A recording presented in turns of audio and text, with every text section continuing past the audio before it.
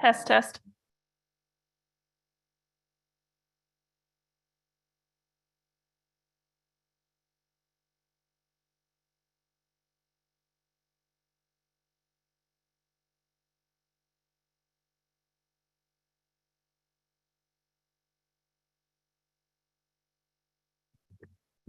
Oh, thank you. Good morning. This is the public hearing for the Children's Committee. And I just have a few announcements and then we'll get going. This meeting is being live streamed on YouTube and CTN, sorry, and is being recorded. Please have your mic muted when you're not speaking. Please do not use the chat function on Zoom as this is a public hearing and the chat is subject to FOIA. For members, sorry, that was me. Okay.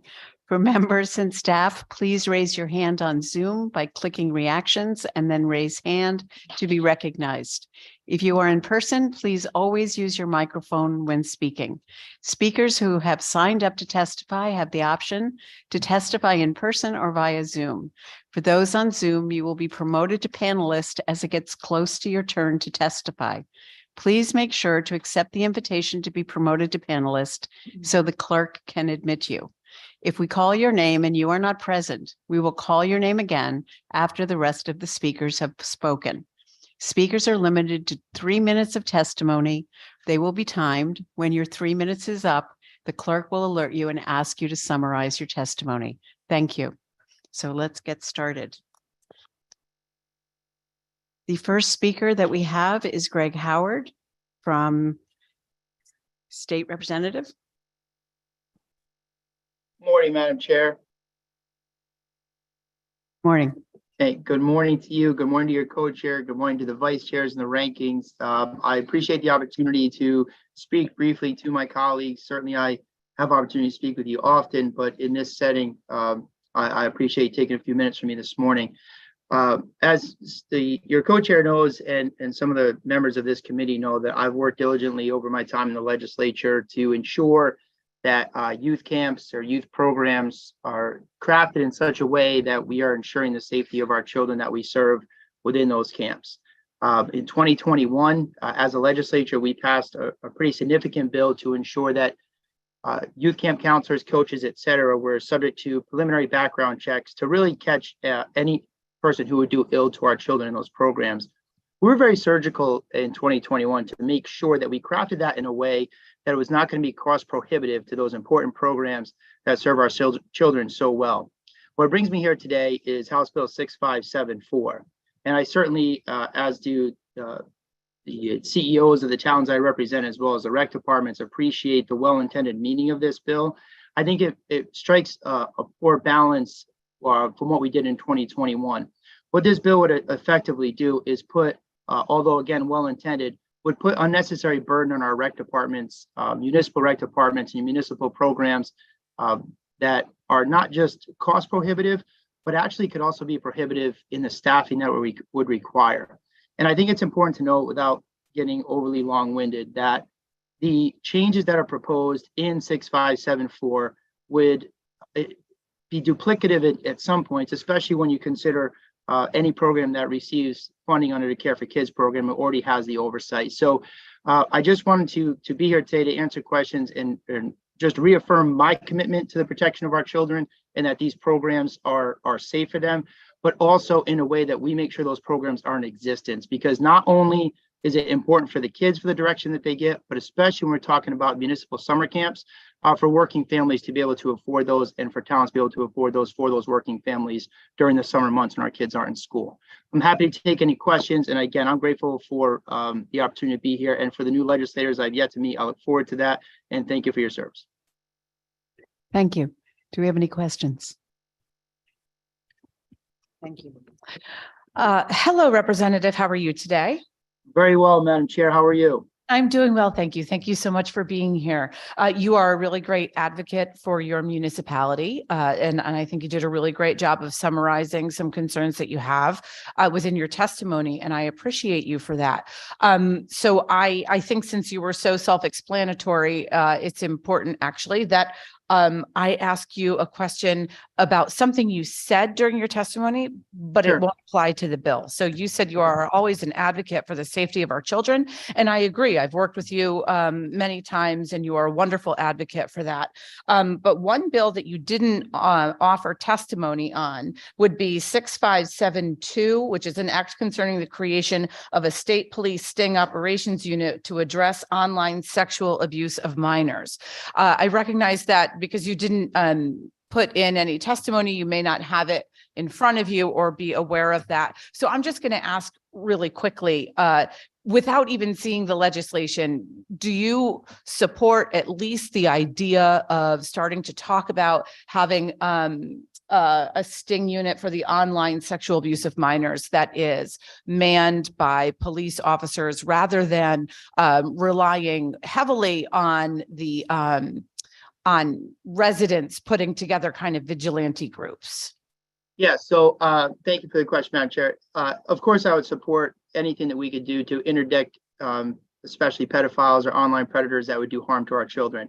The only, again, and you're correct, I don't have it right in front of me. The only hesitation I may have is, as you know, we talk in the legislature often about not just in policing, but really staffing shortages in education, a lot of places. As long as I heard from police chiefs and the commissioner that this unit, which probably wouldn't be that very big anyway, can be supported with the personnel we have without, creating an unintended consequence for public safety at large, 100%. And I think it's an important thing, and I think it's an important education thing for parents as well. And I'll just take a quick moment here to say what I tell parents all the time. You would not go to a major function at, say, the XL Center and allow a bunch of strangers you don't know unlimited access to your child with telling them things, asking them questions, and having interaction with them. But for every kid that carries around a cell phone, effectively, you're giving them that. You are giving strangers unlimited, although not physical touch, but unlimited access to the hearts and minds of children. And if we can use our law enforcement to interdict folks that would do that for purposes of harm, I think quite well I would support that very strongly. I do know that. Thank you so very much. So I'm just going to publicly say that I look forward to working on this bill as we move forward in committee, and your input and your expertise is going to be hugely important. So expect about 100 phone calls from me on this. Okay. It'll be my pleasure to take those calls, Madam Chair. Thank you. Thank you very much, Representative. Yes, Representative Mastro Francesco. Daphne. Sorry, Representative Daphne. Apologies. That's okay. Thank you. And thank you, Greg, Representative Howard, for your testimony. I do have a couple of questions. Can you expand on what you were saying with regard to it being prohibited in terms of your town and how that works, what they provide, and what the expansion of this would mean for them specifically? Sure. So what the bill would basically do would take municipal camps under OEC. It would increase costs, Rep. Dauphiné, because that would mean that there would be additional staffing necessary, and OEC would require additional background checks above and beyond what is done now, which come at a more significant cost, which again is conflicting with the surgical manner in which we try to do this in 2021 to meet that balance of protection without the prohibition. And again, the other part of it is it would be duplicative at times, because for right now, a lot of municipal camps, first of all, they're overseen by the CEOs of towns, rec directors, et cetera. They have mandatory training in first aid, CPR, fire inspections, et cetera, by OEC if they take for the Care for Kids program. But by putting municipal departments into the bill as this does, it would force a town like Stonington, for example, who I think my first select woman as well as the rec director have submitted written testimony that I hope you'll take an opportunity to look at. It would require additional cost, which I think the first select woman outlined. If not in the bill, I can certainly do that for you in email. That would create an additional cost for the staffing that is necessary, assuming they can find the staffing, because staffing is a problem, as we know, statewide in a variety of ways. And if we can't find that staffing, that would lead to the consolidation of camps and a less opportunity for people. But if we could find the staffing to accommodate the new requirement that would come of this bill, it would come again at a cost. We have to pay someone to do that. We have to pay for those additional background checks and maybe even have to pay for some additional products or materials, et cetera, that will be, again, cost prohibitive for some families. Thank you, Rep. Howard. And my last question or comment, well, more of a question. My own town managers and first selectmen have expressed concern about this bill with regard to the cost and limiting the children that could be in camp. But can you expand a little bit on the duplication done and that you feel satisfied that the background checks are being covered with the staff? Yeah, so if you look back into the bill we did in 2021, folks that work at youth camps that are 18 are subject to a preliminary background check. It's cost maybe $10 to $15 to do it just to make sure there's no criminal history. Falling under OEC, this could end up in certain individuals needing to get fingerprint supported background check, which anybody who's applied for a pistol permit or something like that in this state knows comes at a much higher cost. Upwards of $80. And when you start to multiply those out, and the duplicative part is a lot of municipal youth camps take or obtain subsidy under Care for Kids. So they're already required to pass health and safety inspections by OEC, ensure that staff members have an orientation training, ongoing professional development, including, as I said, first aid, CPR, medication administration. So the bill would be somewhat duplicative on those standards because the municipal camp would have to do that once to comply for the Care for Kids, and then under this bill would have to meet those OEC standards, which again is duplicative and costly. Thank you for that testimony. Thank you. Is there any other questions online? Anyone? Okay, thank you, Representative Howard. We appreciate it. Thank you, Madam Chair. Have a great day, everybody. I'll see you tomorrow. Thank you. Representative McCarty? Yes, thank you very much. Good morning, Chairman Maher, Lenahan, and ranking members, Seminara and Dauphiné, and distinguished members of the Children's Committee.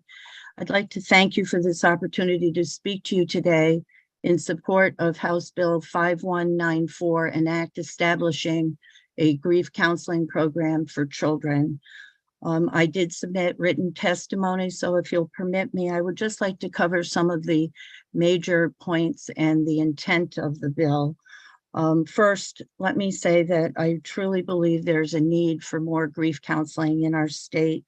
As I looked at this issue, I discovered that actually 1 in 15, 16 children have lost a parent, a grandparent, or a loved one in our state. And I don't believe that we have enough grief counseling support to address these needs. You know, that children go through a very complex emotional areas when they have the loss of a loved one.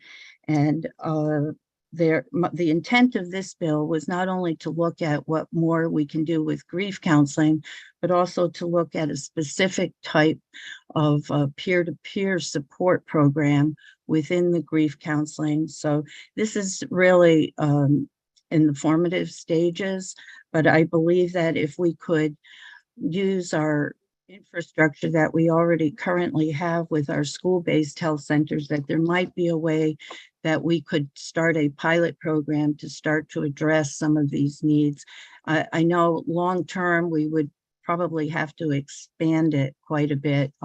If you think of 1 in 16 children and we have 500,000 children in our state, we're talking about tens of thousands of children that are in need of these type of services. You have to excuse me today.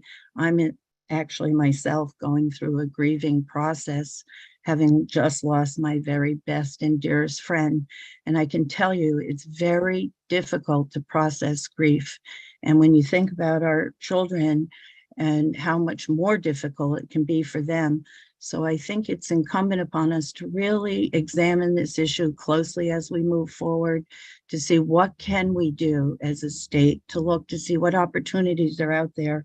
And just, I'd like to thank Representative Linehan for really working to raise this awareness and to having this public hearing today. And I'm very I'm very delighted to see that CAPS and the Commission on Women and Children and the school-based health centers have all come together to say, yes, there is a need. Let's continue to work on it together to see if we can't find the solutions so that eventually we can address all of these needs. So may not be as clear as I'd like to be today, but I can tell you that the peer-to-peer support programs, from what I have done, my small research, that they seem to have a very beneficial impact on the children because they're experiencing the same type of loss and pain together, and they relate very well to each other. Of course, that would be done with the appropriate clinician in place so that it was done in a constructive manner, because the ultimate goal is to set these children on a path of healing and hope. And speaking to some of the experts, if you do not deal with grief early on in life, it can follow you right through adulthood. So I think it's important that we do all we can to address this. I didn't want to put a large mandate on our schools right now. So I think eventually we can work that through, but we do have the infrastructure of some of the comprehensive school-based health centers. And I think if we work with them, we might be able to find this type of group support, and it can be also concurrent with the adult support that's needed also. So I appreciate very much the Children's Committee raising this issue and working with me. I pledge to work with you throughout if we can find the appropriate solutions. Thank you. Thank you, Representative McCarty, and thank you for taking the time as you are going through this yourself. We really appreciate you. Are there any questions? Hello, Representative McCarty. How are you? I know you're in the midst of grieving, but the fact that you took some time to come and testify really shows your commitment to our kids. So I just want to. No, and I appreciate that, Representative Linehan, and you've been just outstanding and understanding, particularly now, having gone through this pandemic, the absolute need within our schools for more mental health services. So I understand there's a shortage, but I thought maybe it would be an opportune time to look at what we could do in a pilot program to see eventually expanding these services more for our grieving children. So thank you for recognizing that. I appreciate it very much. Absolutely. And I thank you for your past support on bills like last year's children's mental health bill and your staunch support of social emotional learning over the years. And I think that this is sort of a natural progression of that. One of the questions I wanted to ask you actually was in your proposed bill, you did say you want to establish a statewide grant program. And here you're talking about a possibility of a pilot program. And I want to throw out one additional idea to you and see how it sits.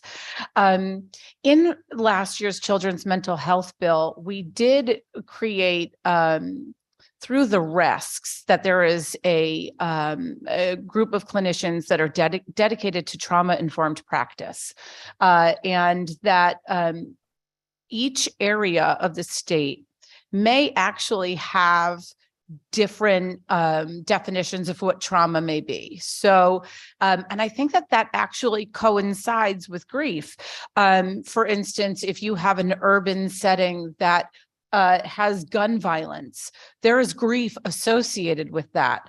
So my question for you is, would you be open to expanding what we're doing with the RESCs to include grief within that, to ensure that any of this grief counseling is indeed trauma-related practice, trauma-informed practice, but also cognizant of the different types of traumas that are located in different areas of the state?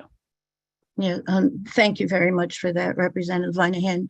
Yes, I think wherever we can look for support, I'm just really focusing in on right now children that have lost a loved one. I know in trauma, anxiety, depression, all of those could be an outcome of a loss of a parent. So I do believe that there are connections there. And I understand that our rests are doing a good job with trauma training in the communities. So perhaps they would be interested in joining the conversation on how we could expand currently what we can do for our grieving children. Yes, I would be open to that. I just thought, and please forgive me because the original bill did mention, but as I thought about it in more detail, I said, yes, we need grief counseling, but how can we begin right now? And what can we do currently that could start with a pilot to see what all those areas we would need to actually address the children. And the group to group peer support is an area that I don't think we have too much in our state. There are a few nonprofits that do the group at appropriate age groups. And that's really where I was trying to move this, but I'm open to anyone and any resource that would come together to try to help our children. I understand that. And I love the peer-to-peer counseling. I think that that is extremely effective for children in this age group. So I agree with you there. And I know that the state is, again, based on the Children's Mental Health Bill from last year, that the state is putting together peer-to-peer counseling programs that are going to be given to districts free of charge that are associated with mental health. And if there are other peer-to-peer programs strictly for grief, perhaps we can also look at the state including the grief aspect, that part within the program that they're putting together. So I think kind of all of this fits together. And just one final question for you, Representative. Do you have an idea, if we move forward with the grant program, do you have an idea of the size of the appropriation that you'd be looking for?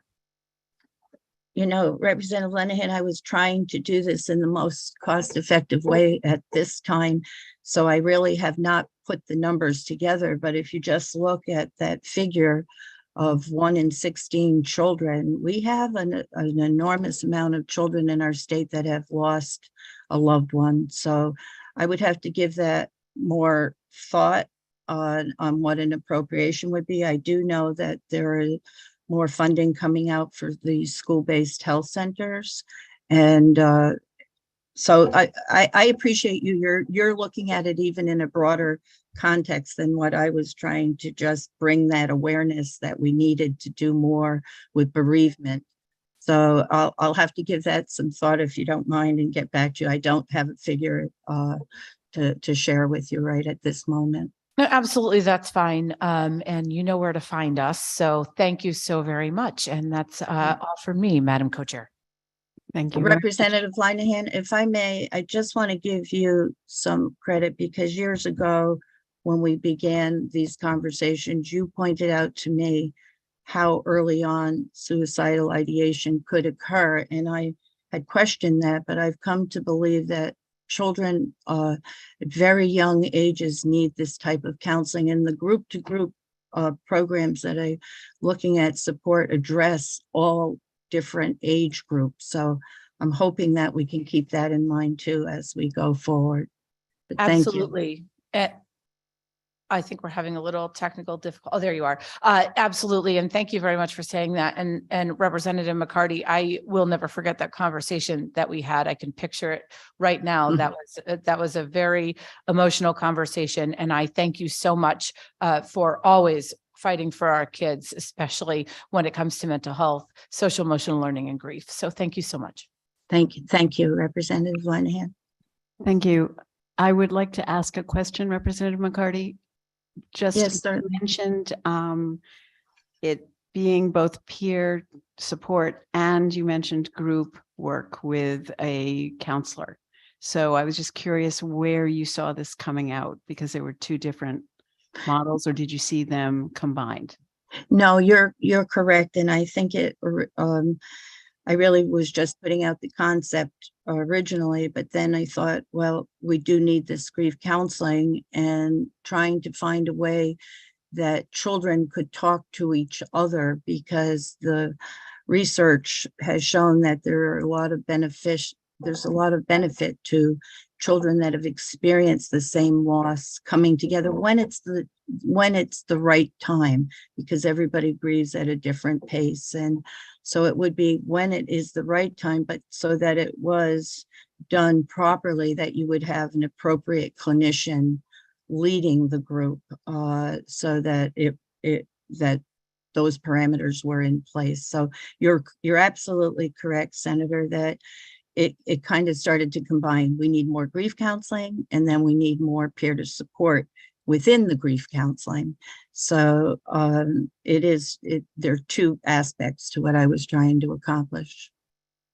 Thank you so much for that clarification. And also Representative Sanchez, I believe you have a question. Thank you, Madam Chair. It's not a question, just a quick comment. I just wanted to thank Representative McCarty for her testimony. She's a true champion of children. I've worked with her for the past 4 years on the Education Committee, and she knows that I've always felt that she was one of the best advocates for our children in the state of Connecticut, and I do appreciate her testimony here today. And my condolences for your loss of your friend, Kathy. And that's all. I just wanted to comment. Thank you. Thank you very much. Thank you. Thank you, Representative Sanchez, and thank you, Representative McCarty. If there's no other questions, thank you for your testimony. Actually, Madam Co-Chair. Sorry, thank you, Representative Wielander. Thank you so much. I just wanted to lend my strong support to this legislation. I am also experiencing the loss and grief right now with the loss of my mother. And so my condolences to you, Representative McCarty. And as a parent of 3 school-age children who are experiencing loss for the first time, I can't stress how important it is to provide more resources for our kids who are going through something that is incredibly difficult as an adult to go through. And as a child, it's even harder because the process we don't understand. So thank you so much for putting this forward. And I look forward to working with you and the rest of the committee to see this through. Thank you, Madam Chair. Thank you very much, Representative Wielander, and I also send you my condolences on the loss of your mother. My thoughts will be with you. Thank you very much. Okay, thank you, Representative. And we will now go to Sarah Egan. Sorry, did I the wrong person? I apologize.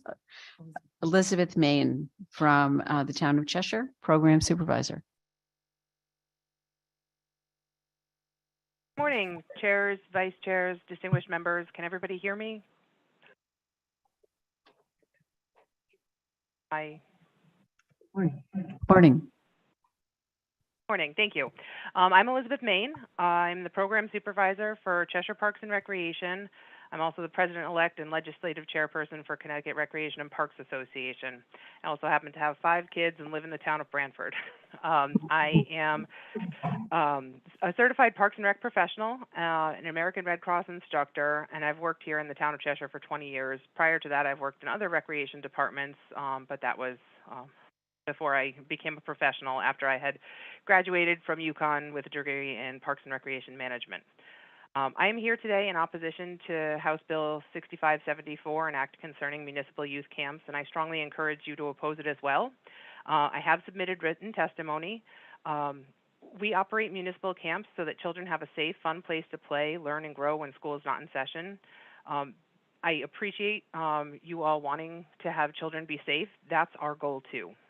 Requiring municipalities to operate licensed camps would actually remove access to this safe programming for many residents throughout the state. I've spoken with my colleagues and have heard different approaches to this unfunded mandate. Municipalities will either close their camps because they can't meet the requirements, mostly in facilities, or they may raise their camp fees or raise taxes to cover the costs associated with licensure.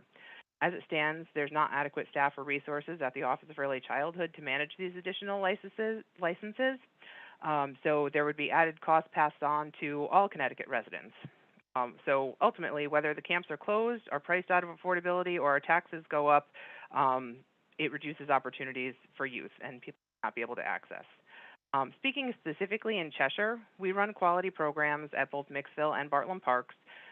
We have several layers of oversight. We pride ourselves on screening and hiring qualified staff and then training them even more to make sure that they're well equipped to care for campers when their parents aren't around.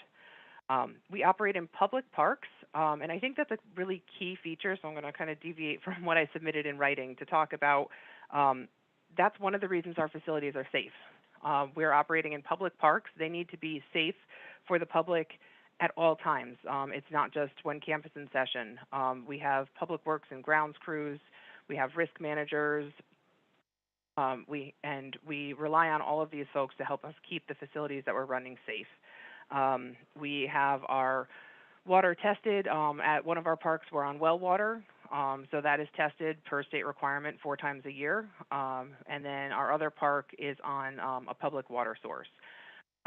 For our swimming facilities, one of these locations is at a pond, another is at a pool. Those are all open to the public as well. So those go through the state requirements through our local health district. Throughout the summer, the health district comes out and tests the water quality in our pond and lets us know whether or not it's safe to swim in. And over at the pool, they have logs showing all of their records for the pool safety. So really key to keep in mind that these are public spaces that are safe for all public, not just the campers, at all times. Elizabeth, that's 3 minutes. If you yes. could please summarize. Oh, I'm sorry. So in addition to the facility concerns, we would need to hire additional staff with paperwork in advance of camp, additional staff potentially at camp, and we need to keep a doctor or APRN on retainer, and we'd have to follow strict registration deadlines, so we might not have the opportunity to help a resident at the last minute who's struggling to find childcare. In 2022, we had our 2 different camps. We had over 675 daycare slots, essentially, and if this goes into if this gets enacted, then it's very likely that Cheshire wouldn't be able to offer camp anymore.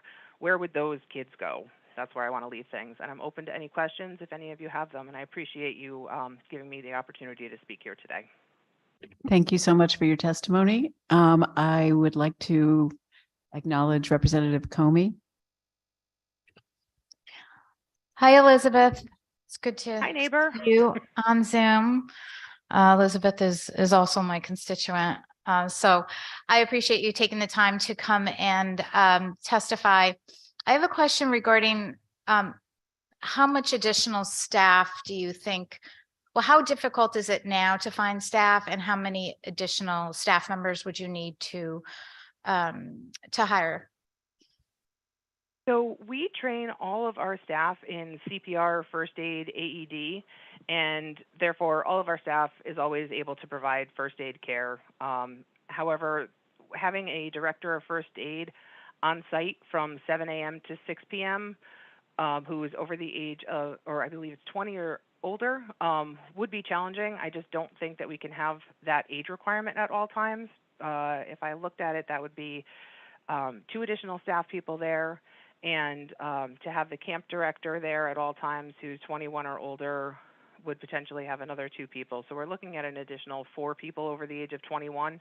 So that would be a challenge because it is very hard to find people, and we are very picky in who we allow at camp. So we may have a 20-year-old who's been promoted or a 19-and-a-half-year-old who's been promoted. We look at the maturity level, we background check them. Most of these individuals who work for us are studying to become teachers. They may have been substitute teachers in the schools as well. So that's during the camp day itself to cover all of the hours. And then in our office, I'm not positive yet how many people it would be, because it would be a change in the medical paperwork that we need to collect, and then verifying that somebody has one on file from the previous couple of years, because we'd have to get a new one every 3 years. So it'd be a lot more administrative staff, and we'd rather have the people be out at camp during the camp day, watching the kids and supervising them when they're actually there, instead of backfilling with paperwork time. Thank you very much for getting into more of those details. It's very much appreciated. Thank you, Representative Comey. Representative Linehan.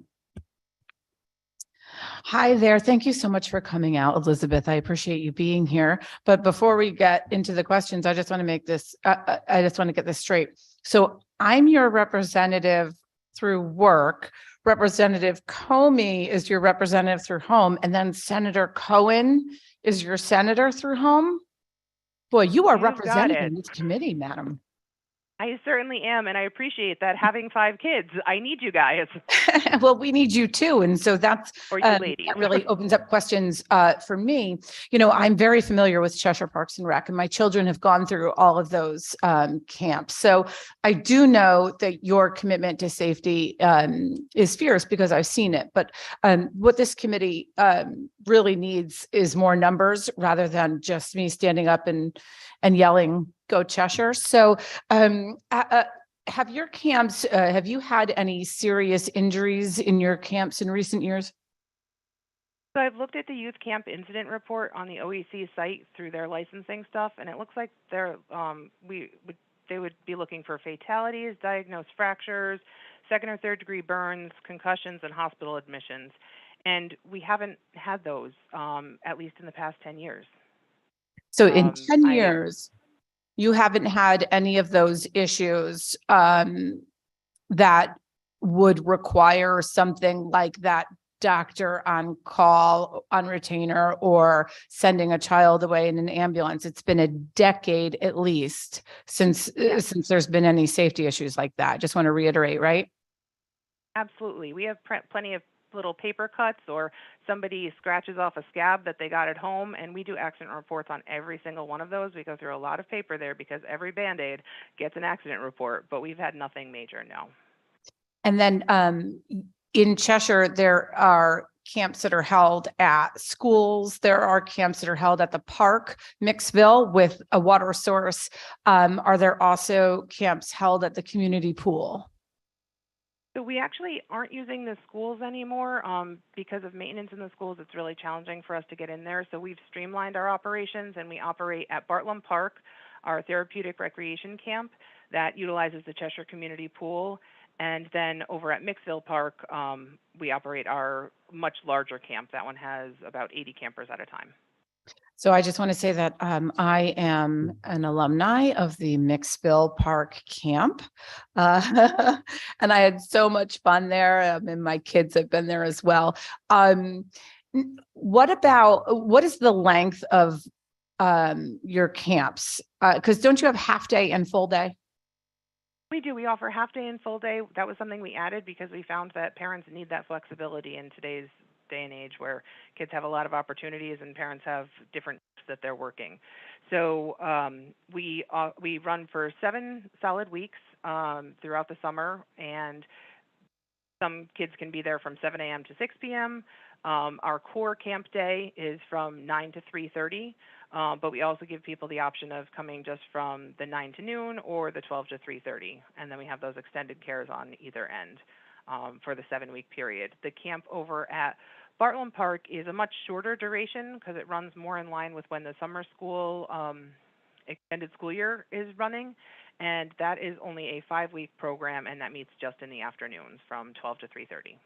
So would it be fair to say then that your camps could be seen not just as daycare or childcare, but because they're also outdoors and sometimes half day to make room for other things like sports, and that you have therapeutic camps, that this is more than something would be done, or rather I shouldn't say more, different than daycare. So so the regulations might be different, correct? Yes, absolutely. I don't really like to think of us as daycare, but I know that occasionally people use it that way. I look at it as more of enrichment programming and teaching kids, giving them an opportunity to play in a supervised environment, giving them opportunities to learn how to safely recreate away from TVs and outside to get the benefits of fresh air. Yeah, as a mom, I love Here. that. So thank you very much. And or is there anything else that you think that's not necessarily in this bill, but I guess one of the things that I had spoken to you about prior to this was that the regulations aren't really regulations, that everything seems to be piecemealed, and what each municipality puts forward is based on the experience of the camp directors that are running those camps in those municipalities, and the overarching municipality dynamic. So do you see any body that would maybe help to determine best practices rather than licensure? So I've been looking into things like this, and a lot of my colleagues are certified park and rec professionals, and we apply our knowledge to all of our programs, not just our camps. And these certified park and rec professionals, some of what we do, to define it for you, CPRP is a practitioner with experience in parks and recreation, providing and facilitating services and programs, allocating organizational resources, leading personnel and operations, working to advance parks, recreation, and environmental conservation efforts that enhance the quality of life for all. So that's what a CPRP is. And a lot of this ties right back into that. That's like nationwide where we get some of our standards. And we have resources at our disposal that we can look at to help guide our ratio decisions, which in most camps is 10 children to one staff person, but we would never have one staff person. We always have two there because that's the safest way to do it. So guiding our ratios, and then to remain a certified park and rec professional, you need to get continuing education units, and we get those through our statewide association, our national association. So there are a lot of opportunities for us to do our education, just like in many other professions. That's what this is. We're not just operating camps because we think it would be a fun thing to get into. We have a lot of background, and we're doing this year-round, offering high-quality programs. So it's not just a camp, it's a program that meets the high standards that our residents demand year-round. Excellent. You answered that question beautifully. I appreciate your expertise and your insight and you taking the time to be here today. Thank you very much. Thank you. Thank you, Madam Chair. And Representative Boyd. Thank you, Madam Chair. Elizabeth, thank you for the time to log on today. This is not a new conversation. Since I've been on this committee for the last 7 years, there's been some discussion about making sure that standards are equitable across the board. And, as you know, because you've done your homework, that, the private sector on camps, which a lot of them are nonprofit entities or not, there's some for-profit camps, but a lot of them are nonprofit, are highly regulated by OEC. And I think, not to speak for OEC, but they would say that, there's a need to have a standard, right? Because the level of care of a child in Camp A, should be similar to the level of care in Camp B. And, when it comes to municipal camps, I would imagine that they're all different, right? They all take different size, shapes, forms, offerings. Some may be all season, some may be just a week. I know in a lot of small towns where I represent, there's just a 1 week camp with all that. And so we as a committee need to wrestle with this idea of regulating heavily one aspect of the business and taking a total hands-off approach in the other aspect of the business, right? And there's been sometimes legislation is because there's some major event that happens that we're reactionary to. And I think this discussion and why we have public hearings is to just get a better understanding so we can be proactive, right? The legislature is not trying to mandate suddenly that every rec department has to pay a lot of fees, but this is a discussion that we need to have. And a lot of the testimony for your colleagues have all been around the money aspect of it. And I think nobody on this committee would argue that there is a financial burden that comes to tweaking operations.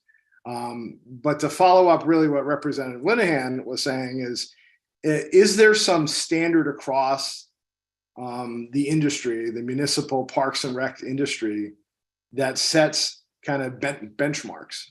you know, in the camping world, the American Camp Association is kind of the United States wide organization that says these are the benchmarks of a camp that is high functioning, that is safe, that has planned, right? Because the worst case scenario is that a well-intentioned municipality wants to offer programming, which they should, but it's not thought out. The what ifs. What if we're going to operate in a field and we don't have access to the building at the school, and you know, a severe thunderstorm comes through? What's our plans for that? You know, what's our plans for training staff on boundaries and interacting with kids, right? All of those things that a good program does, and no doubt you do in Cheshire. You know, but we need to somehow make a policy that fits across the entire board and kind of look at the lowest common denominator, because even a private camp who, you know, does poorly, and OEC has taken action against camps in the past, revoked their licenses for lack of minimum standards. It reflects upon everybody else. So I don't know if you could speak for your role a little bit as to kind of what's out there that standardizes what's the best practice for a park and rec municipal based rec program. Okay. So there is not a set written policy at this point. We do all collaborate with one another and we learn from one another. We do have a camp section in the Connecticut Recreation and Parks Association where the programmers and directors who directly oversee camps meet, and I believe it's monthly, but probably not in the summer. I can't remember their exact schedule, so I apologize for that, because in the summer they're busy with their actual camps. But they do meet regularly to discuss how things are changing in society, and we do pay attention to what other organizations are doing and what other standards there are, and we do have discussions surrounding them, making sure that we are meeting all of the standards that we can within the budgets that we are given by our town councils and mayors and first selectmen. So we are aware and we read everybody else's standards, and we follow those within our budgets and constraints of being in public spaces and parks. That helps at all. Thank you. Do you think there's a willingness amongst the trade organization to engage in a longer term conversation?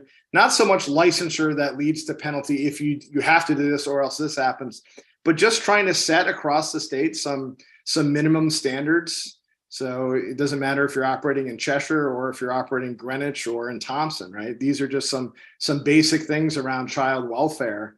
Do you think there might be an appetite to kind of engage in that discussion? Maybe not necessarily leading to licensure, but just setting that minimum bar that we think is right for childcare. So we have had some conversations within our organization around that topic, around setting standards and best practices. And what we've found is that we already are all doing similar things. We're all following the same things as far as training our staff, background checking our staff, doing safety checks of our facilities, keeping low staff to student ratio or staff to camper ratios. So we found that we started doing it, and then we say, wow, everybody's pretty much on the same page here. We're already doing this. So let's keep up our collaboration, our open lines of communication with one another. And because Connecticut, while it's very small, each town does operate different. We've got 169 municipalities, yep. And everybody is their own island in this small geographic area. But we do talk to each other. That's what's so great in this day and age is that we've got our neighbors, and we do a lot of communication. No, thank you for that. And I would argue that you're a professional, right? You want to do the best job. You want your program to be the safe, and you never want it. But there's probably somebody who's not engaged, right, who is tasked with running a program somewhere that's not somebody you're comparing notes with. So, unfortunately, a lot of times when high functioning people who are trying to be the best get together, you will find similarities because, you're trying to do the best job that you can. We're worried about the sectors that maybe not engage regularly. And are there some minimum standards that exist out there? So I don't know. I not to take too much of your time, but I feel like this is the start of the conversation, And regardless of the intent of the bill or where the bill may or may not go, I think that this idea of making sure that a kid is safe no matter where they are in the state is really important one. I think you probably all agree as well. So I appreciate your time, and hopefully we can continue this conversation. Thank you. I appreciate that. Thank you, Madam Chair. Thank you, Representative Boyd. Senator Cohen. Thank you, Madam Chair. And hello, Elizabeth. Good to see you. Thanks for being Hi, here good to to see you. testify with us today. Not just as a constituent, but as somebody I would consider an expert in the field, and has been, obviously running Parks and Rec camp for many years. What I'm hearing over and over again is that there are significant costs involved with this. Would you say, just generally, that municipal camps or Parks and Recreation camps tend to be the most affordable camp options for people in a particular town? They generally are, yes. There are some towns that I don't, I do know how they operate on their small budgets of $10 per week or even for the whole summer. Those are funded by their taxes. But in a lot of cases, they are the most affordable option. I don't know where else you could find a camp for that kind of rate. That's not the same rate that we charge in Cheshire, but we are the lowest one that I'm aware of, and we pride ourselves in that. And we do offer subsidies. We don't participate in Care for Kids, but we do offer assistance through our town human services department to help people reduce that cost even further if we need to do that. Okay, yeah, and I'm sure that's much appreciated, and why these camps tend to be so incredibly popular, not just because they offer such wonderful programming and have great staff, but also because they're incredibly affordable. Would you say, with this licensure requirement, I'm hearing from other municipal leaders and Parks and Rec leaders that there would be significant costs involved. Some of those have to do with sink and toilet ratios. For example, would the town of Cheshire be subject to an increase in capital improvement costs if this should pass? We absolutely would.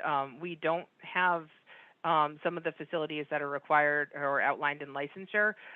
For example, we don't currently have the isolation room with the toileting facilities. That's just not something that exists. If I counted the toilets we're good on. The sinks, we need to add more sinks. So we can't just be patient and wait in line before we let the kids out of the bathroom. We would need to figure out how to change the structures out there. So there would be a period if this went into effect where Cheshire would not be able to offer camps because we don't meet those requirements. Okay, thanks for that. The other thing is, I know both Representative Lenahan and Representative Boyd brought this up, and obviously children's safety is of the utmost importance.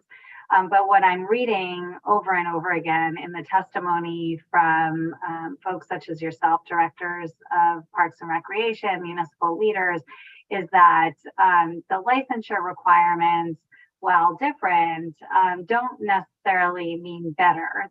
That's what I'm reading. So, for example, maybe there's a CPR or a first aid requirement, or an RN's required to be on site at every camp location, but a Parks and Rec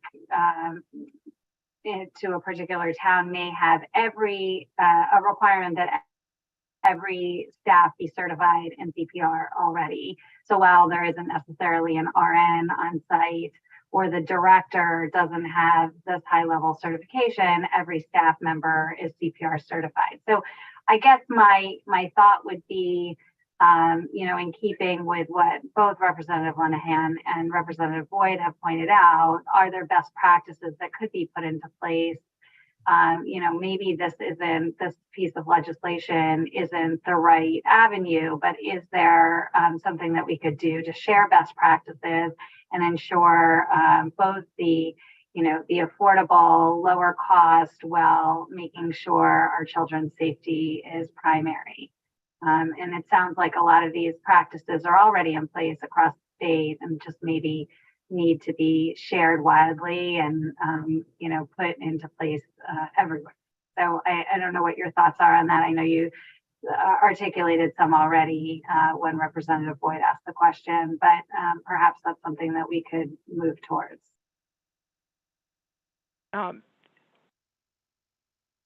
Sorry, I missed the question. Wasn't really a question, in fairness. Oh, I okay, was thank just you. saying that perhaps we could, come up with a compromise where we're not exploring full licensure, but rather best practices that could be shared amongst other municipal groups and Parks and Rec departments. We did go through an exercise with that. I don't remember the year, maybe in 2017, but don't quote me on the year. I can get back to you on that. With the Care for Kids changes and requiring that license exempt meet certain requirements that were set forth, we did go through a procedure like that where we met with the Office of Early Childhood and came up with what some recommendations there. So it's something we've done before, and if it's time to revisit it, then perhaps discussions could be had. Okay, terrific. Thanks so much again, Elizabeth. Appreciate your testimony. Thank you, Madam Chair. Thank you, Senator Cohen. Representative Dauphiné. Thank you, Madam Chair. Thank you for your testimony. Just a couple of, I'll put two questions into one. What do you train your staff on for safety procedures? And if you were to be licensed, would your safety protocol change? Thank you. Start with our safety protocol would not change because we have very strict regulations. We have detailed emergency action plans for each site. That includes what to do in a variety of different situations that hopefully we never see. And we also train our staff. We do some trainings in-house ourselves, and others are ones that we use other organizations for. So our staff is trained in adult and pediatric CPR, AED, and first aid. Our lifeguards are all certified also through the American Red Cross and lifeguard training, first aid, CPR, and AED for the professional rescuer. We have our staff go through the heads up concussion training provided by the CDC. They go through the mandated reporter training offered by the state of Connecticut. They all, as employees, do go through the CHRO sexual harassment prevention training themselves, and then also we have them go through a child sexual abuse prevention training course that we use. Sports is our vendor for that. We offer QPR training to all of our staff. We don't require that though. That's the question, persuade, refer, the suicide prevention training. They all are EpiPen admin certified, medication administration. They go through that training course. They're certified in bloodborne pathogens. And in the orientation, in addition to the emergency action plan, we review filling out our accident or incident reports for all those Band-Aids they give out, their sign-in and sign-out procedures, what to do in case of a parent showing up who's not on the authorized pickup list. That's nutshell without reading you our whole policy and procedures manual. Were there any other specific trainings for camp staff that you were curious about?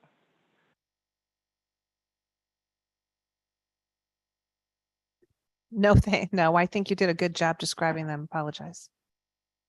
Thank you. Thank you, Representative Dauphiné. Are there any other questions? Then we appreciate your time, Ms. Main, and thank you for testifying. The opportunity. So, Madam Co-Chair. Thank you, Madam Co-Chair. Before we call Sarah Egan, I just wanted to take an opportunity. This committee actually has a longstanding history of allowing children to testify before adults. And while we don't have anyone signed up today, we do have some anonymous testimony that was sent to us from a child that I would like to briefly read before we continue. Since the free school meal program is no longer in effect, it has been harder for me to focus in school. When I leave home at 6:30 a.m., I do not want to eat breakfast, but I got a chance to when I get to school. I am hungrier at the end of the day as I do not want my parents to pay that $3.25 for lunch every day. Please allow free meals for all school-age children. I thought that was important to include. And that's it from me. Thank you, Madam Chair. Thank you, Madam Chair, Co-Chair. And now I call Sarah Egan, the child advocate.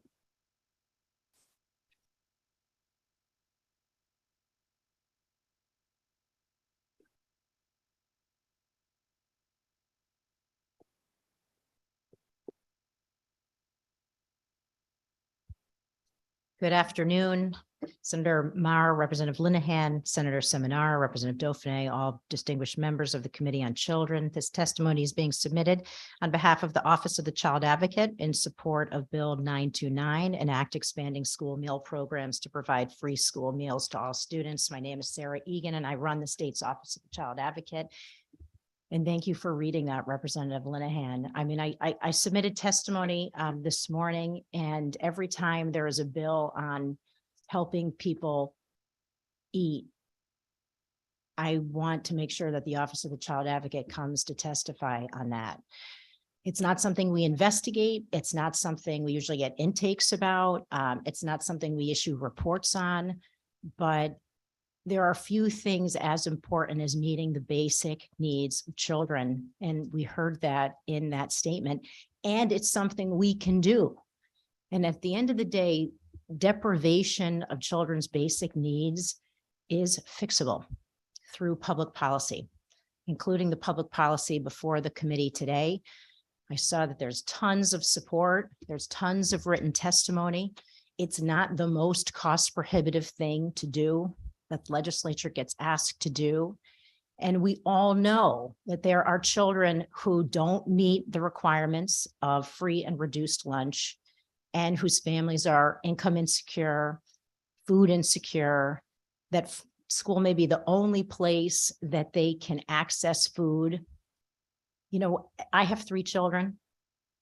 In the work that I do, I will share with you that it is at times overwhelming, the gap between what my children have and what other people's children have. From the duplicate books in my 4-year-old's bedroom that I constantly try to donate, to the ability to go through the grocery store and buy $40 worth of produce because it costs so much, or $5 eggs every week. Compared to the stories that other children have. My 13-year-old comes home and he eats second lunch, either because he didn't like the lunch that was offered or it wasn't enough. You know, I also know that kids in the middle school, my son's middle school, I hope I don't get him in trouble, like pass their lunch card around to help other kids get food that maybe didn't have it. And I saw some other testimony on that today too. And I just think that the goal of policymakers, including me, right, is to look at the unmet needs of children, piece by piece by piece: food, basic housing, recreation, clean air, adequate education, and tackle those from a public policy standpoint, piece by piece by piece. The last thing I'll say about that is I pulled off the internet this morning, the kids count data that comes out every year about, and I pulled this one out from Connecticut. Households with children that had difficulty paying for usual household expenses in the past week in Connecticut from November 2022, 47%. You know, those numbers keep climbing and our kids pay the price. And I know everyone here knows that, right? And I know it has a price tag on it, and it's probably somewhere around $45 million a year, but I think it's worth it. It's important. And a lot of states are looking to do it, particularly after seeing the benefits of free lunch, universal free lunch during COVID. We see benefits around the country. I think there's over a dozen states looking to codify universal free lunch. Maine, Vermont, Nevada have already done it. California, Colorado, Massachusetts are looking to do it. Minnesota's looking to do it. Sarah, this is your 3-minute warning. Thank you. If you could please summarize. You know, let's be leaders. Let's be leaders on it. We know it's important. So I have some other thoughts, but I'll share them in writing with the committee. Thanks so much. Thank you so much for your testimony. I know that I agree with you, having worked for many years to make sure that children and families had food, and knowing that if they had not gotten food from the food pantry at Person to Person, they would not have eaten. and being aware of all the backpack programs that are out there to make sure that children have food. It is essential when this is such an easy fix to make sure that our students are fed, that they're ready to learn, and that they can thrive and become our next generation of workers in our state. Yeah. We must do this. So thank you for your testimony. Thank you. Madam Co-Chair. Thank you very much for being here, Ms. Egan. As always, thank you for really eloquently stating what I was thinking. And you did a really great job. I very much appreciate you coming to testify on that. Because although that's not necessarily under your purview, making sure that the children in our state have what they need, it really is part of what you do. So thank you so very much.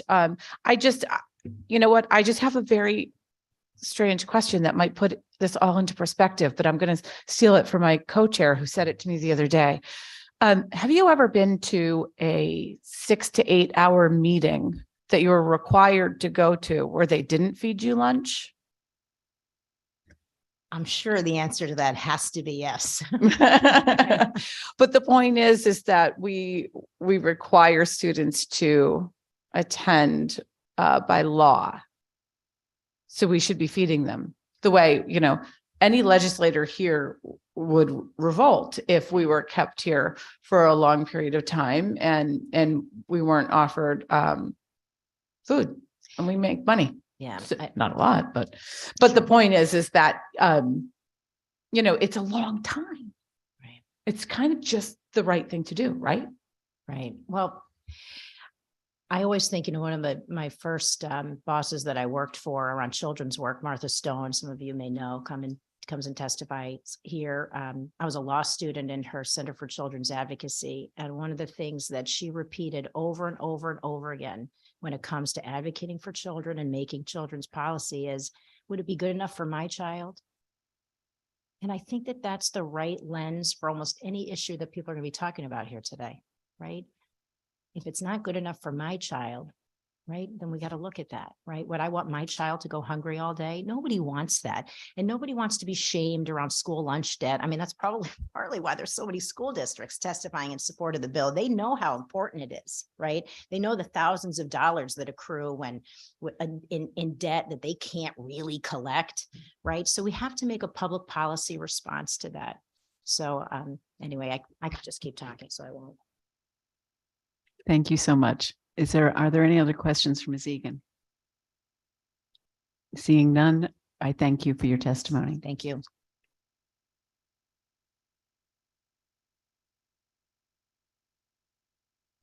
Next, we have Carol Jones from the town of Deep River. Good morning. Good morning. I'm following that great presentation, but also my colleague Elizabeth from Cheshire Park and Rec. So I'm the Park and Rec Director here in Deep River. I'm certified Park and Rec professional as well. Been in about 20 years in the field, 15, 20 years. I also sent in written testimony opposing the bill to put municipal camps under this umbrella, mandating some of the things. And I just wanted to follow up with a few notes that I've took. I won't read my letter because I know you have that in front of you, but really the bill would impact my group same way as Elizabeth with our facilities and also the costs. But we're really proud to offer an affordable, safe, fun-filled camp option to our youth. And our budget is supplemented by the town and then with the remaining coming from registration fees. And it really is an option for so many families, and it's their only option. Last year, I saw the number of requests for scholarships double. We provide an 8-week program, 8 to 3:30, so it's a full day. We meet at the parks we have one park that we meet at 3 days a week, and then we use the elementary school the other 2 days. And like I said, I think at this point, that park would not meet some of the mandates if we were under the bill. So our last major safety incident was in 2019. We had a 5th grade boy running down the basketball court and he tripped and he broke his wrist. Other than that, we have not had any incidents requiring any medical attention for quite a few years. So we think we have a very safe camp. Our staff are all generally trained in CPR, first aid, AED, the EpiPen certification, and med administration. And we work very closely with, because we're such a small town, I work very closely with our resident state trooper, the police, the first selectman, town hall office, CRAD, which is our regional health group, and the schools. And we provide training using CRAD personnel. They'll come in and do environmental exposure training, such as insect bites, sun exposure. We've come up with a action plan for any emergency situations that might arise at the park. And I even had the state police come out and help me come up with a kind of a lockdown emergency drill at the park should something arise where we have to take action in that severe way, which we hope we don't. We have a staff handbook, parent handbook. We try to anticipate every situation, but that's very tough. Our staff is trained also through Camp College, through the CRPA. We stress 2 deep leadership, so the campers are never alone with our staff. We train in situational scenarios as well as the town social media policy. And as Elizabeth mentioned, we do offer that QPR training, and we also did some mental health training with a local group last year that came in through the church. Our staff to camp ratio is frequently under 10. In 2022, I had a 9-to-1 ratio.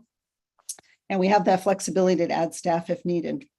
So I don't think that's ever an issue. We've actually worked with the school. One summer, we had a camper that needed some accommodation, and we were able to get a para that came from the school.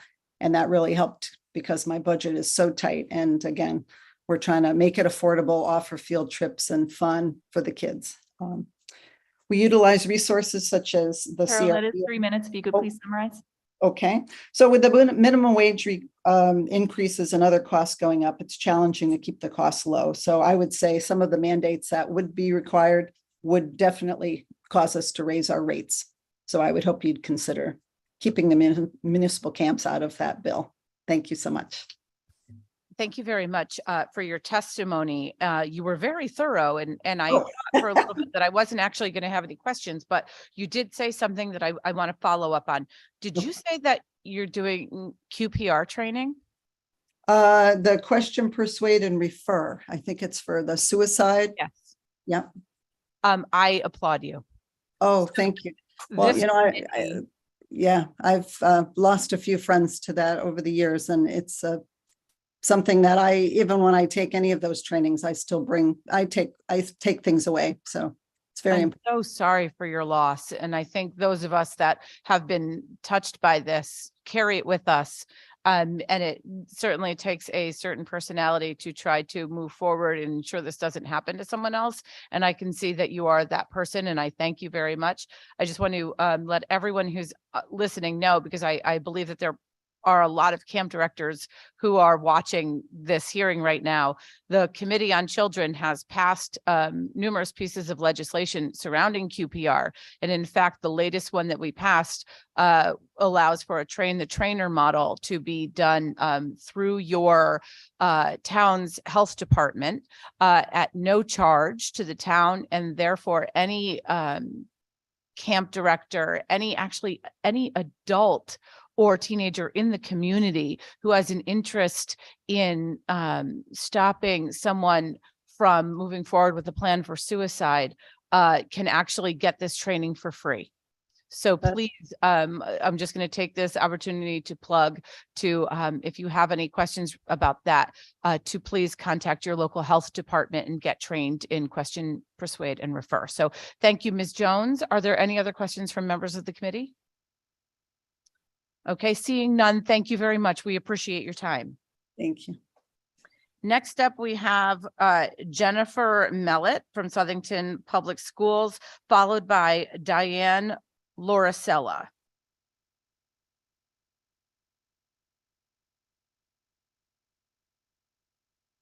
Do we have Ms. Millet with us today? It seems as the, oh. No, we don't. Okay, it seems as though we don't. We will swing back to her if she comes aboard. Diane Lauricella, followed by Jennifer Bove. Thank you very much. Co-chairs Maher and Linehan, vice chairs, ranking members, and esteemed members of this really hardworking and important committee. Thank you for all the work, and much of what I've heard today is so important. I thank you again. I am a member, I live in Norwalk, Connecticut, and have been a longtime advocate for environmental health issues, having once worked for the DEP as a hazardous waste investigator, and now in my private practice as an environmental consultant. I've been tracing the important need for us to make sure that our children, who are kind of captive audiences during school programming, are kept as safe as possible. And I know that that vision is shared by this committee. Today I am speaking on Raise Bill 6561. My read, and I must say I didn't look at, from what I could gather from this, I am in favor of the establishing of a task force on protection of youth in interscholastic and intramural athletics. But I would ask that this committee very seriously consider expanding the agenda or the reach. It appears that, and of course there was a very big tragedy related to a neck injury, unfortunately, a little while ago. And I, of course, think that that's important, but there is something missing. And it's so, life is short, time is short. And since you would gather this task force, I ask that you consider the following additional parameters. It includes the use of artificial turf in public school properties and fields, especially in the high school, where there is a proliferation of the use of artificial turf, both the original, what they used to call AstroTurf, and now the use of artificial turf. The industry is slowly trying to modify some of the chemicals they use when they make this material. There are true issues that must be reviewed by our state health department and our state DEEP.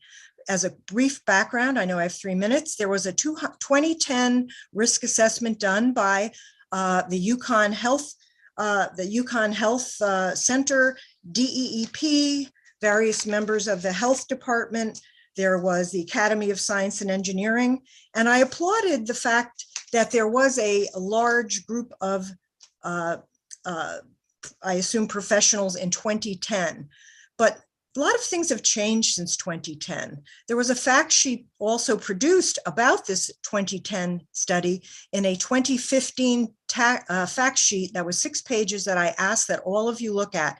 It needs to be updated. It must be updated because unfortunately our local recreation and parks directors, who oftentimes are in charge of these school fields, keep falling back to the fact that that study, which was at best incomplete, at worst, I think there was some censoring of the results. Many of us in the environmental advocacy industry, we feel that there needs to be an update. And I hope to submit to our Senator Anwar and Rep.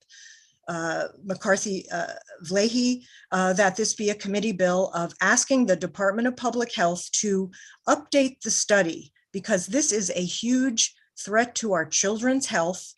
Not only the off-gassing of materials, the heat that is still generated, and because we have climate change, it is even hotter on those fields. There is recommendations about injuries, physical injuries to children because of artificial turf. There's definitely some upsides to having artificial turf, but those are This has been 3 minutes. If you could please summarize. I will. Most of those things have to do with making it easier for adults in maintenance and the like.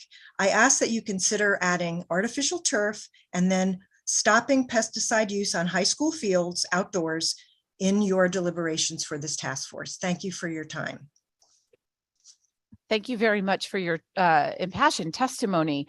Were you here to testify back in 2017 and 2018 when, and maybe even 2019, when we talked about crumb rubber fields at that point? I don't remember that far back. I may have been. I Sorry. completely understand that statement. So do you know, this is something that I've been thinking about actually for a long time. We were waiting for, at the time, the Trump administration under the EPA to file a report regarding whether or not it's recommended to put a moratorium on those fields. Are you aware if that report has come back yet? It is my understanding that many such types of reports in that administration were put on hold. So to my knowledge, that there is no such report available. Senator Blumenthal, many years ago, probably at this time range, had requested that EPA do a study, but my understanding was the funds were cut and that study has never been completed. So it's definitely worth looking with your staff and the Department of Public Health to look into this. You know, of my time here on the Children's Committee, I will say that the crumb rubber fields public hearing was one of the most contentious public hearings that we've had. And I think a lot of it is that we've gotten to a point, oddly, in society where data is just not believed. And so I'm hoping that since we've come out of the past federal administration, that perhaps we're kind of seeing an easing of this attitude of refusing to believe science. So I do think it's worthy to look at. My only concern, and I will just say this regarding putting it on this task force, is it would require an environmentalist, and I don't know if that's available to us at this moment. However, your ask has absolutely been noted and will absolutely be considered. Madam Chair, may I just respond to what you just said with some point of information? What I forgot to mention, and something that's just finally come up to the surface, is the issue of PFAS, which has been found within artificial turf, the surface material, as well as not the crumb rubber, but the surfacing material. And PFAS is a very toxic chemical that has been found to cause testicular, kidney cancer, liver damage. These are, and a lot of issues with PFAS. It's about 1,000 different chemicals, and it's called the methyl ethyl yucky poo. It's an acronym, PFAS. And because of that, and it has been found to be part of polluted runoff when it rains on artificial fields in New Hampshire, there's currently a lawsuit taking place because the artificial field companies kept insisting that there was no problem with their fields. And so I just ask that whatever esteemed committee this is where an update is needed, I ask that this august body of the legislature please make it happen in this long session. Thank you. Thank you very much. We appreciate your insight. Are there any questions from members of the committee? Seeing none, thank you very much for your time. Thank you. We'd like to call, please, Jennifer Bove, followed by Jennifer Jacobson. Ms. Bove, are you with us? Oh, you're in person. We're so happy you're here. This is my first time doing this, so I apologize. Well, you're already doing great. Go ahead. Thank you. I am here to speak about SB 929. My name is Jen Bove. I'm a registered dietitian and I'm the Nutrition Services Director in East Hampton Public Schools. Before I start my 3 minutes, I have a quick question. I was handed today a binder of letters written by high school students. Over 60 of our high school students wrote letters and gave them to our civics teacher. I was wondering if I could give that binder to you all. I would appreciate it.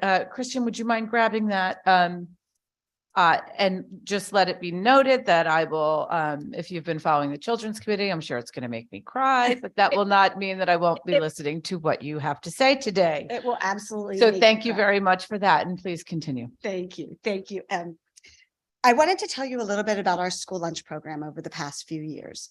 When the pandemic hit, we went to Meals for All at no charge. Our participation in our lunch program doubled, and our participation in breakfast went up by 4 times. The increased revenue from this allowed us to start a very robust farm to school program where we grilled fresh hamburgers in the high school from local beef, and we served over 70% of our produce in the months of September and October came from local farms. We were also able to start a school garden. When free meals ended in my district 2 months ago, participation in breakfast went down 61%. Participation in lunch went down 43%. These are levels we haven't seen since before the pandemic, well before the pandemic. Our school lunch debt is currently above $5,000 in just 2 months. We're estimating that it will be $13,000 at the end of the year. And this is a debt that has to be paid out of the School Board of Education budget. We can't pay it out of the cafeteria funds. I had to cut back on my farm to school offerings. Farm to school is an expensive and well worth it program. And the variety of foods I offer, I had to cut back on too, which includes the amount of plant-based and vegetarian, vegan, dairy-free, and gluten-free meals that I can offer. Most disturbing is how this has affected our children who need food the most.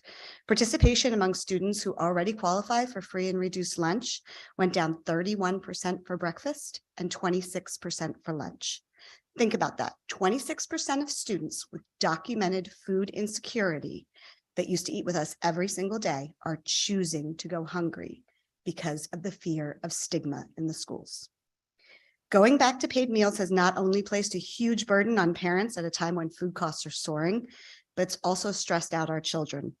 The first day we went to paid meals, a teacher emailed me because a student had come up to her and asked her for $2.50 so that she could get breakfast because her parents couldn't afford it. The same day, we had a 4th grader in line crying because she had heard overnight that her parents talk about how they couldn't afford lunch, but she was really hungry. And just yesterday, a principal called me because a child wasn't eating lunch and they were worried about his weight. It turned out his family had applied for free or reduced meals and they made too much money to qualify. And so the child just stopped eating lunch and he was underweight. These are just 3 stories. There are many, many more, and you will see some of those stories in that book. A study by Tufts University showed the healthiest meals that kids get all day, regardless of income, are those meals they eat in school. I'm here today to ask the state to fund school meals for all, so that all students have access to these healthy meals and no child feels stigmatized. No matter how much money we spend on other aspects of education, a hungry child cannot learn. We have to start here. Thank you. Thank you very much. And during your testimony, I'm a mom, so I'm able to do 2 things at once. All women are. That's right. I looked over some of those letters and they're already just heart-wrenching. And I think what we will do is with your permission, I will have some of them read and kept confidential, but read and put online so that people can understand the testimony that we receive here. So thank you. That's very effective. And I appreciate that. I have just a quick question. So the free and reduced lunch, this is one of the things kind of where as legislators, we need to figure out how do we move forward in a sustainable path for years to come.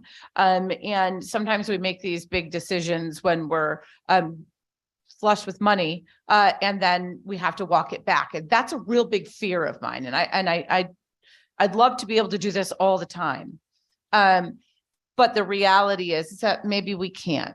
So if we were to change, and I'm putting you on the spot. That's okay. If we were to change the income limit for the free and reduced lunch, and maybe we put a state subsidy on top of that, right?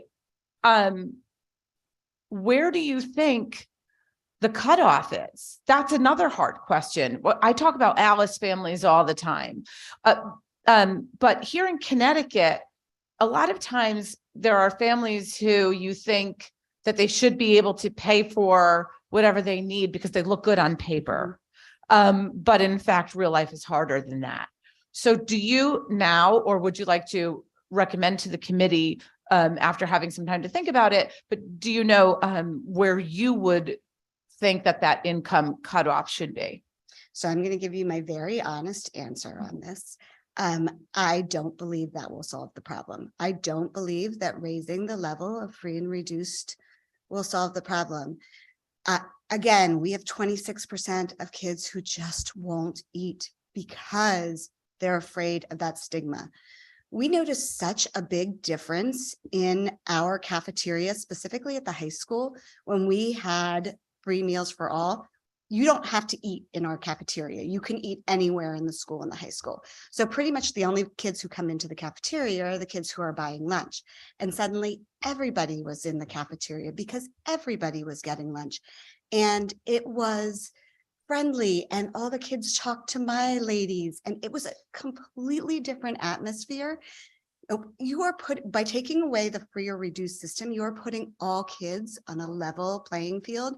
And it was funny, I was just talking to a woman who just said, like, she remembered sweating in line because she was the only kid getting meals because she was free, and sweating that people would figure that out.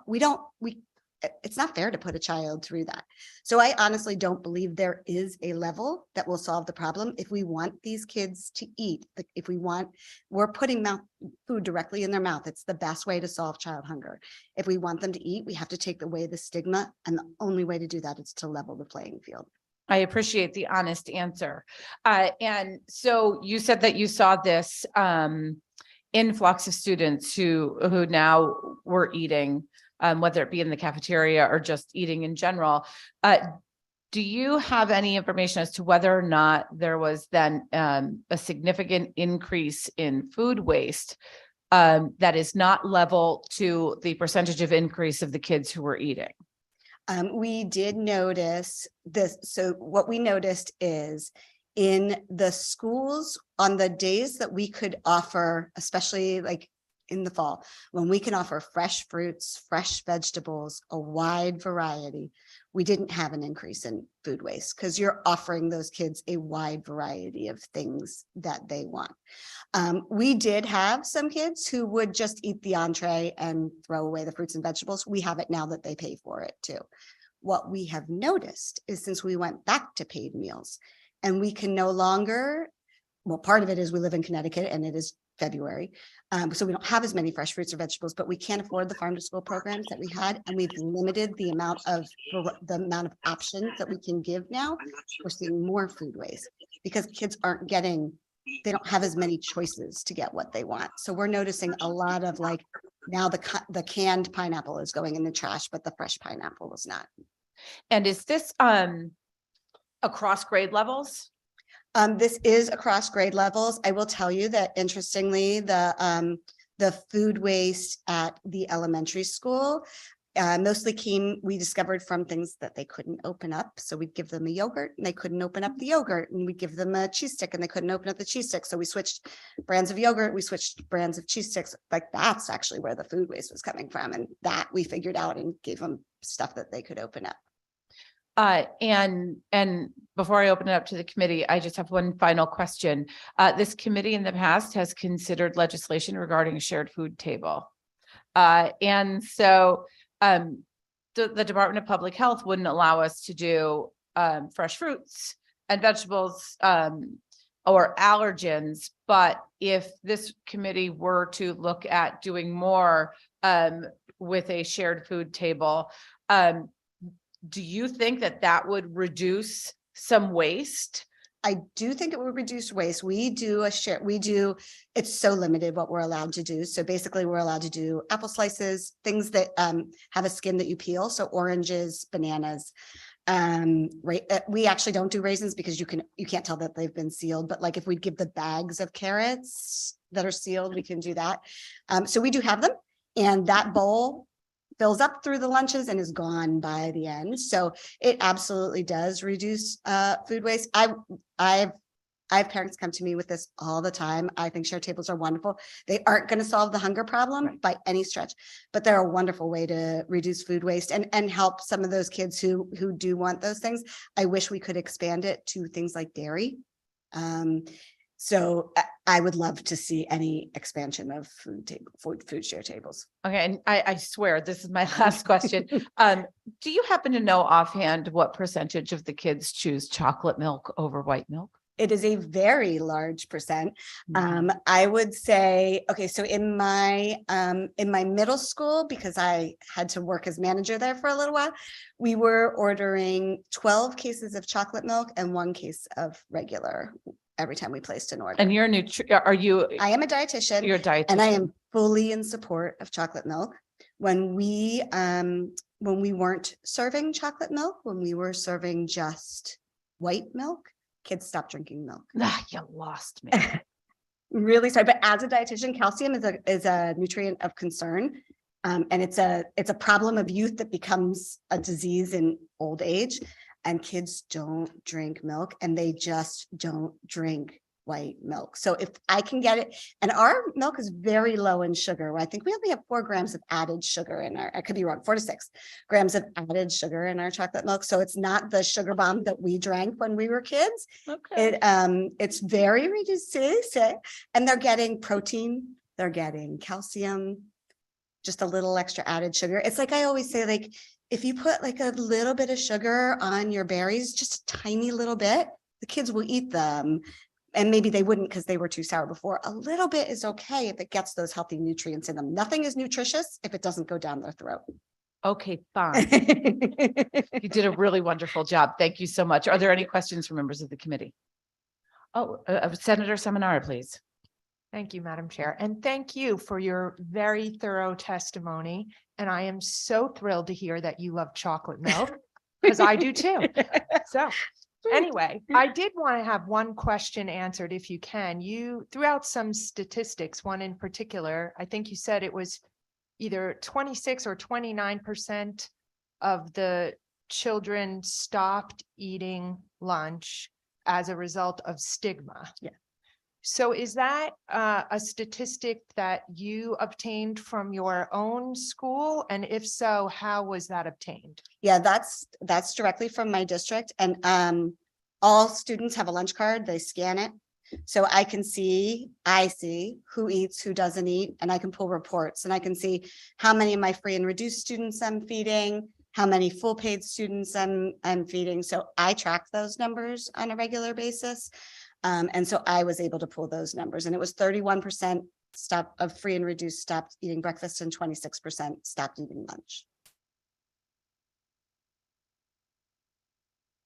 Okay, and you directly correlated that to stigma issues. Yeah, and that and you will read that when you read over those letters, you will hear children say that to you. And if you talk to a single adult, like I'm older than y'all, but if you talk to a single adult our age who remembers when you had the ticket system and everybody was you were petrified that people would find out that you couldn't afford to eat and we do not identify in any way, but it doesn't matter. Those kids feel it. And what they feel is when the paid kids stop buying. So now most of the paid kids are bringing lunch, especially on the days when maybe I'm not serving their favorite thing, right? So on Meatless Monday, when it's not everybody's favorite meal to eat, a lot of the paid kids are bringing their lunch. And those kids who are buying lunch and breakfast every day feel like they're singling themselves out as too poor to afford meals. Okay, thank you so much. You bet. Representative Kitt. Yes, thank you for your testimony and for your stories. I thought it was very enlightening what you said about the dynamic in the cafeterias with the free lunches and how it emptied out and after this went away. So I think that really does heighten the issue and really brings it home that this the stigma really is a big issue. I worry, like our chairwoman here, about paying for this over the years. I don't want to see services taken away. So how do we get up to the point, the public health advocate in me says free lunches for everybody. Let's throw in breakfast and dinner while we're at it. But the being mindful of where Connecticut has come from. I don't want to see us in 3 years taking away these lunch programs. So I'd be interested in finding out ways we can ratchet our services up. But I will say, as a mother of a child who just had their annual physical, our pediatrician said, drink chocolate milk and lots of it. You need more protein, you need more calcium. Yes, so we have chocolate almond milk and chocolate regular milk in our refrigerator right now. But and I will also just say almond milk does not have the same amount of protein in it. And it is deficient in calcium and vitamin D, which is very important. So it's great to drink, but just remember the others too. Well, we bought it to try it. Just they don't like it as much. So we're switching back to regular chocolate milk. But I do really want to find ways we can make sure we get more lunches to more kids in the absence of being able to fund it for everybody in perpetuity. Thank you. Thank you. Thank you very much, Representative. Are there any other questions? Seeing none, I'm sorry. Oh, Rep. Dauphiné. Thank you. I just came back. I'm sorry. I just went to get some lunch. And it came to my attention that this is a nutritionist that's talking to us. So I had a question because I have another bill in that would require the schools to allow children to have whole milk as an option. And that was taken away from us for a while. Do you have any thoughts on that? Because we know the benefits of whole milk. I think the impetus initially was to take it away because of obesity, but I don't think that those are related. I haven't seen the data, but there's so many other factors that weigh into obesity, but whole milk, we know the fat in the whole milk is good for a developing brain. So I just thought maybe you could speak to that. So I'm speaking completely as a dietitian and as not as a nutrition services director. The evidence on skim versus 1%, 2% and whole is completely everywhere. There is nobody has come up with yes, this is what is healthier and what is not. The fact is that when you take milk out of, when you take fat out of milk, it increases the amount of sugars in the milk because that's what's replaced, that's what's the natural sugars, not added sugars, but natural sugars. And especially in grass-fed cows, the fat in milk is very good for your brain, specifically in grass-fed cows. So I don't have a strong opinion. I at home drink 2% because I feel like, somewhere in the middle. Well, I think your brain's probably already developed, I guess. But anyway, thank you so much for your testimony. Thank you. Thank you very much, Rep. Dauphiné. And I just want to please ask you before we release you today, if you could keep an eye on what the committee has coming out for future public hearings, because knowing what I know, your input will be much appreciated. Thank you so much. Thank you very much. And then because we did have to skip over Jennifer Millet, I'm going to ask that we have Jennifer Millet, and then followed by Jennifer Jacobson. Lots of Jennifers today. Jennifer Millet, are you with us? I am. Thank you for your patience with me. Sure. Thank you. I'm speaking on State Bill 929, an act expanding school meal programs to provide free meals for all students in support of. My name is Jennifer Millet. I'm the Director of Business and Finance for the Southington Public Schools. Beginning in March of 2020 and continuing through December 5th of 2022, the Southington schools operated under the seamless summer option of the National School Lunch Program, which provided meals at no cost to all students. From September through November of 2022, our average daily student meal counts were 3,300 for lunches and approximately 1,100 for breakfast. Southington Smart Funds were depleted on December 5th, and our school food service reverted to paying for meals on December 6th. Once students began paying for meals, our daily meal counts dropped significantly to an average of 2,185 lunches and 491 breakfasts. Inflation has impacted every family's weekly grocery bill, and student borrowing has increased at all school levels since returning to paying for meals. The income guidelines for free and reduced meals is very restrictive and does not allow for any exceptions. We agree there's a need to continue providing meals at no cost to students, but we are concerned that the State Bill 929 will place an unfunded burden on school districts across the state. We request the state provide funding, which when combined with the federal reimbursement will provide 100% of the costs, including food expenses, labor costs, which are based on union contracts, benefits, supplies, maintenance of equipment, etc. We request the state avoid placing a burden on the Board of Education's operating budget. The Southington Public Schools operating budget for the 23-24 year is already feeling the impact of the rising healthcare costs for our self-insured health benefits, the rising MERS contribution required at the state level, contractual raises for teachers, large reduction in our Title I funding, federal funding in Southington. Our current budget proposal being submitted to our town for approval is in the neighborhood of 6.3% increase over the current year. We urge the Connecticut lawmakers to properly fund any potential return to universal free meals for students without placing a burden on the already struggling boards of education. Thank you for the opportunity to comment on this important matter. Thank you very much. Are there any questions from the members?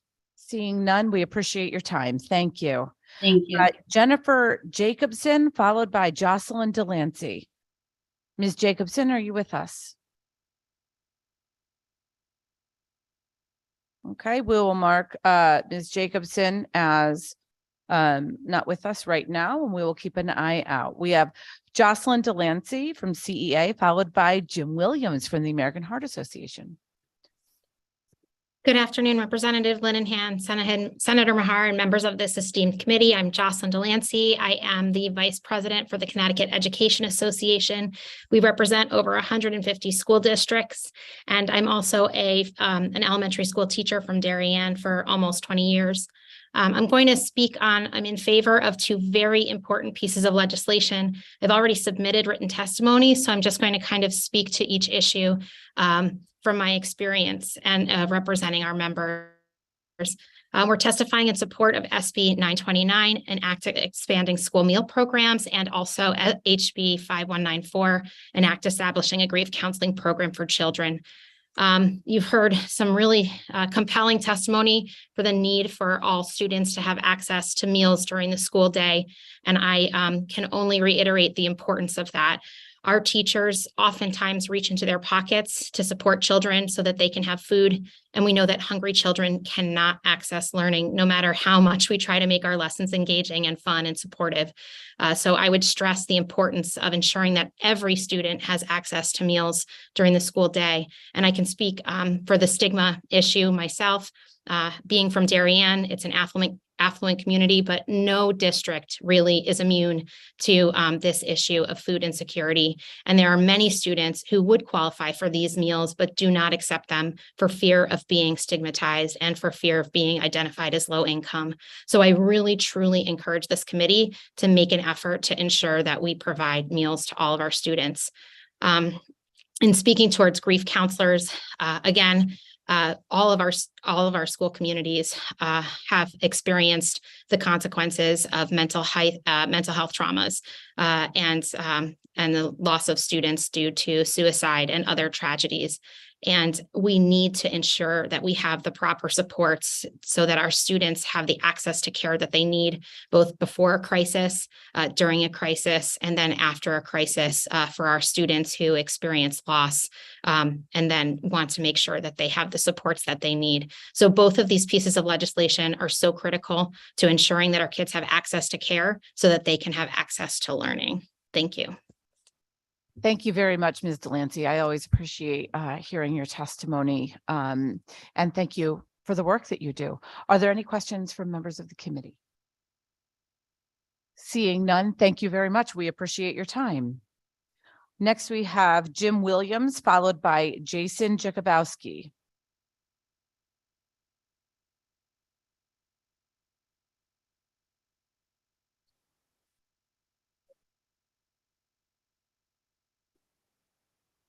There you go.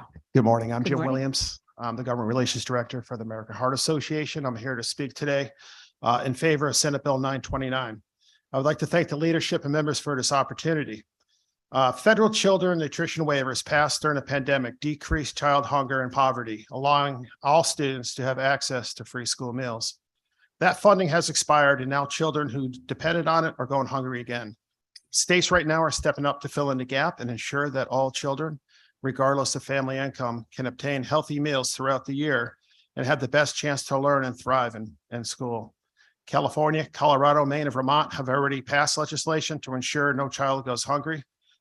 And we feel that Connecticut children deserve nothing less. Why is this issue important and deserving of your support? Food insufficiency dropped by 14% among students who participated in the National School Lunch Program's free or reduced price lunch meals. Students who eat school lunches tend to take in more whole grains, vegetables, and dairy, and fewer refined sugars and empty calories than those who bring their lunches from home. Students who have more nutritious diets tend to perform better and pay more attention in school. Participation by all students in school meal programs increases when meals are provided for free, resulting in increased revenue by way of federal reimbursement. Healthy school meals for all will eliminate issues of unpaid school meal debt and reduce administrative paperwork, freeing up school nutrition staff to focus on feeding kids. All children deserve access to healthy school meals. Let's make sure schools can provide them with the tools they need to be successful in class. And also, right before coming up, I just did a quick Google search. It was interesting to learn that 63% of Americans live paycheck to paycheck, and less than 41% can overcome an unexpected $500 expense. Despite this uncertainty, our kids should be secure in knowing that they will at least get 2 healthy meals a day. If you have any questions, I'd be more than happy to answer them now or at a later time. Thank you very much for your testimony. We really appreciate that. I wonder, I didn't have a chance to look at your written testimony. Did you submit written testimony? I did. And was it only on 929? It was. Okay, so it's the Children's Committee, so we're going to ask you to do some homework and come back to us. If you wouldn't mind taking a look at 2 other pieces of legislation that we have on the agenda today, and one is regarding Kratom and having not allowing the sale of Kratom under the age of 21. There is some data out there that we looked at that that Kratom can have an effect on someone's heart. So if you wouldn't mind taking a look at that. And then additionally, we have an item which is 6561, which is about safety in kids sports. And I'd really like to hear at some point if you have a stand on whether or not we should be looking at baseline heart health. Now that we've had what happened in the NFL, do our student athletes at any point need to have some sort of like I said, a baseline heart, the same way we were talking about concussions. So I'm not going to put you on the spot now unless you want to, but otherwise, if you could look at that and let the committee know, we would appreciate that. I will certainly get back to the chairs with our position on those bills. Also, you may also know that in the Public Health Committee, I think they raised a very similar concept, which may or may not get a public hearing regarding the athlete safety. Makes sense considering that my former co-chair is now the co-chair of public health, and he's my brother from another mother. So that makes a lot of sense. So are there any other questions from members of the committee? Seeing none, thank you very much. I appreciate your time and I look forward to your additional testimony. Thank you. Next, we have Jason Jakubowski, followed by Kathy Lekowitz.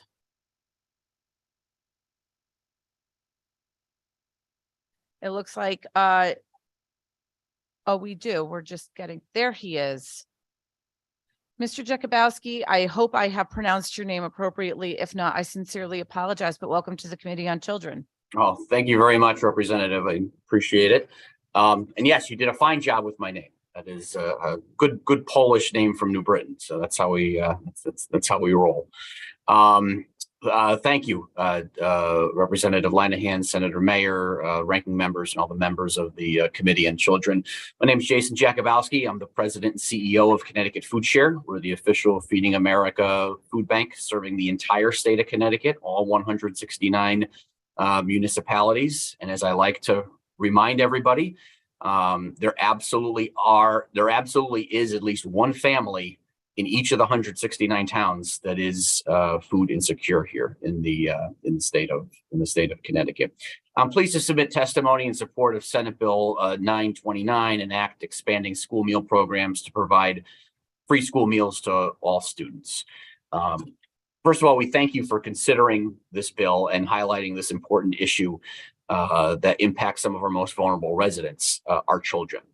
Nearly 92,000 children, or 12.6% here in Connecticut, are food insecure, with thousands more households that are just getting by. Of those 92,000 children, 25% of them do not qualify for government assistance, meaning that under the current standards, they would not be eligible to receive free school meals despite experiencing food insecurity. Our network of more than 500 partner programs and pantries across the state of Connecticut saw a significant increase in attendance at pantries when the free school meal program ended over the last several months. That is just that is a fact, and that is reality.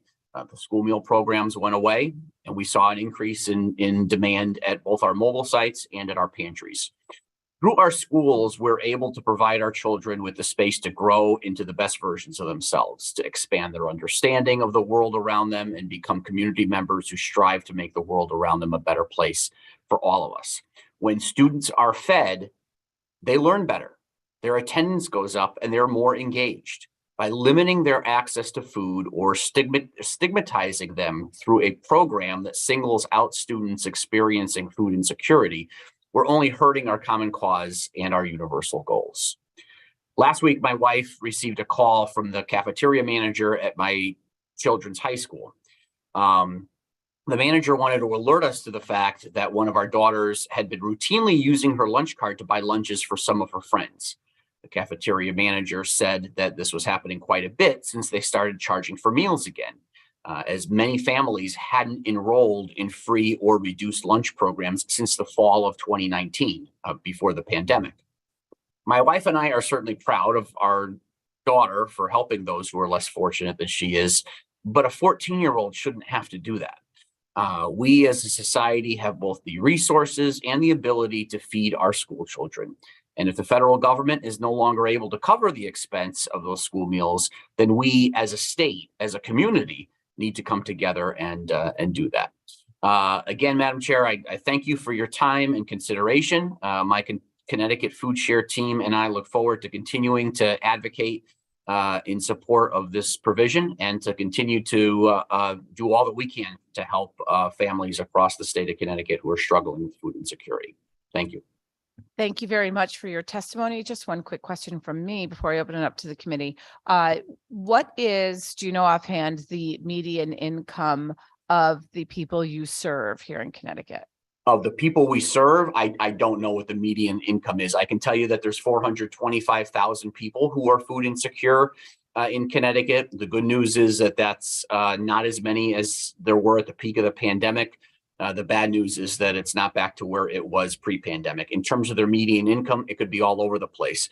People tend to think that only people who are technically and legally, quote unquote, in poverty struggle with food insecurity, but that's simply not the case. There's a lot of families who have 5, maybe 6-figure a year jobs, but depending upon where they live and their circumstances and what their debts might be and what their other expenses might be, simply still don't know where their next meal is coming from. Right, agreed. I think that was my point in asking that, because I just wanted to, I wanted to make that same point, right? I mean, there are times, and I think that we were talking about this way back in the tolls debate, when there could be plenty of people who have jobs, who have two incomes. It could be, like you said, a six-figure income, but they're having grilled cheese weeks, right? And Oh, the absolutely. technically is insecure. Yeah, absolutely. Look, I mean, the definition of food insecurity is not knowing where your next meal is coming from. Many of the people that we serve are employed. They do have some form of an income, but you know, the housing costs a lot, medication costs a lot, schooling costs a lot, heat, electricity. There's a lot, and I've said this to any legislator I've ever talked to or been able to show around our mobile sites or any of our pantries. A lot of senior citizens struggle with food insecurity. I was out with Representative Fazzino at a mobile site in his town of Berlin last week, and 0 degrees outside. And there were 98 people in line, the majority of which were senior citizens. And if you talk to them, they will tell you that, it's not that they didn't work. It's not that they don't have an education. It's that they're on a fixed income and they either have to pay for their housing, their electricity, their heat, medication, or food. And almost always food is the thing that goes by the wayside. So that's a senior citizen on a fixed income. Take that same logic and apply it to a 6-year-old kid in a school. Many of our children here in Connecticut rely on one, maybe two, and in some cases even 3 meals a day from their local school system. Yeah, that's the reason why food insecurity, at least in Connecticut and most places nationwide, is at its worst during the summer. People always say, "What's your hardest time of the year?" It's not during the holidays. It's during the summer because kids are out of school and don't have access to those meals. Great. Thank you very much. Are there any questions from members of the committee? Representative Master Francesco. Thank you, Madam Chair. Thank you very much for your testimony. I thought I heard you correctly to say that you service all 169 towns in Yep. Connecticut for their school lunches? No, not their schools. We don't provide meals to the schools in 169 towns. We provide food to have mobile trucks. We have 100 different mobile trucks that go out to different points across the state, and we have 500 pantries that we provide food to. But we serve at least one family in each of the 169 towns. It does not mean we are physically in each of the 169 towns, and we don't serve the meals in their school systems. Okay, that's what I was curious when you said that. I thought you mentioned that you were, I had the impression that you were actually doing the school lunch programs and all. No, that we're big. That's a lot bigger than us. Yeah. And so do you go to does your company, does it maybe through food banks and so forth? Is that who you service? Yeah, well, we are a food bank. We are the Feeding America food bank serving the entire state of Connecticut. So basically, we aggregate food. Food is donated to us, most of which is donated to us by the grocery industry and the Connecticut food industry. We also get some government food from the Emergency Food Assistance Program through the USDA. We also lately have had to been purchasing food at bulk rates because the food supply has been low. So we collect food here at our warehouse in Wallingford. We also have a satellite in Bloomfield and one in Bridgeport, and then we send that food out to, like I said, more than 500 pantries across the state of Connecticut. We also have 100 mobile truck sites across the state of Connecticut. So we are just like a bank takes in money and distributes money. We're like a bank for food. So I would say that you're maybe the master bank in like towns like my town, we have a food pantry. Would they look to you for food to put into the local food pantry in our town to distribute to the residents? Yes, absolutely. Most of the, I'd say probably 80% of the food pantries in the state are getting at least some of their food, if not a majority of their food, from us. Okay, We provide approximately 46 million meals a year to the citizens of Connecticut through those different channels. Wow. Thank you for your clarification. Thank you for your testimony. Thank you, Thank Madam you, Chair. Representative. Thank you very much, Representative. Is there anyone else to ask questions? Seeing none, thank you very much. We appreciate your time. Thank you, Madam Chair. Next, we will have Kathy Lekowitz, followed by Yolanda Ford. And I just want to make note of this because my esteemed vice chair pointed it out since we are on television. I am not drinking chocolate milk. It is actually a protein shake. So I didn't want to be called out for that publicly. Madam Chair, is that a chocolate protein shake? Fine, it's a chocolate protein shake, but there's no sugar. Thank you very much. Kathy Lekowitz, please. Good afternoon, and I share with you my chocolate protein shake. My name is Kathy Lekowitz. I am the Director of Recreation and Community Services for the City of Middletown. I am here today speaking in opposition to HB 06574. I will not reiterate what my colleagues have already shared. They did such an eloquent job in terms of some of the barriers that municipalities will face. I'm in an interesting position because we do receive Care for Kids. And so we are actually inspected by the Office of Early Childhood. Many of our facilities would meet many of the qualifications for full licensing, although there are some that may be a challenge because it's a truncated inspection for Care for Kids. We are deeply committed to making our camps as accessible as possible. With Care for Kids, our parents rarely have a parent contribution because Care for Kids will cover the cost of our camps due to their affordability, whereas private camps, parents typically have a contribution. I did submit my written testimony, which echoes what my colleagues have already shared. One component that I think is important, as directors and managers, we get pragmatic about processes. And I am concerned about, particularly around the background check and what that would require of our employment base. We employ a lot of our youth. We are deeply committed to summer youth employment in our community. I have over 100 camp counselors, many of whom are the 16 to 21-year-olds. Pragmatically and logistically, it will be incredibly difficult in a short time frame to turn around all of those background checks for a 7-week summer employment. So I am concerned about what that would look like and how that would impact our commitment to hiring the youth of our community and having a diverse workforce that represents our community and the campers that we serve. So that's a main concern. I think it's interesting that we are paired with the feeding bill that you guys are discussing, which is incredibly important. We do serve as a summer lunch site and have summer meals as well as breakfasts available. And so my concern is with these added costs that we would have to pass on to our consumers, that would limit their access to meals in the summer, as well as, of course, our engaging summer programs and keeping them connected.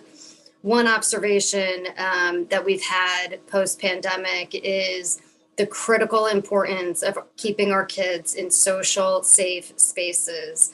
And we, as camp directors and directors of Park and Rec across the state, are concerned that we want to ensure access to these spaces and that these requirements could have a negative effect on our community.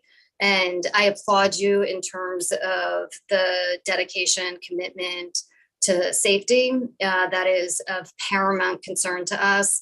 As anybody that's worked in our department will say, I start out every summer saying, safety is our number one priority, with fun being a super close second.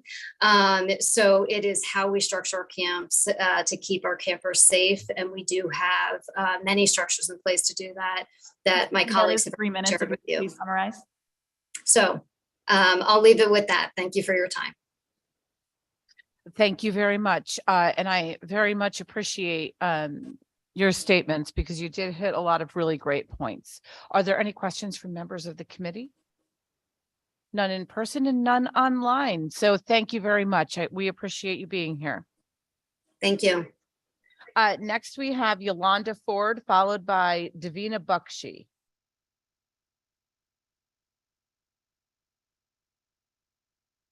Okay, we'll go right back on to Davina Bakshi, followed by Matthew Demond. Davina, are you available? Nope. Okay, Matthew Demond, followed by Betsy Gara. Well, we're striking out over here. Okay, continuing on. Betsy Gara. Is Betsy here? Nope. We'll move to Bill DeMaio, followed by Dawn Craco. Is Bill with us? Okay, he's having a computer issue, but we will certainly work to get to him again. All right, great. So we're going to grab Dawn from outside, and then we'll go to the next person and come back to Dawn. So we have Audra Pensiera from End Hunger, Connecticut. Oh, we have a winner.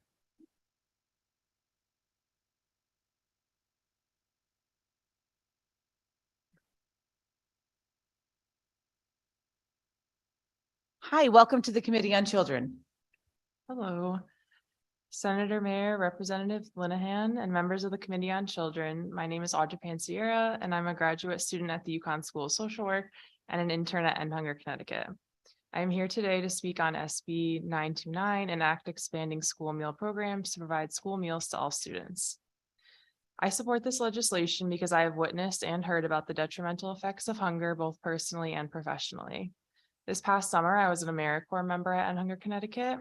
In this position, I conducted statewide outreach at farmers markets to connect with low-income families and individuals in Connecticut. We promoted several anti-hunger programs, but one main program we discussed was CT Summer Meals.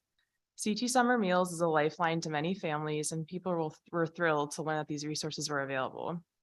As a state, if we recognize the necessity to feed children during the summer, we must recognize the need for no-cost meals during the academic year as well. I talked with multiple individuals who expressed the hardships they experienced to afford food for their families as food costs rise. They explained the various things they had to sacrifice just to be able to afford to buy food for their families. Providing no-cost school meals for all children is an imperative investment in Connecticut children and their futures.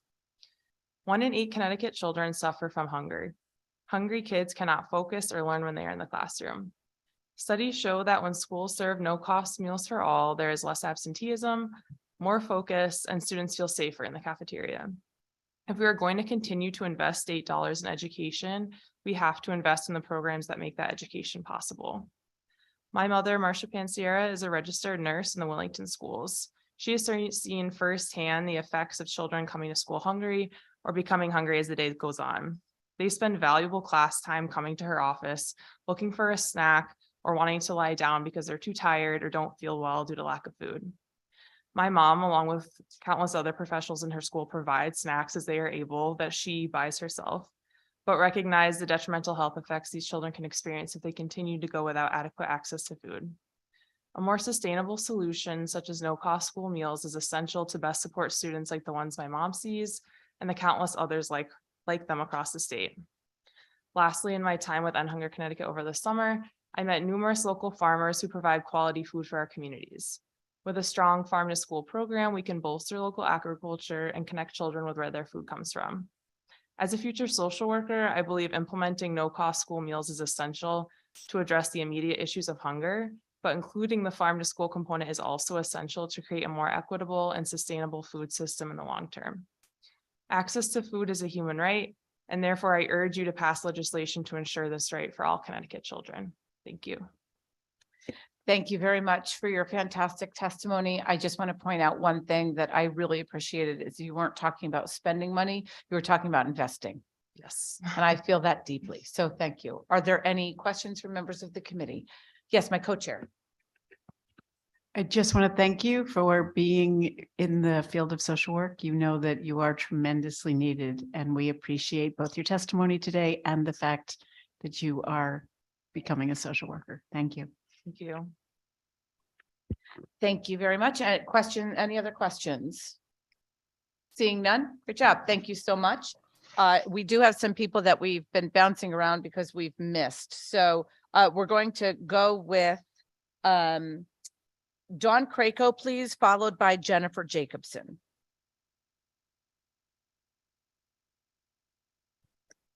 Good afternoon, and I'm sorry I missed my turn. I thought I had time to run to the restroom. We had many that didn't show up, so it's not your fault. That was the fear, though. I'm like, oh, I'm gonna miss. It's always the fear, but please go ahead. Okay, great. Good afternoon, Senator Mayor, Representative Linehan, and members of the Committee on Children. My name is Dawn Craco, and I'm providing testimony on behalf of Food Corps and as a member of the Connecticut Farm to School Collaborative. I'm writing to request your support for SB 929, an act expanding school meal programs to provide free school meals to all students. Food is a basic human need for everyone, but especially our kids. Without food, kids can't learn and grow to their potential. And the reality is that 1 in 8 children in our state struggle with food insecurity, and nearly all households are feeling the pinch in their wallet right now. Based on federal guidelines, in order to qualify for free school meals, a family of 4 cannot make any more than $36,000 pre-tax per year. And according to United Way's Alice report, 38% of households in our state have incomes which fall below what is needed to pay for basic needs such as housing and food, with stark disparities in Black and Hispanic households. Families throughout districts are falling through the cracks, and students are impacted the most. Some are leaving the cafeteria hungry and returning to their classrooms not ready to learn and engage in positive ways, which can really impact the whole classroom environment. Just ask a teacher. Every meal in a school cafeteria is also a social and emotional experience. I think about my own experience in a Connecticut public school cafeteria, deciding where to sit, with whom, and comparing the discounted lunch tickets I received with what others purchased or brought from home.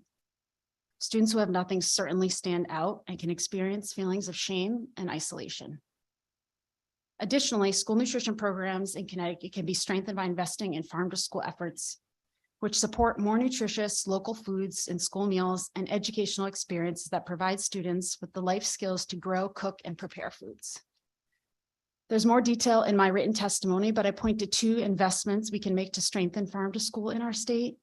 The first is continued and full funding of the successful ARPA-funded CT Grown for CT Kids grants program, which is estimated to impact over 16,000 students in 32 communities. Many of the projects focus on experiential learning, and research shows that students in schools with more hands-on learning actually consume 3 times the amount of fruits and vegetables in the cafeteria. Speaks to the food waste argument. And the second is establishing a Connecticut Local Foods for Schools incentive program, which incentivizes school districts to purchase from local growers by providing $1 back for every $2 spent on CT grown foods.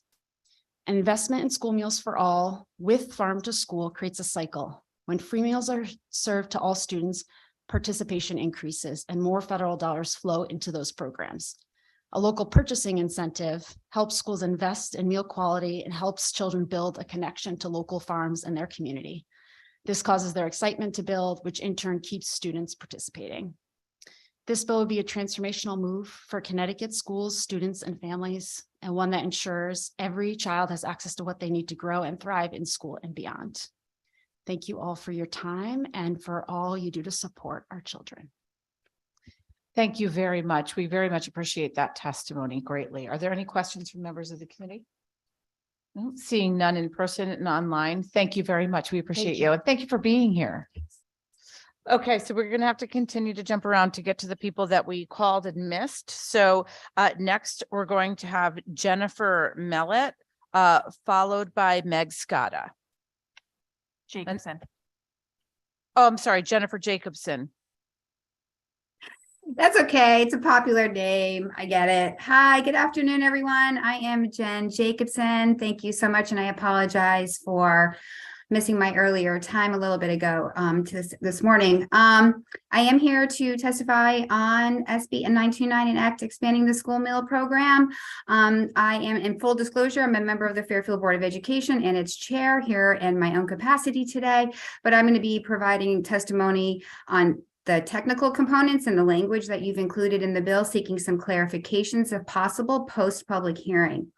The effective date of July 1, 2023 would obviously beginning next school year.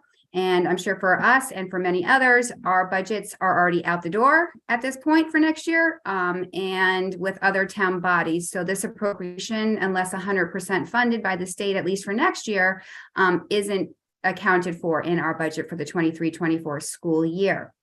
So any clarification or assistance with that would be helpful. Also in lines 11 to 15, I'm unclear in terms of what all students mean. So if I read this just as a layperson, I might say that's the universe, right? That's your outplacements, that's your choice kids, that's your absent kids, those are your homebound students, those are the universe of your responsibility. However, what I think this means is all students ... who participate, right? And in the school lunch or school breakfast program. If that's not the intent, it would just be helpful to have a definition of who you're capturing here. And I can give you some data if you want. So we have roughly district-wide 32% who actually participate. Varies a little bit by level, varies a little bit by building, but 68% do not participate. So that gives you a number of, if you're talking the universe, which I'm unclear about, who are including in that definition. And then also I'll jump to lines 57 to 66 around the grant provisions. Wonderful, to include that in here. However, it lacks some specifics in terms of, in speaking with our CFO, what percentage are you talking about in terms of that grant, either for next year or every year there annually after? And then also the disbursement. Many districts may have an in-house program for their food services, but also many contract out with a third-party vendor. So if you are already under contract, or if you are rebidding that contract at this time, there's a payment process. So we would ask that if you could be clarified in the grant provision when the disbursement from the state would be coming to the districts, knowing that you might have a 30-day window in order to pay your third-party vendor.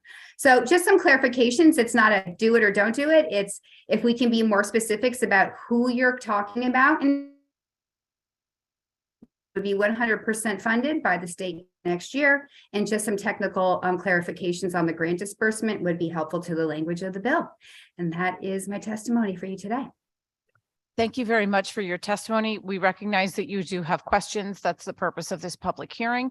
The public hearing is really to gather information and questions to ensure that any substitute language that we pass out of this committee is sure to answer those questions. We have made note of all the questions and concerns that you have made, and while we're unable to answer them completely at this time, they are absolutely something that we take with us when we write the final version of the bill. So thank you very much for that. Are there any questions from members of the committee? Representative Kit. Thank you, Madam Chair. Not so much a question as just a thank you to Jen, who is from Fairfield, and I want to applaud you for all your hard work. I know that you have the best interest of our children at heart, and I look forward to working through any questions you may have on this bill. Thanks, Sarah. Thanks, everyone. Great, thank you. We appreciate you and your insight. Thank you. You're welcome. Have a great day, everybody. You as well. Next, we're going to ask, please, Meg Scotta, followed by Karen Edwards. Hi, good afternoon, Representative Linehan and the chairman of the Children's Committee. My name is Meg Scotta. I am a member of the Portland Board of Education and also a member of CABE's Executive Committee. You've heard much testimony today, and most of it was compelling in terms of the data and the numbers. I would also echo that Portland has experienced a decline in the number of children participating now that we've returned to free and reduced lunches, possibly because of stigma or, it's hard to pinpoint, but we've worked very diligently to get the numbers up. And right now, according to my food service manager, we're at about 41%. We used to realize about 48% of our children were using the free and reduced lunches before. So we haven't seen an increase at all. I would just echo that this is a critical period of time for brain development and physical development for children. And when there's food insecurity and lack of healthy foods, which sometimes come from home because kids are more apt to bring in snacks as opposed to protein and grains and fruits and vegetables. This is a detriment to their long-term health. And I'd like to raise that point as well. When students were able to participate in the free lunch, more kids ate, and it was pointed out that the cafeterias were full of conversation and kids were eating good, healthy meals. which also points to a lifelong learning ability to make sure that they do have good eating habits as they go into their adulthood. So I can't stress enough how important it is that we must feed these kids. And thank you for your time this afternoon. I appreciate it. Thank you very much. We appreciate your testimony. We appreciate the work that CABE does. And if you would please send the committee's regards to Tony Perugini, I would really sure will. appreciate that. I Are there will. any questions from members of the committee? Seeing none in person or online, thank you very much. Okay, thank you. All right, bye-bye. Bye-bye. We have, please, Karen Edwards, followed by Bill DeMaio, and then I think we'll get back on track. Ms. Edwards, are you with us? Yes, thank you. Senator Mayor and Representative Linehan and members of the committee, my name is Karen Edwards. I live in Stamford. I'm a parent and a retired pediatrician public health professional, and I'm testifying in strong support of SB 929, which would provide free school meals to all.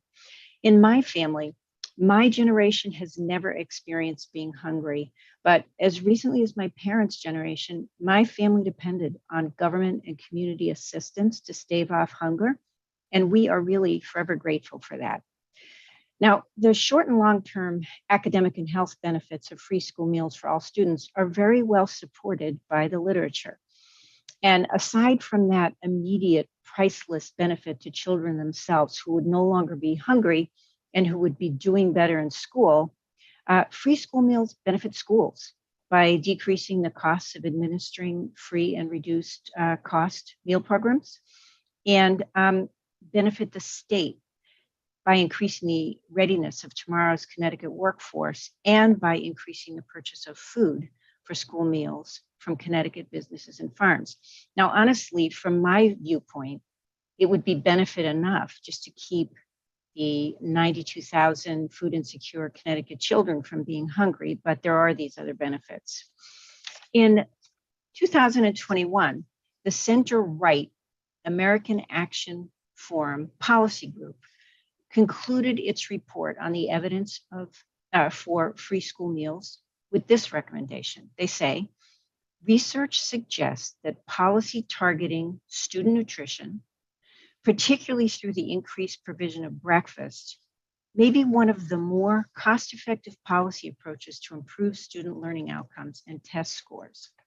Now, most of us listening to this testimony have probably never experienced being hungry, and we don't know exactly how badly it feels to children to be hungry and how it makes them feel to have decreased concentration, decreased ability to learn and keep up with all of the school and academic requirements.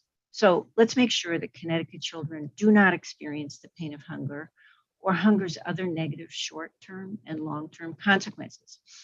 I can't imagine how a parent must feel when they can't keep their children from being hungry, but I can imagine the relief that they must feel knowing that their children will be fed in school. Keeping children from experiencing acute hunger now and increasing academic achievement and life success for children as they grow into adulthood are important roles for state government. So I strongly support SB 929, and I urge you to do so as well. Thanks to all of you for your time and consideration. Thank you very much. I appreciate your testimony, as I'm sure all the members of the committee do. Are there any questions? Seeing none in person or online, thank you very much.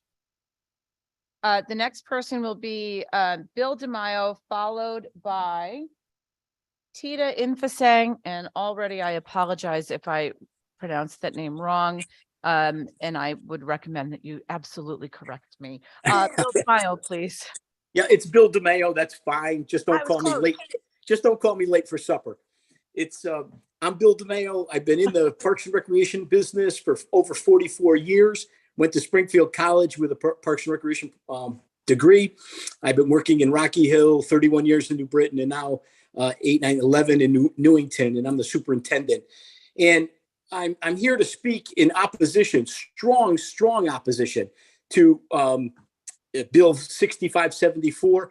I've been in the National Recreation and Parks Association Board. I've been in the New England chairman, And I've also been past president of Connecticut CRPA, Connecticut Recreation and Parks Association. So I've been doing this a long time. I've heard this type of legislation for almost that long and have been strongly against it. And I'll tell you why. I'm a guy of practicality, and we realize and work with the Department of Early Childhood in our preschool program. Now, we have a preschool program in our new Mortenson Community Center in one room, and it's from 7:30 in the morning till 5:30 at night, 5 days a week, and there's only 40 kids. So in that, there's all these requirements and all this bureaucratic paperwork, nothing against early childhood. However, and I understand what they have to do, but it's darn near impossible to change any policies or any rules and regulations they have. So to give you a couple examples, if you can see a body of water like a pond at Mill Pond Park, you have to put a fence around it. If you need a nurse to every week check all their medical forms and make sure they have their shots and they have a doctor's thing, you have to have a separate file cabinet at each location. We have radon tests 4 times a year. We have to have fire drills 4 times a year. No problem whatsoever if it's a preschool in one little room. But now let me tell you what towns do. Towns use every facility they have. Their pools, they're 2, 3, 4, 5 pools. They use parks so that it looks like the woods looks like a camp for the kids. They use locker rooms for bathrooms. They may not have exactly the ratio of kids to toilets or drinking fountains. Drinking fountains are a big deal. And that isn't located, a lot of towns don't have parks. It's so many things we couldn't do or we could charge. Now, how about background checks? It costs us $88.50 a person to background check our staff for preschool. We have 50 staff right now, and it costs us $0. So we're going to go up about $6,000, $7,000, $8,000 in background checks. We have 425 kids every week for 9 weeks in the summer. Parents love the Parks and Rec camp. They love our offerings. Do you think a town hall, a town manager, or a mayor, or a town attorney, or the risk manager who's paid professionally, all these people would want to have their kids, their residents in jeopardy? Absolutely not. That is 3 minutes. If you can please summarize. Okay, I will. Please vote against this. Got to look at the rules and regulations, the practicality. Towns cannot do it. You will hurt the kids of Connecticut. You will hurt the cities. You will hurt the towns. You'll hurt the parents. And it's just, it would be awful, awful, awful to do this. So please look at CRPA. Use them as a sample to get rules and regulations or standards in place that you're looking for. But please don't pass it the way it is. Thank you very much for your time. Thank you very much for your very passionate testimony. Also, thank you very much for your uncle joke, because that made one of my clerks snort, and we appreciate that. Sometimes here in the Children's Committee, it's some real heavy stuff that we talk about. So I always appreciate a good joke. Before I throw it to the rest of the committee, I just want to say, this committee is charged with a great many things, but I consistently say is that the number one thing that we are in charge of is putting children first. So I will just make a quick comment that I disagree with putting money before background checks for children, especially if you've seen what this committee has worked on for the past couple of years. So I just wanted to put that out there. Are there any questions from members of the committee? I'll respond to that. I don't disagree with background checks, but right now the state police does it for us for free in our town. So why would, that's all. Yeah, it's just this is a matter of policy, but Representative Boyd. Thank you, Madam Chair. Bill, thank you for taking time out today. Just a question, as I had said to somebody earlier, like we're tasked with being preventive, right?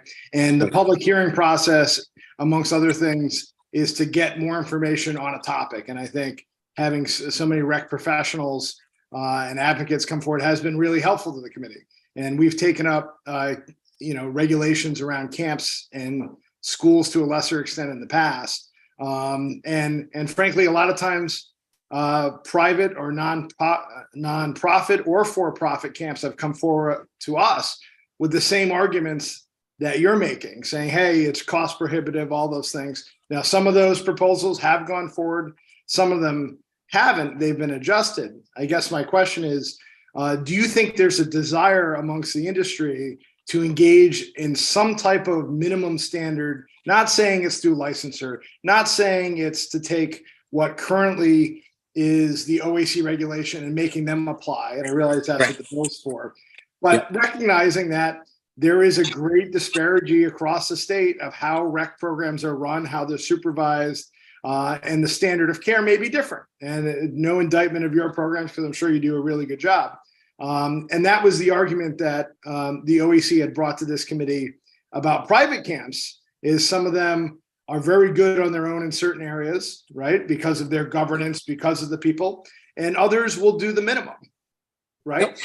And so we're just trying to be proactive and take a hard look at, are there things that we should be setting a minimum standard for across the state, and what should that minimum standard be, right? So if the conversation starts very simple with that, do you think there's a desire amongst the industry to at least have a conversation within the municipal sector as to what should the minimum standard be, if not what OEC has now? Yeah, I think so. I think what would happen, I can't speak for everyone, certainly, but what I would say is Connecticut Recreation and Parks Association, as well as CCM and KERMA, probably would entertain this type of thing. I'm willing to bet that we do everything there is and more than private camps, because we have police departments, we have KERMA, we have lawyers, we have the central district health thing. So we go by all those rules and more. We do so much above and beyond. It's just that we don't have some of the abilities of the rules and regulations of like drinking fountains and paperwork and file cabinets. And we bus kids from place to place in case there's lightning, or if there's a weather, or if we want to use the high school indoor pool. There's so many things that we do that private camps, they're all in one little area, and they can certainly do that simply like we can for our preschool. But yes, I would be willing to get involved somehow in some type of minimum standards that everybody knows the rules and regulations and how it would affect each town. Yeah, I think, you know, if anything comes out of this, I think a willingness to continue the conversation to make sure that, you know, the protections for a kid in town A are reasonably similar to a kid in another town. So, yes. All right. Thanks, Bill. Thank you, Madam Chair. Thank you very much, Representative. Are there any other questions? Seeing and hearing none, thank you very much. We appreciate your time. Thank you guys. Appreciate you guys. Have Bye-bye. a great day. Yep. Next, we have Tita Infasang, followed by Barbara Dawson, and then Joey Listro. Good afternoon. Can you hear me? We sure can. Thank you. Okay, great. Thank you. Good afternoon. Thank you so much for this opportunity to testify in support of Senate Bill 929. And thank you, Madam Chairwoman, for perfectly pronouncing my name. I really appreciate that. My name is Tita Infasang, and I'm the Food Policy Director at United Way of Western Connecticut. Across Connecticut, we know that nearly 100,000 children are known to be facing food insecurity. A hungry child cannot learn, and no child should be made to feel less than because they cannot afford a meal. No-cost school meals allow students to learn and to thrive.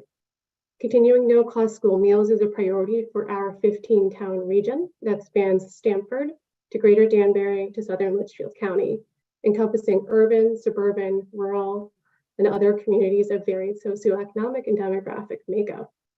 When the pandemic era funding ended, it left thousands of children, families, and schools scrambling for solutions to ensure that students are successful and school meal programs are financially viable.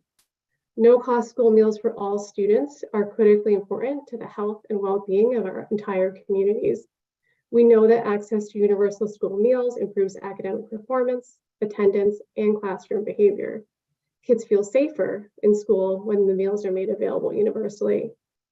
The risk of obesity is lower, especially for children living in poverty, and families also have economic relief.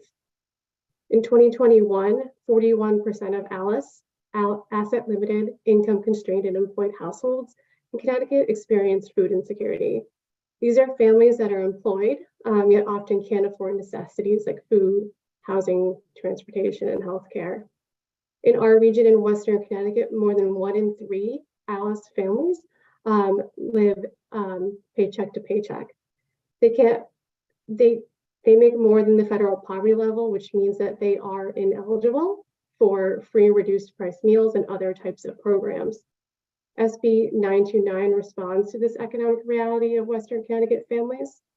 In our area, a family of 4 needs to earn over $90,000 to meet a minimal survival budget. That same family would need to make no more than $36,000 to qualify for free meals and $51,000 for reduced price meals. We know that every dollar that is invested in healthy school meals leads to at least $2 in health, economic, equity, and environmental benefits. Universal free school meals is an essential ingredient to both our education and our economy. When children are fed and families are financially stable, they thrive, and so do our communities. This bill places the children of Connecticut first and will transform the lives of hundreds of thousands of families in our state. And I wanted to thank you again for this opportunity to submit this testimony in support of SB 929. And thank you again. Thank you very much. Are there any questions from members of the committee? Let me just check online if you don't mind.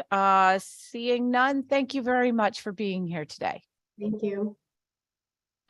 Next we have Barbara Dawson, followed by Joey Listro, and then Andy Dion. Ms. Dawson? Okay, seeing no Ms. Dawson. See, this is why I started bringing up 2 extra names at a time. We are now asking for, please, Joey Listro, who I see is with us, and Andy Dion, followed by Thomas Tyberski. Good afternoon, members of the Committee on Children. Thank you for the opportunity to speak today. My name is Joey Listro, and I'm the Executive Director for New Britain Roots, a nonprofit that supports access to locally grown food in New Britain. I also have the honor of serving as a member of the New Britain Board of Education. I'm here today to speak in support of Senate Bill 929. I support this legislation because I recognize the responsibility our state must embrace in making sure every child is fed. Ensuring our communities are hunger-free must always start with our children. All students have the right to nutritious, culturally appropriate food that enables them to attain their full potential. Unfortunately, for many communities in our state, this is simply not the reality. The pandemic and inflation have increased the vulnerability of children to food insecurity. Childhood hunger continues to be a long-standing issue in Connecticut. Many food security advocates talk about how we can increase access to food as a way to reduce hunger, which is a problem affecting 1 in 8 children in our state. Free school meals will help families and students facing food insecurity by providing access to nutritious food in a space students spend 180 days a year in their school cafeteria. This is a smart approach to increasing food access, and this will reduce the burden our low to moderate income families face in trying to keep their children fed. Lunch can be a challenging time of day for students. They face a negative stigma associated with not having money to buy food. Those that do not purchase lunch can go hungry for the day, which has consequences for learning in the classroom. This is especially important for high school students, many of which start their school day at 7:30 in the morning without having breakfast at home. I'd also like to advocate for free school meals to be implemented with a local farm to school component. This will ensure we address the quality and experience students have in their cafeterias. We can accomplish a number of goals by investing a portion of funds to encourage schools to make direct purchases from Connecticut farmers. First, we will be supporting our state economy, as local producers are more likely to purchase their supplies and employ people living in their communities. Second, when school meals feature local ingredients, the quality and nutritional value also increase, as will the student participation. And third, creating a shorter supply chain will help schools reduce disruptions in school meal operations, something that we saw all too common with the pandemic. I urge you to pass legislation to help ensure no kid goes hungry while in school. Thank you. Thank you very much. Very well said. Any questions from members of the committee? Seeing none here or online, thank you very much for your time. Next we have Andy Dion, followed by Thomas Tyberski, and then Zachary McEwen.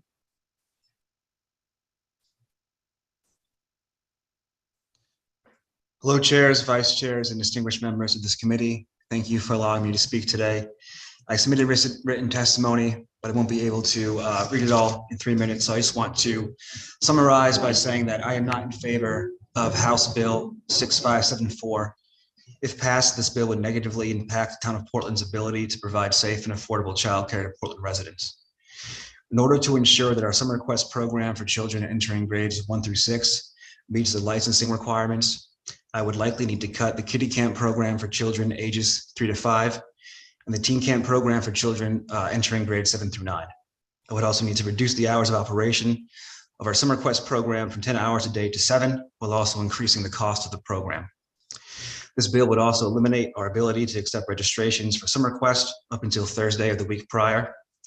And this will negatively impact families who do not have the financial stability to pay for an entire summer's worth of childcare prior to the start of summer. I do believe that our programs are already safe. If a child at a private camp has an issue and a parent is concerned, and they raise that concern to the camp director and are not satisfied with their response, they have no choice but to go to the state for assistance. If a parent of a child in Summer Quest or a different municipal camp has a concern and they're not satisfied with the director's response, then in Portland, they can come to one of 2 full-time Parks and Recreation employees that work full-time to ensure that our programs are safe. They can also bring their concern to our town's first selectman, who is elected by our town's residents and works to protect their interests. Private camps do not have these additional levels of supervision that I am aware of. I also want to point out that all of our Summer Quest staff members are first aid, CPR, and AED certified. They all complete the state's mandated reporter training. We require a staff ratio of 1 to 10 already, which is more stringent than the 1 to 12 requirement for children ages 6 to 16 put forth by OEC. We also require appropriate medication forms. We have our director level staff that are trained in medicine administration. I know that our facility is safe because we run our camp out of our high school, middle school complex, which houses the grades 7 through 2 in Portland safely each school year. I do not support this bill. This bill would increase the cost of childcare in Portland while also limiting the amount of childcare services that we're able to offer. Thank you. Thank you very much. And you had said that your written testimony has more information, so we look forward to reading that as well. Any questions from members of the committee? Seeing none here or online, thank you very much, Mr. Dion. We appreciate your time. Thank you. We'd like to call, please, Thomas Tyberski, followed by Zachary McEwen and Carla Esquivel. Mr. Tyberski, are you with us? I am. There you are. Good afternoon, everyone. Thank you for the time today. I appreciate it. Obviously, my name is Tom Tyberski. I'm the Culture, Parks, and Recreation Director in Simsbury. I am the immediate past president of the Connecticut Parks and Recreation Association and have been part of organizing and supervising summer day camp programs for nearly 30 years. Not nearly as an expert as Bill DeMayo is, but I'm trying. Hopefully I'll get there someday. We currently run a summer day camp that nearly 100 children in our town attend weekly, and many more summer youth and summer enrichment programs on top of that. Our day camp program is located inside a public school building, but also utilizes a town park that is next door to the school for some of its activities. Our program has an excellent safety record. Our staff is thoroughly trained and the program has been incredibly popular with Simsbury's families for over 30 years. I am opposed to House Bill 6574, as I believe municipalities like Simsbury already offer summer day camp programs.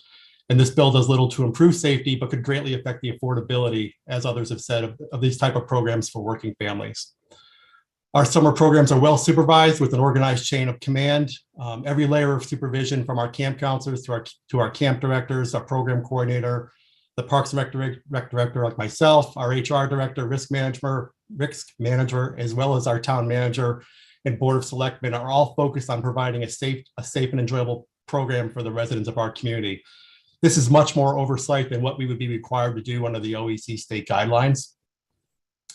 The requirements of being licensed by the Office of Early Childhood would be incredibly burdensome for our recreation department. Being required to retain a physician or an APRN, hiring additional staff to keep track of all the extra paperwork needed to comply with licensure would force us to increase the cost of our programs cost of our camp program to families in the program, families with children in the program. We have already increased our fees nearly $30 a week to keep up with the minimum wage increases for our seasonal employees over the last few years.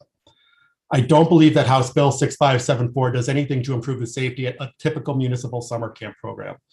We already do as many others have said, we already are backchecking all of our staff members over 18 at a significantly lower cost than the state price would be. All of our staff members are trained in first aid and CPR. They take an OSHA bloodborne pathogens training.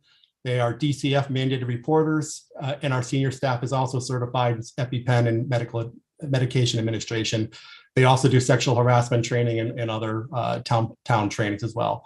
All of our staff participate in many hours of pre-camp orientation that covers our safety policies and procedures, and they also receive additional trainings during the summer.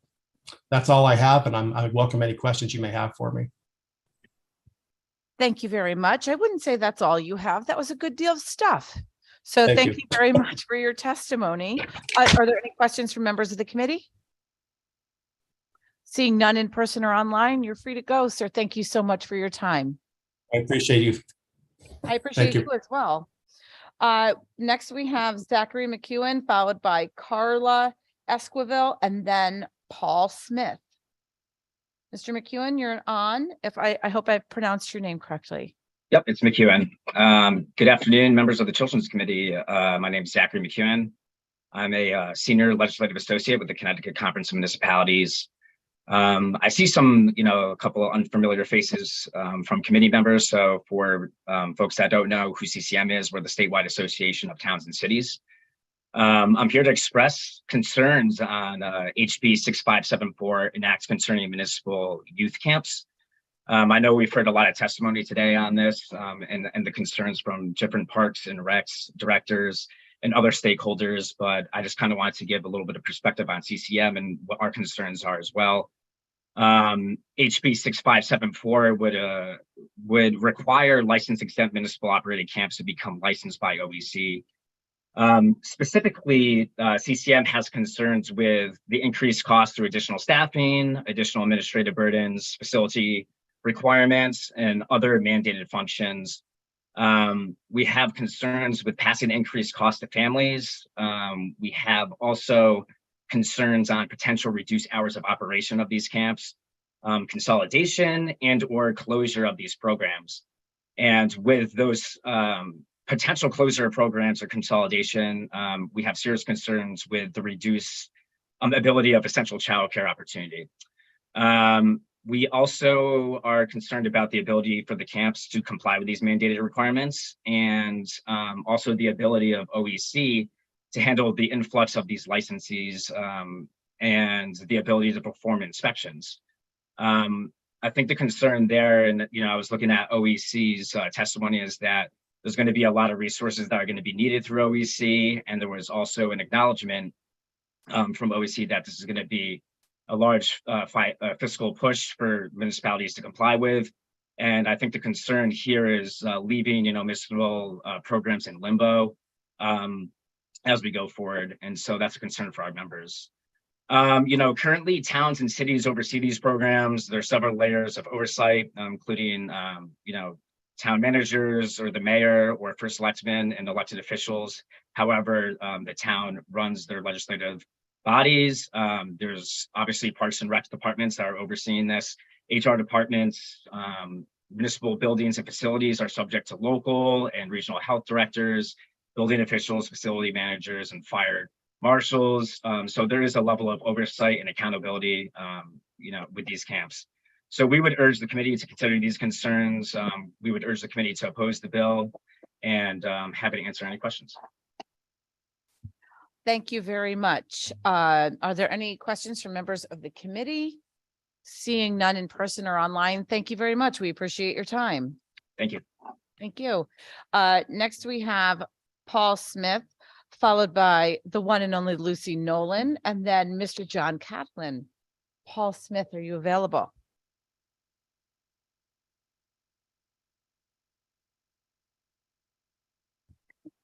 Good afternoon. I'm enjoying hearing how seriously you take your work representing children. I am the proud superintendent of schools for the town of East Hampton. And I am the proud colleague of Jen Bove, our nutrition director, who you heard about 2 hours ago. And I want to restate and just bring to life just a couple of her statements. Children in East Hampton benefited from free meals for all students until the funding ran out for us in December 2022. Having the state of Connecticut pick up that responsibility, which was first heralded by the federal government, is essential. The burden cannot be placed on towns or the schools at this time, unfortunately. But ensuring that meals for all students are funded by the state is the best thing that could come out of this legislative session. You would be leading where other states have already gone. I urge you to ensure that every student in every town gets a free and healthy breakfast and lunch. Addressing food insecurities in our children, you have heard all day long, but I'm going to use the term duty of care. And it's a duty of care that every legislator must prioritize this session. The East Hampton Public Schools in East Hampton, Connecticut is a very typical community in our state. We're part of District Reference Group D, right in the middle of where the District Reference Groups falls. We have a very mixed population of families in terms of financial status. And I want to repeat just a few of Jen's statistics because we are just a very typical town. Since universal meals ended, participation in our district school meals is down 60% for breakfast and down 50% for lunch. But I think the most alarming statistic you heard was the participation among free and reduced students is down by 26%. And we now know, and you've heard several times today, when there's a distinction between who pays and who doesn't, even with our ability to ensure confidentiality, our free and reduced children feel a stigma and stop taking free meals. Hungry children don't learn. Every child needs good and healthy meals. Increased participation on the free meals program during COVID-19 allowed us to fund better quality and healthier meals and start a robust grant-funded farm to school program, including fresh vegetables, grilled burgers from a local farm. Our food services director, Jen Bove, is one of the leaders in the state, bringing unique programs to our students.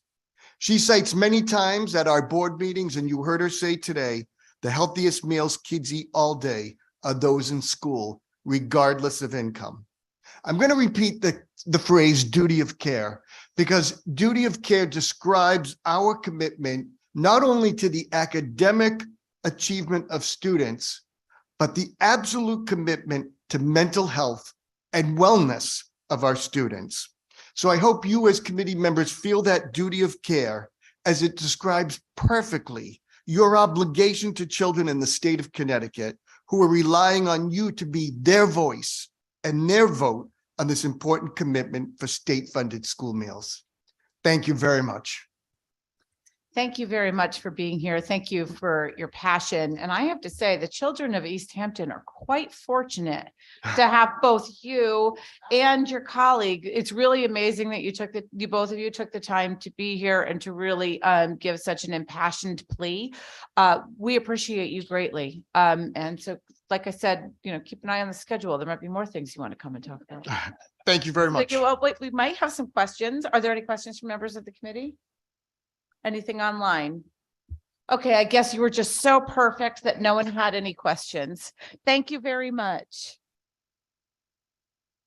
Lucy Nolan, followed by John Catalan, and then Ted Fravel. Hello, Ms. Nolan. It's nice to see you back here at the committee. Thank you. It's great to be back here. Bit of a different capacity, but please go ahead. I like the hybrid. The ability. So good afternoon, everyone. Thank you. My name is Lucy Nolan. I am the policy director at End Hunger Connecticut, which is a statewide advocacy, anti-hunger advocacy and programmatic organization.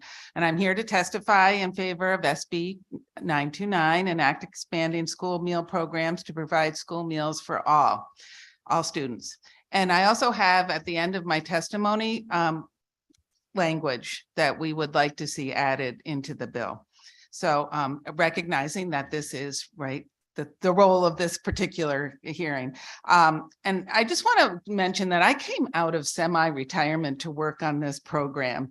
And I have been blown away by the amount of support that we are receiving from all groups. We have superintendents, the school nutrition people are just unbelievably committed to making sure that their students are getting the meals that they need. We've had over 700 organizations and people sign on in a month to supporting this legislation. So it is a huge a huge thing for people in Connecticut and for many parents and students. So I just wanted to put that out there, and also to say that it's also part of a national movement that's going on. Right now, there are 24 states that are currently put in legislation to continue the school meals for all. And locally in Vermont, Massachusetts and New York have funded continuing after for this school year, like as we are hoping. Maine, California, and Colorado have passed permanent legislation. And this year, the governors in Michigan, Minnesota, and New Mexico put the money for the funding for school meals into their budgets. So this isn't just something, this has been seen, the school meals for all has really been seen as something critical to continue. So what I wanted to talk about was that we are, there's two pieces that I'd like to add to this legislation. One is to encourage our schools to draw down the maximum federal funds that they can get. So that will help with the funding that the state would put in. And then the other is it's what Dawn testified to, is a permanent and robust farm to school program, because it not only helps our students, but it helps our farmers as well. I think one of the things that Jen didn't tell us, but I've heard from her before, is that in fact, she was able to help a farmer get off her feet and into the farming business because of the work because of the food that she was able to buy from that farm. So I just want to, say again, you've heard from everyone, but it is one of the things that this has, School Meals for All has really leveled the playing field. Excuse me, it has been 3 minutes. If you can please summarize. Okay, just one thing. I just want to say leveling the playing field. And what's happened is that we find that more kids are feeling safer in schools. There's less bullying, which I think is critical for this committee to hear as well. So otherwise, I have my language in there. I'm happy to talk about it offline as well, but it's there in my, so thank you. No, thank you very, very much. I have a question regarding, your exact words were draw down max federal funds. Yes. So are these grants that are, that towns may not be applying for, or are these funds that are coming that they don't use and they sit unused, that they never actually get from the feds? Or is it money that they get from the feds that then sits in their coffers? So there, we have what I think you probably heard of, the community eligibility provision, which are the schools that have 40% free or reduced priced kids. There are some schools that are very close to that 40% that could be doing another federal program called Provision 2, which would allow them to draw down more federal funds for the free and reduced price kids, because they know what the percentage is, but so not all kids, right, are eating, as we heard, 26% of kids who are eligible for free and reduced price meals are not eating those meals and didn't before universal meals. And so this would ensure that we grab those 25%, the money that they would be getting for the federal funds too. And is that part of your written testimony, or is that something you need to tell us separately? No, that is in my testimony. Okay, great. Good. Thank you. And I'm sure that we'll be in contact with you to make sure we're getting it right. And if I may, Representative Linehan, is that it also is something that other states around the country are doing, because we realize that it's a way to get more funding into the states. Does your testimony point to the states that are doing that and where we can find it? Well, not really, no. Can you But send I me an can email? send that to you. It's sort of in my testimony, but you'd have to really, I'll send it to you. It's much easier. Yeah, great. Thank you. And my co-chair as well. That would be great. And then, But Vermont is the one where I actually took the language out of Vermont. okay, great. Thank you very much. And then we're hearing a lot about this amazing farm to table stuff. And so I would like to formally request a meeting with the chairs of the committee and yourself and the nutrition services director from East Hampton, so we can talk about that. We do have the committee is questioning some ways that we can continue to help. Time is of the essence, so if we can book something quickly, I would really appreciate that, and we can kind of brainstorm together along with another representative who I will bring into the mix. But it's time that we kind of get cooking. See what I did there? I didn't mean to do that, but it's time that we get cooking on that. So so your help would be appreciated. And I'd like to bring to the table, please, Don Craco and Joey Listro from the Farm to School Collaborative, because they Great. really will help. Sounds good to us. Do you have any questions? No questions, just thank you. Thank you for all your work on this, and thank you for the farm to table work, because it's incredibly important that our children have not only food in school, but also fresh food. Thank you. Thank you. Are there any questions from members of the committee? Seeing none here online. Yes, Ms. Nolan, do you have something else you want to add? Just one very quick thing is that I sent to the committee last night a video that the Plainville Community School System did yesterday from students talking about how important universal school meals are to them. And it is in Ashley Carl, thank you. I want to say Ashley Carl's testimony, that the link, it's also in my testimony, but it's really would be great if everyone could take a look at it. And is it have releases been signed by the parents, or is this something we should not be putting on the Children's Committee It's on website? YouTube. It's on YouTube? there. So I am going to assume, yes. If something changes, please let us know I in the will. next 24 hours. I'm going to throw it back to my co-chair for a moment. So I just want to thank Ms. Clay, because that was a wonderful video. I had the opportunity to watch it last night, and listening to the children, the students from their own voice about the impact of food or not having food was really worthwhile. So thank her for us. Well, thank you. Great. Thank you. Mr. John Catalan from the YMCA's, followed by Ted Fravel, and then Edith Presley, please. Hello, sir. Welcome to the Committee on Children. It's nice to be here live again. And I'm not talking about milk. Senator Marr, Representative Linehan, Representative Dauphiné, and members of the Committee on Children. My name is John Catalan. I'm with the Connecticut Alliance of YMCA's. I'm here today to testify in support of Senate Bill 929, an act expanding school meal programs to provide free school meals to all students. You've heard a lot of testimony today about what's actually happening in schools, and I'm going to talk about the impact we're seeing at the Ys in our after-school programs. First of all, I'd like to know, currently basic food prices continue to climb. Food prices have risen 11.4% from August 2021 to August 2022. This is according to the most recent Consumer Price Index report from the Bureau of Labor Statistics. They've also predicted that in 2023 that all food prices are predicted to increase by another 7.1%. So I want to share some things that are going on in our after-school programs as a result of the children no longer receiving the free school meals. We've seen many children who attend our after-school programs arrive hungry.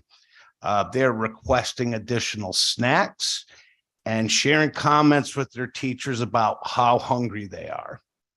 Many of our Y after-school programs have already doubled their snack budget in the month of January. And we're also seeing an effect on children's concentration with an increase in troubling behavior and lack of motivation to participate in activities. One other thing I'd like to note too on a health issue is that skipping meals can also cause your metabolism to slow down, which can cause weight gain or make it harder to lose weight. I would note that 33% of the children in this state are obese or overweight. That's just not a problem. That's an epidemic when 33% of the children in this state are facing that. The Connecticut Alliance of YMCAs believe providing free school meals to our children is vitally important. I thank you for your support, and I would be happy to take any questions. Thank you so much for that. And I do have some questions. And if you don't have the data in front of you, just get back to us. The kids in the after-school programs, do you happen to know if, first of all, how many towns do you have after-school programs in? Right now, we're about over 50 of the 40 to 50 towns we have run before and after school programs. That's a good number. Yeah. That's a good number. And so you said that you saw an increase of kids saying that they're hungry. By the way, that just broke our heart, right? It's after school and now they're hungrier because the free program went away. Do you happen to know if any of those school districts that you have your after or before care program in subscribe to a shared table experience? I am not sure, but I will check and I will get back to the chairs and ranking members. Yeah, that would be great. Because you know what I'm wondering? So if there are these places that are implementing the shared table and it's those packaged items what's done at the end of the day, if they're not given, can we give those to some of our after school programs? I mean, let's ask like what the law allows and figure out if that's, and I understand it's not going to solve the overarching problem, but in the meantime, maybe it just might be a little bit helpful. Well, you know, one of the things we do, especially during the summer months, is a lot of our Y camps have gardens. And, you know, not only are you teaching children, you know, I guess you're providing them with great scientific knowledge and how to grow food, but obviously they're also able to take that food home with them. But, you know, you can't grow vegetables in New England in the winter months. So, but that's one of the other ways we try to address that issue is by having these very large gardens at many of our camps and early childcare facilities. Can you do that in urban areas? I do, you know, some of our Ys do have it. They have the raised garden boxes, but, you know, unfortunately, we don't really have the real estate to, you know, put too many of those up. You know, I think a couple examples like in Bethel and our Valley Shore YMCA, I mean, they have like almost a quarter acre of garden area, which is, you know, is great. And obviously it's a challenge in more urban areas just because of, we just don't have access to the land. Right. You know, rooftops make good gardens. And I will tell you that the only green bean my kid ever ate was the one he grew himself. That's right. So I'm with you on that. Thank you so much for being here. Are there any questions from members of the committee? Seeing none, thank you. But Thank you. I'll get look that forward to information for you. Great. Okay. Thank you so much. Thank you. Now we have, please, Ted Fravel, followed by Edith Presley and Amy Casavina Hall. Mr. Fravel, are you with us? Yes, good evening. Can you hear me? Or good Yes, afternoon? we can. Thank you so much. Thank you for having me this afternoon here. I just want to express my same enthusiasm as my good friend Bill DeMaio from Newington talked about. We've been in the profession for 36 years full time, and the only difference between Bill and I is that he went to Springfield and I went to Ithaca College. So on behalf of the town of East Hartford, I just want to bring up some points that weren't brought up from my other recreation professionals. Is that you know, we're under the household median income here 33% less than most towns in Connecticut, and raising fees for our residents is something that we really don't want to do. The size and scope of our summer program We have 7 outdoor pools, which means we employ 60 lifeguards that we have to get Red Cross certified. And we have 5 summer playground programs that we hire 50 summer camp counselors for. And we have 5 different sites because they're all age appropriate. And that's one of the things that we haven't talked about much, but you have to look at why the state statutes were put together many years ago. And as a kid growing up, people did go to summer camp out in the Northwest Hills, and you had to be pretty much self-contained for something to, for the program to run. Because if something happened, you needed a certified medical professional there. Whereas opposed to now, most summer camp programs or summer playground programs are at a school at a park, and emergency personnel are readily available. We have 705 non-duplicated families participating in our summer playground program. 150 people will sign up the last week before the program begins, and 100 of our families will sign up week to week for our summer playground program. So the financial aspects of signing up in May is not part of their day. In my years of doing this, we've never not accepted a playground registration for the summer program. If you're standing there the first day of the program at 9 o'clock, we're going to take you and find a spot for you. So it's a big service that we provide here in the town of East Hartford. Some of the other things that we do here, we have a risk manager as part of our training program. And I don't want to get back into the bloodborne pathogen first aid. We do all the things that Connecticut Recreation Parks recommend. We were also open during the 2 summers during the pandemic and followed their protocols also. Our staff training is between 20 and 30 hours. So nobody's mentioned that it's very comprehensive in what we do day to day to get our young people ready. Another thing that's important here, a couple summers ago, we have 3 or 4 embedded youth services counselors in our summer playground program to work with the young people to come over or try to overcome different situations in their life that we come up against. We work closely with the fire department, police department, a big STEM program with the library. Excuse me, it has been 3 minutes. If you can please summarize. Perfect, thank you. To wrap it up, I didn't want to be redundant. For the first time in my 36 years being here, we do background checks, and I gotta let Bill know it costs the town of East Hartford $42 for each background check for our young people. I just found that out. I didn't know that was a cost for the town. But we are speaking in opposition of this. We do follow many of the guidelines that the state recommends with ratios. And even if somebody gave us the money, I don't think I could find 5 medical personnel who want to sit out under a picnic pavilion on a 90-degree day to be our camp nurse or certified medical technician. I don't think we're going to find 15 or 20, 21-year-old kids or young people to be part of the camp to oversee, to be the camp director. So it might not be a money issue, but more of, the last few years, people have been finding it difficult to find young people to work. So on behalf of the town of East Hartford, I want to thank you for your time. And if you have any questions, I'm here to answer them. Thank you.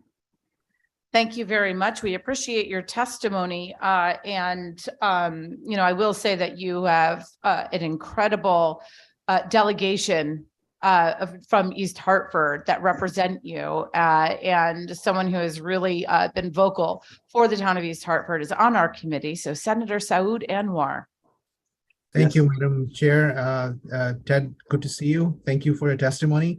We hear you. I know we'll have to find a balance in this situation where we want to make sure there are protections in place, but I also hear when you're saying about your concerns. So we'll be working on this bill with our co-chairs and then see how there's an opportunity to find that balance. But I just thought I'd just acknowledge the fact that we hear you, and then we will work closely to find the best way forward. Thank you. Just real quick, they asked about working with Connecticut Recreation and Parks Association, and they are a leader in this. They will assist anybody in any way to come to some reasonable solutions on moving this forward. There's no doubt Valerie, our executive director, is great at doing this. So we would be more than welcome to sit down with people to come up with a solution. Thank you. Thank you, Madam Chair. Thank you very much, sir. And thank you for that, Mr. Howell, because I think it's really important, that we continue this conversation, whether or not something moves forward that's slightly different than what we're seeing now. That might be ultimately the way that we want to go. So with no other questions from members of the committee, sir, I thank you very much for your time. Next, we have Edith Presley, followed by Amy Casavina Hall and Christine Vincent. Ms. Presley, are you with us? I am. Thank you. You may begin. Good afternoon. I'd like to thank the elected officials, the Committee on Children, and the numerous advocates that use their voice today. I'm appreciative of the opportunity to testify and raise support for Senate Bill 929. My name is Edith Presley, and I'm president of Stanford Cradle to Career. I'm here to support both long and short-term funding for no-cost meals for Connecticut students. It's simple biology. A hungry child cannot learn, and no child should be made to feel less than because they cannot afford a meal. No-cost school meals will allow Connecticut students to continue to learn and thrive. Across Connecticut, thousands of children are facing food insecurity. We believe at our core that no child should go hungry, and that every child deserves access to healthy, no-cost meals at school. Unfortunately, far too many of our children in our community, this is not a reality for. During the height of the COVID-19 pandemic, every child across the nation had access to no-cost breakfast and lunch. In Stanford Public Schools, we experienced a significant increase in school meal preparation, signifying that countless students seemingly deserved and required free meals pre-pandemic, during the pandemic, and now in post-pandemic conditions, even though they did not previously qualify for free or for reduced meals. Stanford comparatively served 593,000 more school meals during this no-cost period. It's an increase of 34%. 1 out of 3 children were served greater under this program. In response to the federal no-cost meal ending in June 2022, Stanford Cradle to Career launched a Food for Thought initiative to raise awareness of the benefits of no-cost meals throughout our town and the importance of enrolling in Husky and SNAP. This initiative seen tremendous success over the past 6 months, with a resulting in the increase of children and families enrolling in these key programs, therefore having access to no-cost meals for all students in Stanford. With SB 929, you have the opportunity to make an immediate change to ensure that no child goes hungry during school, regardless of where they live or what school they attend. Thank you to the committee for the opportunity to speak to you about my support of this bill to expand school meal programs to provide more meals to students in Connecticut. Thank you for the time. Thank you so very much for that fantastic testimony. And I will say, my co-chair over here, who is your senator from Stanford, is beaming with pride with this wonderful testimony. So I'm going to follow it. I'm going to send it over to my co-chair to say hello. Here you are. Ms. Presley, thank you so much for the work that you're doing with Stanford Cradle to Career. As a former member of the coalition of nonprofits in Stanford supporting Cradle to Career, I thank you for all the work that you do. And also thank you for testifying for this bill. We all know that children learn better, they're happier, they thrive when they're being fed. So thank you for coming and testifying today. My pleasure, Senator. Fantastic. All right. Are there any other questions from members of the committee? Seeing none in person or online, thank you very much, Ms. Presley. We appreciate your time. Next, we have Amy Hall, followed by Christine Vincent and Sandra Ferreira. Ms. Casavina Hall, are you with us? I am. Thank you. Hi, thank you for coming to the Committee on Children. You may begin your testimony. Thank you. I wish I could be there in person, but good afternoon to you, Senator Mahar, Representative Linehan, and all members of the committee. I'm Amy Casavina Hall, and I'm a Senior Vice President at United Way of Connecticut.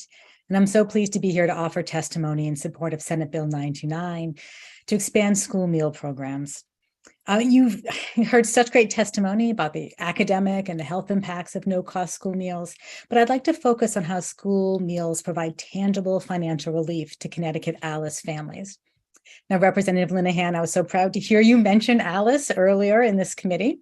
That is a hallmark program of the network of 15 local United Ways and United Way of Connecticut.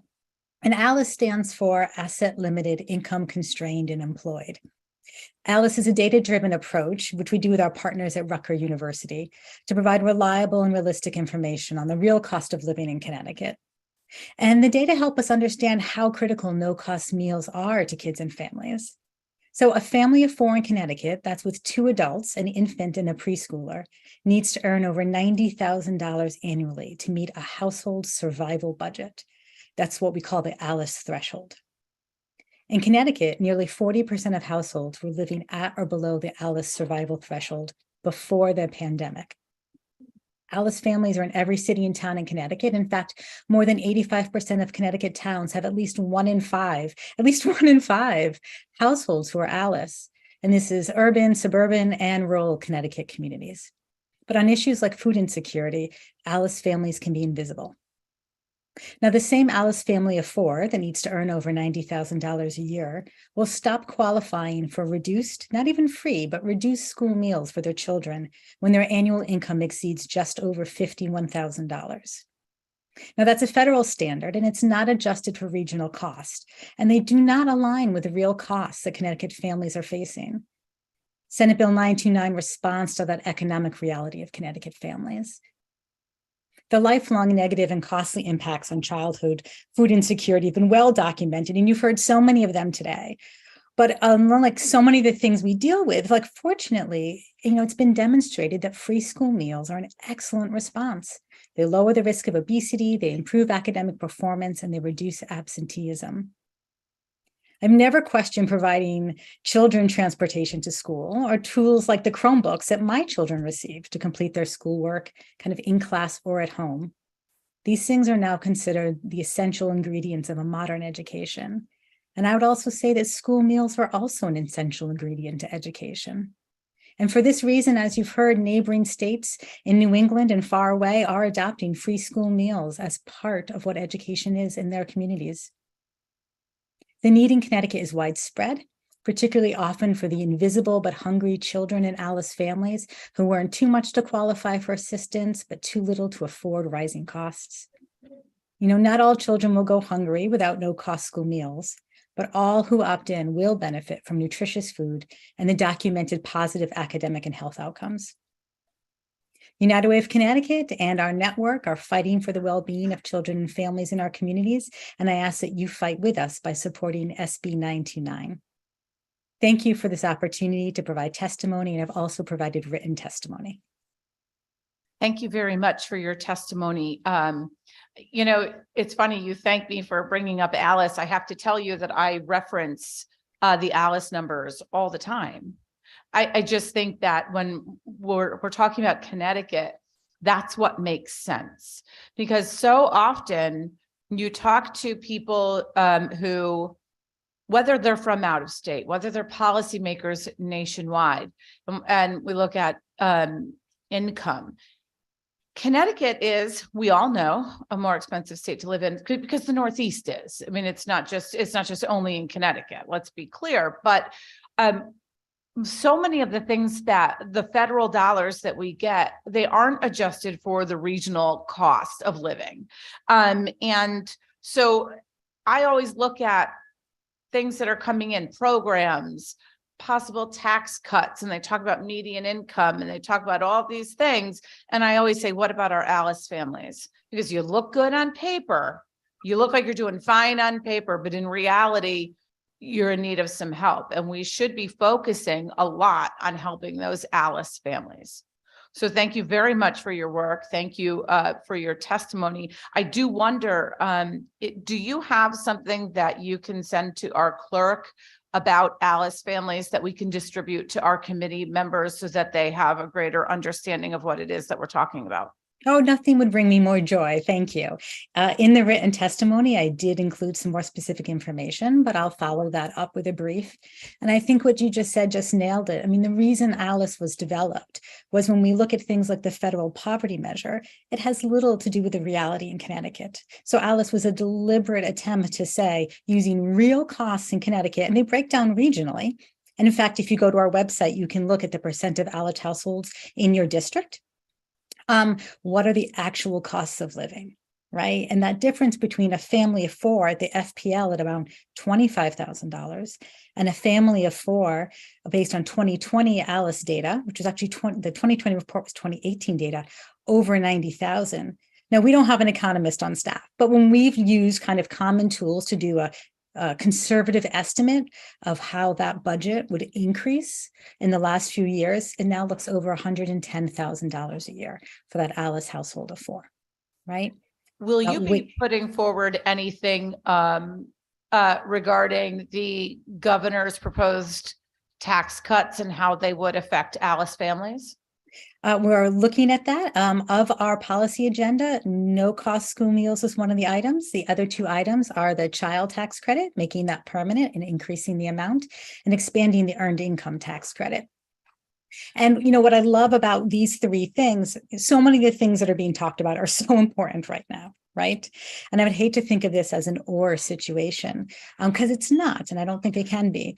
But what I think is so important about those three pieces is that they are, again, a tangible relief for families.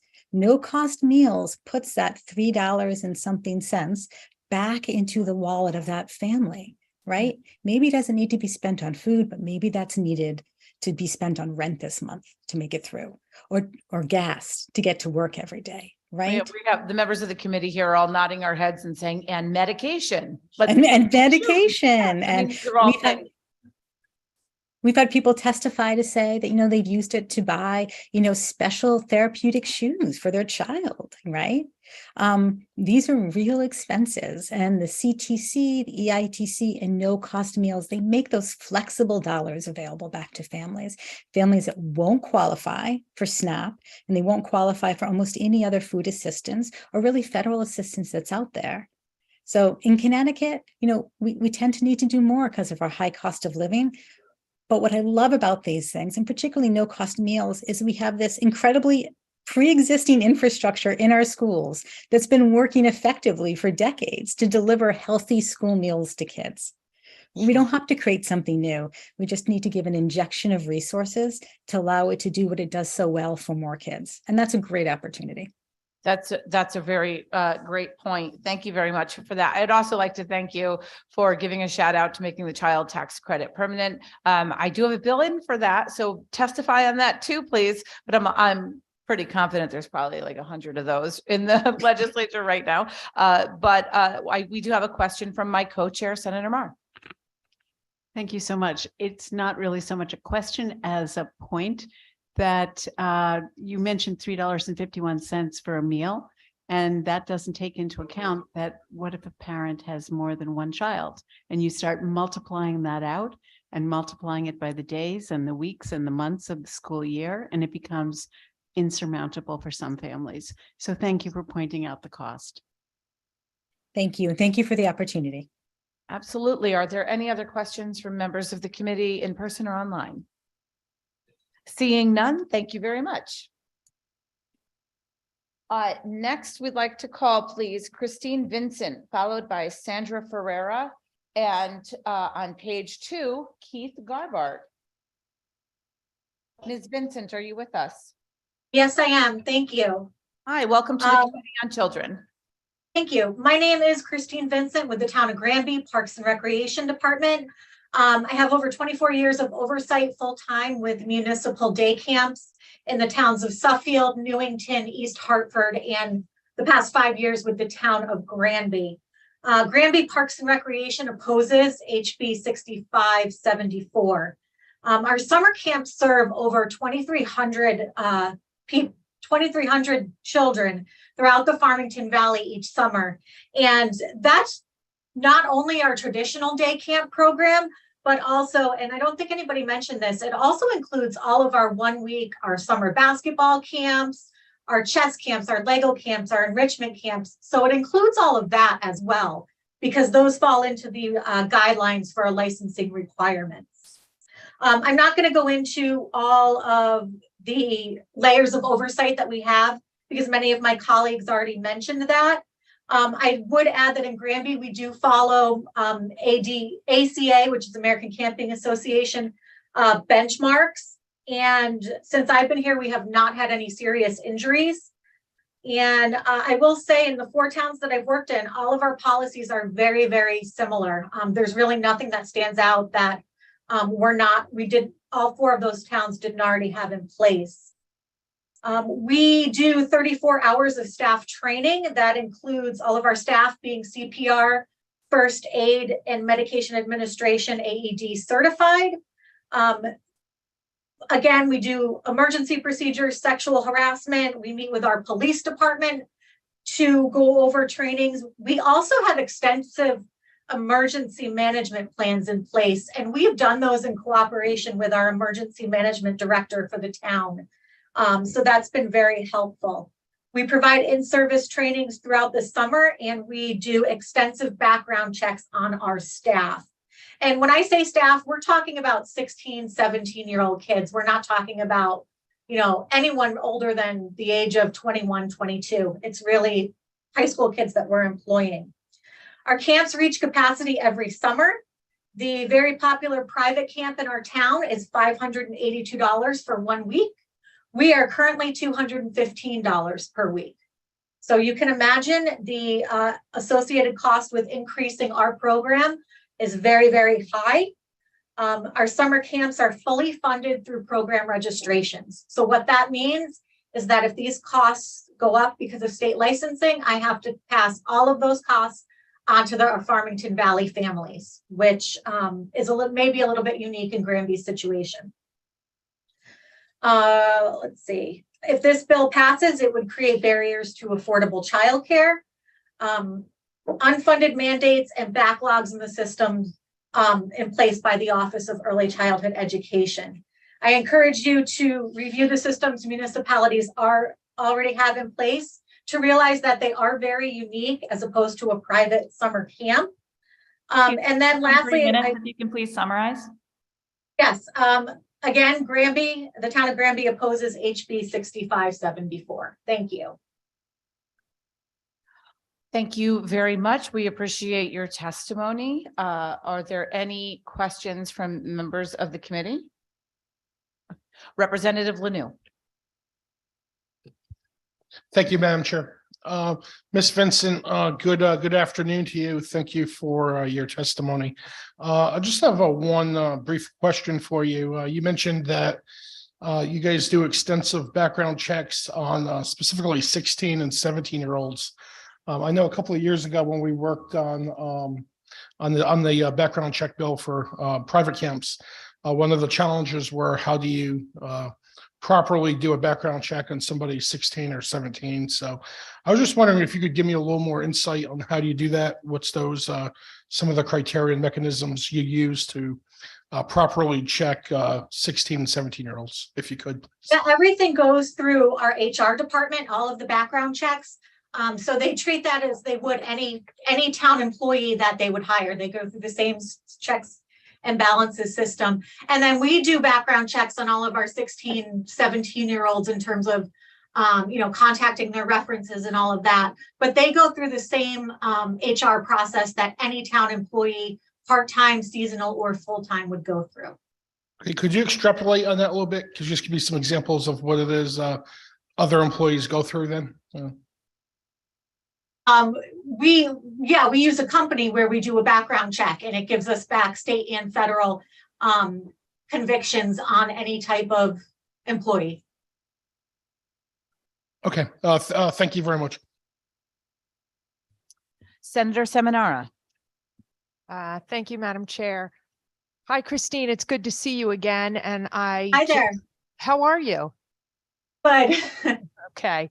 You did a great job. I just wanted to ask one further question about the background checks. So is there a significant, would there be a significant cost differential if you had to go through a company not of your choice to do a background check?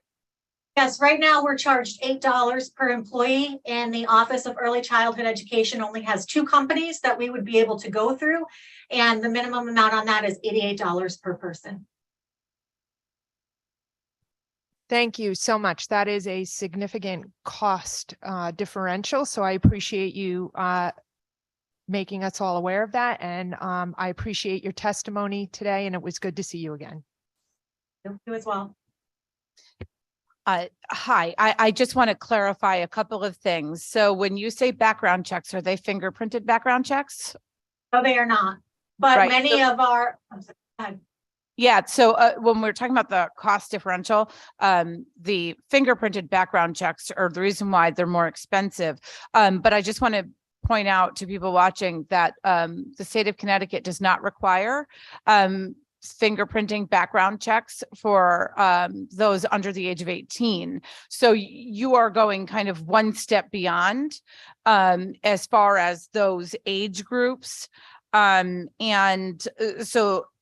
I just want to make sure that everyone understands it's not an apples to apples comparison.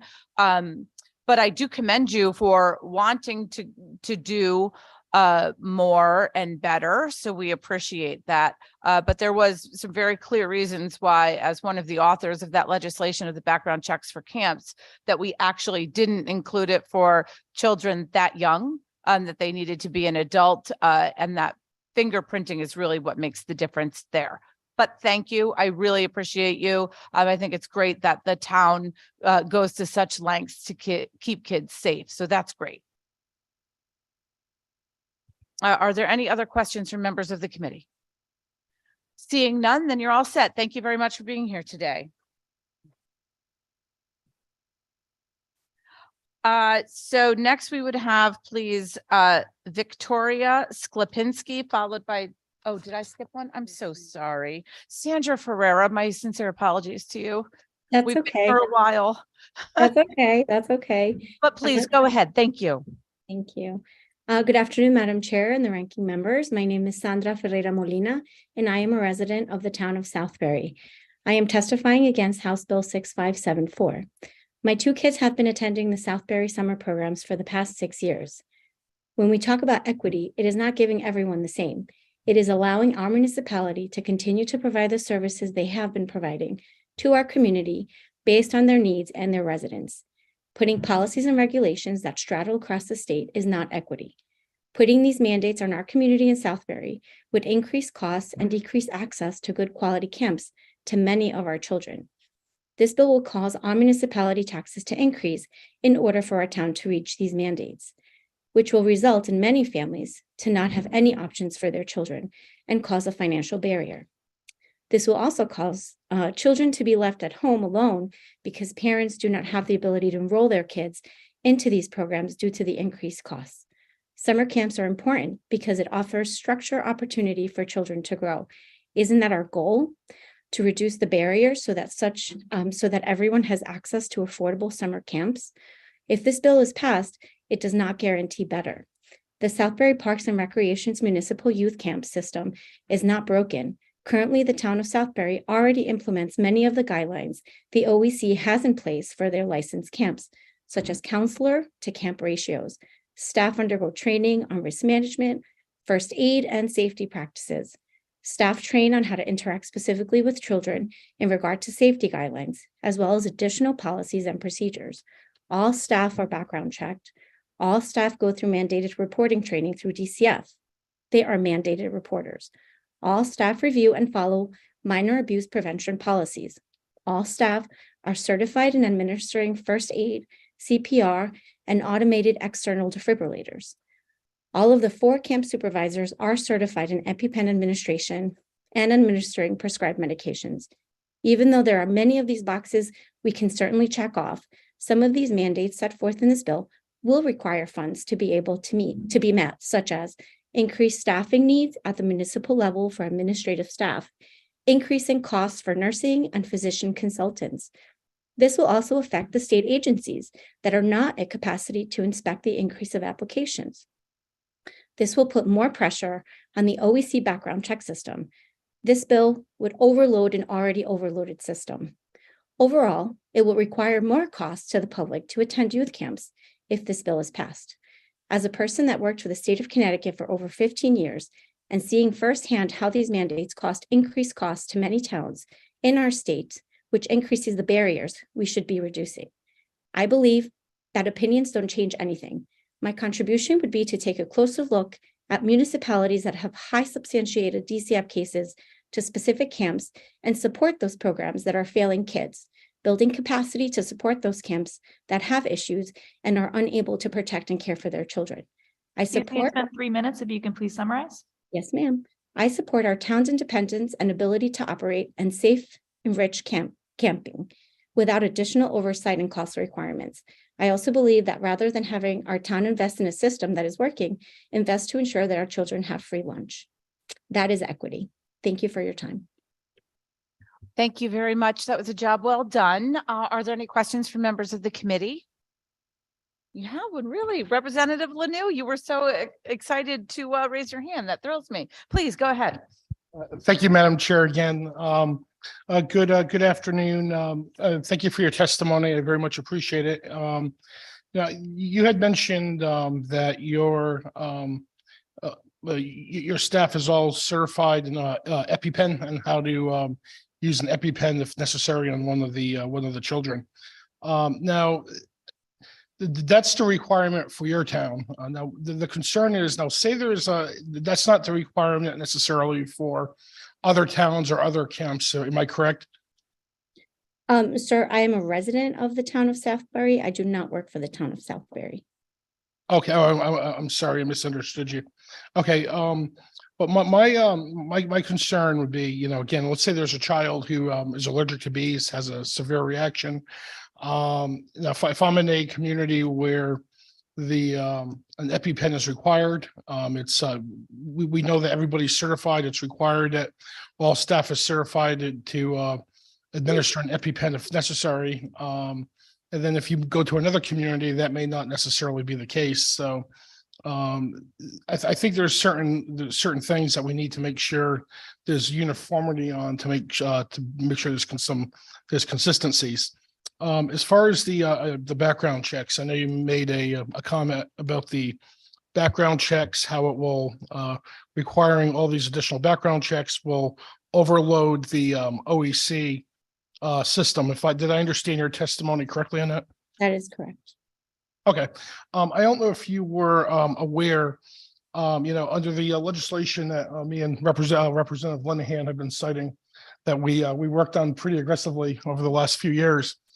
In that legislation, there's the opportunity of going through a third-party background check. And I recall specifically some testimony from Representative Howard at the time, who also runs a youth football camp.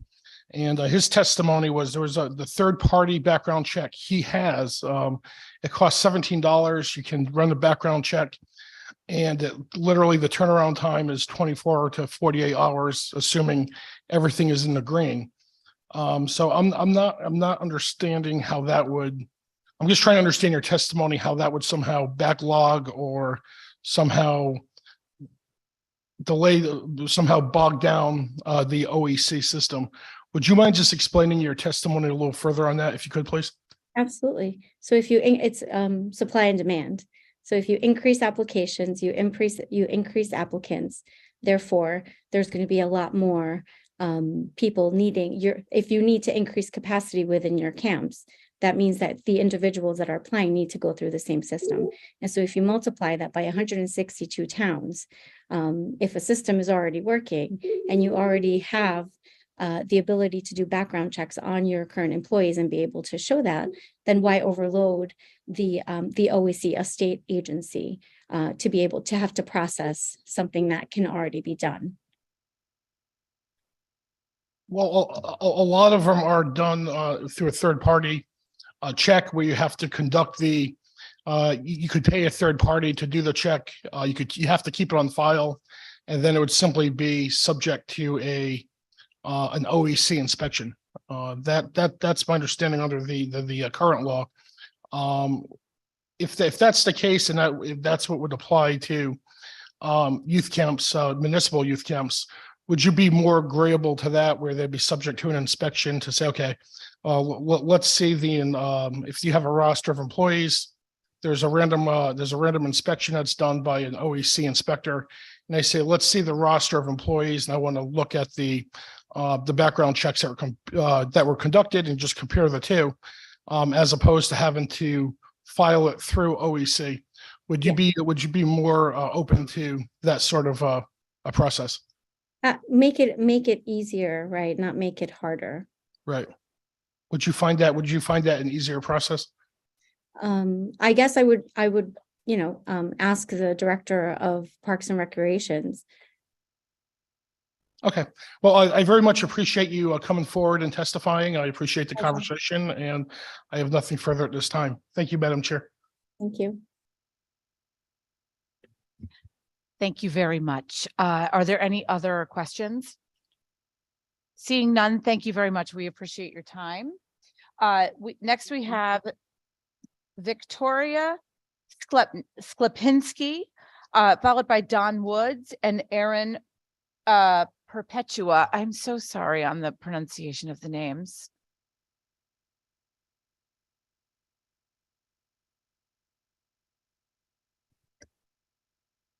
Good afternoon. You did a wonderful job pronouncing my name, so thank you for that. Senator Marr, Representative Linehan, and members of the Committee on Children. My name is Victoria Sklepinski, and I'm a graduate student at the University of Connecticut studying social work and public health. I'm also an intern with End Hunger Connecticut. I'm here today to speak on SB 929, an act expanding school meal programs to provide school meals to all students. I support this legislation because students and their families should be able to depend on their schools to provide them with healthy, nutritious meals at no cost. It's truly a bare minimum. CDC research has found that students who lack adequate consumption of healthy foods tend to have lower grades, higher rates of absenteeism, and tardiness. Worse yet, if kids don't eat enough nutrient-dense food, they're also statistically more likely to be unable to focus or have to repeat a grade. The time is now to invest in our children. When I was a student in high school, I received reduced school lunches. Free school meals would prevent the stigma that's associated with receiving free or reduced school meals. No students should have to experience the isolation that I and many other students experienced. How can we expect students to learn to the best of their ability if they haven't even had their basic needs met? In 2021, more than 9 million children faced hunger in the United States, which means that 1 in 8 kids are at risk for hunger. In addition, food insecurity nearly doubled in Connecticut in 2022, disproportionately affecting people of color. Black and Latino children are more likely to face hunger than white children. How is Connecticut going to address these issues? I believe that SB 929 will be pivotal in helping to create a more just and equitable food system for all students and families in Connecticut. We have a duty to pass this bill and be better advocates for children and their families, especially those struggling and living paycheck to paycheck in Connecticut. Thank you for your time. Thank you very much. And something you said has actually triggered us over here. So I'm going to ask my co-chair to take a moment to read something to you, if you could just bear with us. Thank you. So this is a binder that was given to us by Kristen Keska, who for all of the committee, when passing it around and reading it as we listen, and it includes information from students on why they support expanding school meal programs. And you'll see the reference to what you mentioned. This is a quote, "Many student families are going through hardship right now and shouldn't have to deal with their kids going hungry. I have seen students' motivation and grades go up with free meals. It's important to nourish students' bodies so they can be ready for the future." And that's from a 15-year-old who is seeing her peers be more motivated when they're fed. So thank you for your testimony. Thank you very much, Madam Co-Chair. As soon as you said that, we all it went up, right? Because if the 15-year-old can see that, that says something, don't you think? So thank you for your testimony. Are there any other questions or comments from members of the committee? Yeah. Okay. Seeing none, thank you very much. Thank you for being here today. Next, we have Don Woods, followed by Aaron Perpetua, and then Dina Sears Graves. Mr. Woods, are you with us?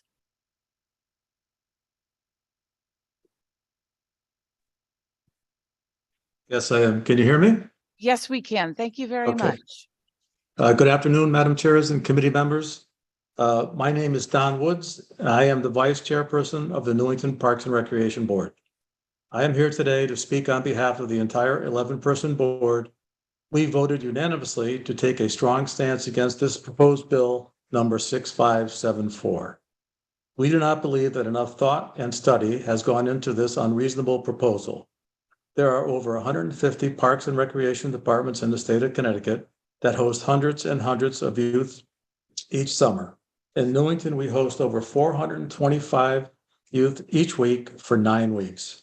The big difference between private summer camps and town-sponsored camps is that we utilize many facilities in our town to make the program convenient and comprehensive.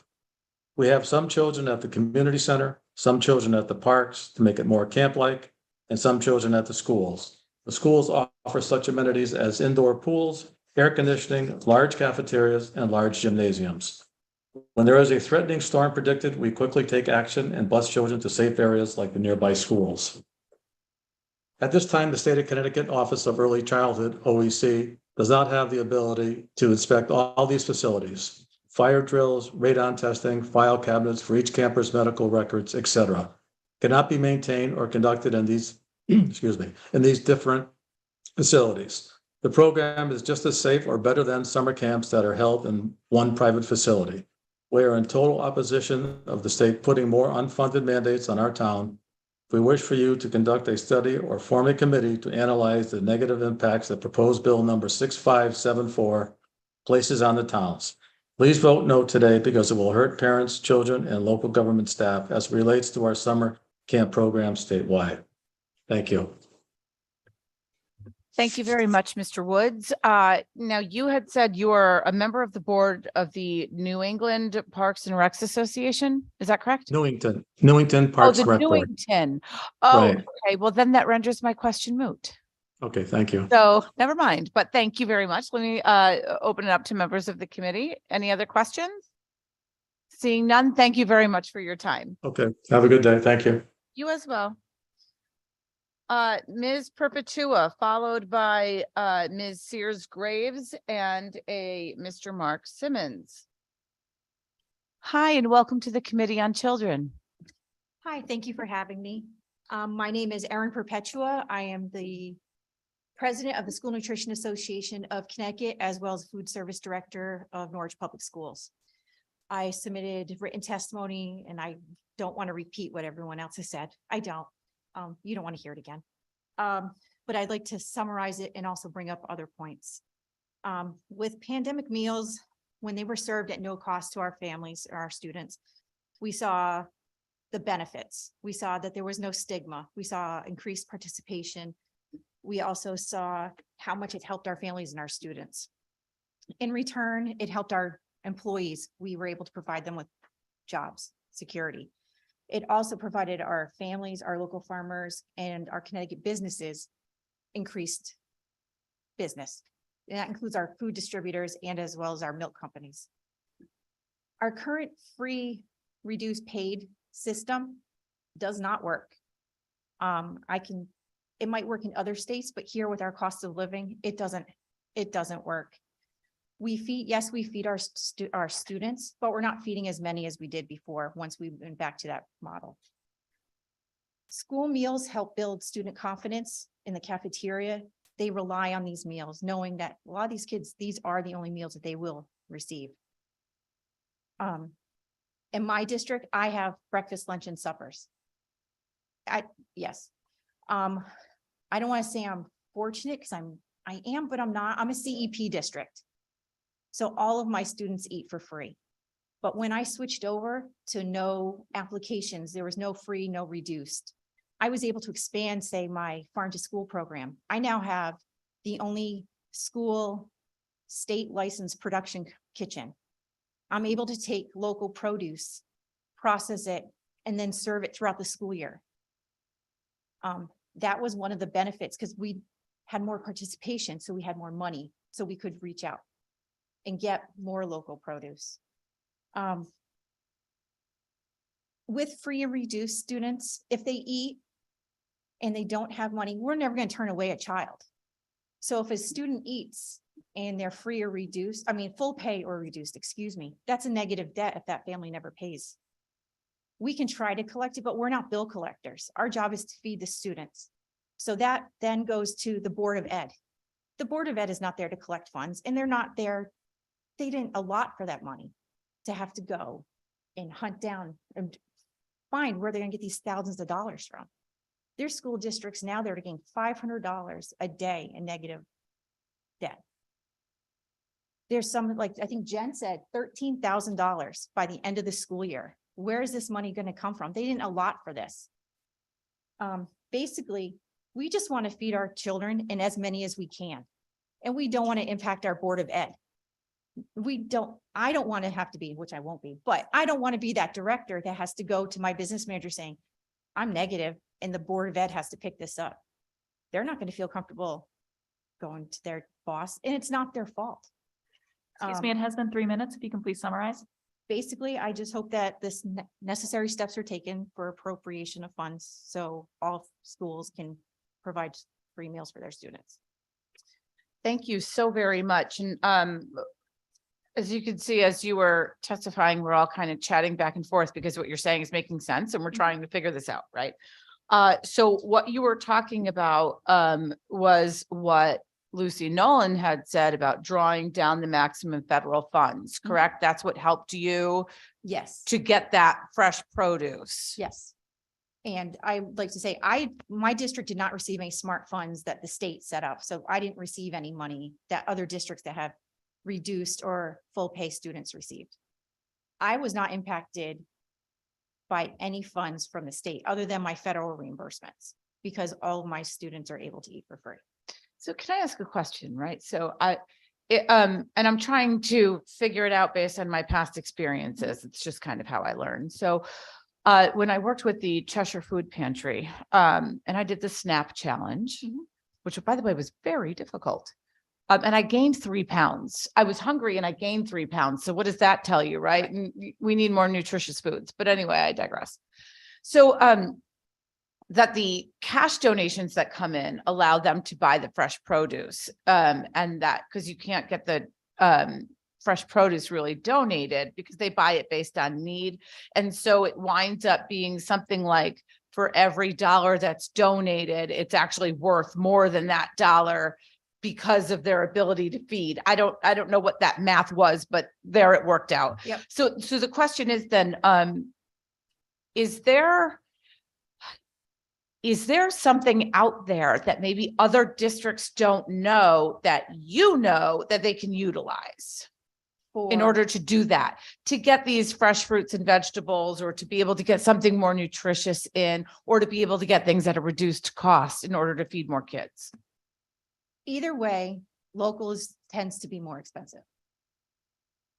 If you have contacts with local farmers, yes, but not everyone has that ability. If you have a local farmer who can bring produce to you, that's gonna be more expensive unless you have a team who can go pick it up. Right. Because there's always gonna be an added cost. None of us want to give the kids crap. We Yeah. want to give them the best that we can provide them. That's why my structure of farm to school isn't like everybody else's. I don't necessarily have the staff during the day to be able to do the fresh and this. That's why I had to rethink it, and I do it. I can freeze it, I can process it, I can use it at a later date, but it's still local. And CEP or free meals helped me because I was able to reach more kids, therefore more reimbursement came into me. Okay, so you are a member, oh, I'm sorry, you're the president of the School Nutrition Association of Connecticut. Correct. Are all school districts involved in this? Or is it a membership thing? I mean, Membership, if they choose to. There's schools that don't participate in the National School Lunch Program, so they're not part of it. There's schools who are part of the National School Lunch Program. They just have no interest. Some of them are food management companies that they don't even know that they're out there. I can't tell you offhand, off the top of my head, how many members we have, but we have a fair reach. But there's pockets that we don't see, and we can reach out to them all day long and no response. interesting. Okay, I'm just trying to think about ways that we can engage districts and providing them some sort of information or education on how to do things better. Right. You know? All right, thank you. You've given us a lot to think about. Thank you very much. Are there any questions from members of the committee? Representative Lanu. Thank you again, Madam Chair. Good afternoon, Ms. Perpetua. Thank you. Am I saying your name correctly? No, but it's okay. I'm used to it. Well, I'm so used to it. It doesn't matter. I apologize. I come from a small town, so. Again, thank you. I'm in Norwich. I know. Okay, well, you Yeah. can relate. We're We're neighbors. Yeah. Well, again, in all seriousness, thank you for feeding our kids. I very much appreciate that. You know, it breaks my heart truly to know there are kids in our state and our country that are going hungry. I saw it when I went to school about 150 years ago. And knowing that there are certain kids who, you know, were not being fed properly. And, you know, and you hear the stories now as a legislator, and you do feel helpless. There's nothing worse than hungry kids. Right. If having a kid feel hungry. One of the arguments I'm hearing from folks about regarding feeding all the kids in Connecticut, providing free lunches to all students, is the idea of should millionaires and billionaires kids get free lunches on the backs of all the other taxpayers. I guess my question to you, I don't know if you can speak to this at all, is the practicality of how practical is it to measure do some sort of means testing with the parents of every single student in our state, every single student in individual school districts, to measure out who's eligible and who's not? Would the cost analysis of doing something like that actually outweigh what the cost of the actual meal would be? I don't know if reaching out would, but we also don't ask families if you can afford this Chromebook, but because we give it to them. We don't ask them about busing. Can you afford busing? Well, you can afford busing. You don't need a bus. Bring your kid. We don't ask that of others. Why do we think food, which is a necessity in life, needs to be based on how much we make? I don't see how that's even fair. I mean, you want to bus your kid to school? Fine. You want to drive your kid to school? But all these kids deserve to be fed regardless of what their families make. I mean, think of you as being that child. Would you want, I can't feed you today because your mom makes too much. I don't know what your mom's situation is. That's not a burden we should put on any child. Yes, we all pay taxes, and that's a big thing. People say, well, I pay taxes. Why should my taxes go towards this? Your taxes go to a lot more things than you think it does. And there's nothing more important than investing in our children and feeding our children, because they're going to be the ones who are coming and up and coming. If we can't support them, what are we doing? I agree, and we need to get our kids fed, and we need to do everything we possibly can, and hopefully we can come up with a solution. I want to thank you very much for your testimony. Thank you very much for driving up here. I know Route 2 is kind of a long road to. I wasn't in the office. It was okay. Thank you so much. I appreciate your time. Thank you. Thank you, Madam Chair. You're very welcome, Representative. Anyone else? Seeing none. Thank you very much. Thank you. Next, please, we have Dina Sears Graves, followed by Mark Simmons, and then Cindy Prizio. Good afternoon. I guess Southeastern Connecticut is in the house today. Senator, Mayor, Representative Linehan, and members of the Committee on Children. My name is Dina Sears Graves, and I am the President and CEO for the United Way of Southeastern Connecticut.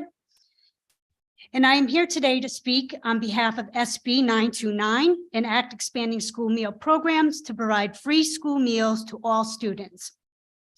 I support this legislation because 38% of families across Connecticut struggle to make ends meet. According to the Alice report, as mentioned by Amy Casavina Hall in her testimony, a family of 4 in Connecticut needs to make $90,660 to just afford basic needs.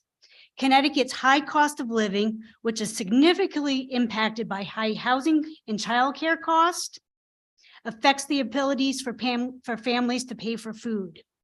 Even those who are managing to get by are now finding it difficult to make ends meet as the price of food, gas, and oil have increased due to inflation. In addition to not being able to afford basic needs, food insecurity increases the risk of chronic illnesses, medical issues, hospitalizations, and medical costs. United Way of Southeastern Connecticut is committed to ensuring families in Connecticut have access to food. Our United Way manages a food bank located in New London County, the Gemma E. Moran United Way Labor Food Center, that distributes over 2 million pounds of food across the county this past year. And we see the struggles firsthand to those every day who work, but still do not make enough to ensure that their families, that they can support their families. United Way also financially supports a network of programs that support families across the region. Needs in our community are not going down. They are increasing, and food is often sacrificed as a result. When families have their basic needs met, parents feel confident that their children are eating, which helps reduce their risk for mental health challenges like depression and anxiety. No-cost school meals will help families who have increased food costs, and it will also ensure students can get a nutritional meal every day. Study shows that when schools serve no-cost meals for all, there is less absenteeism, more focus, and students feel safer in their cafeterias.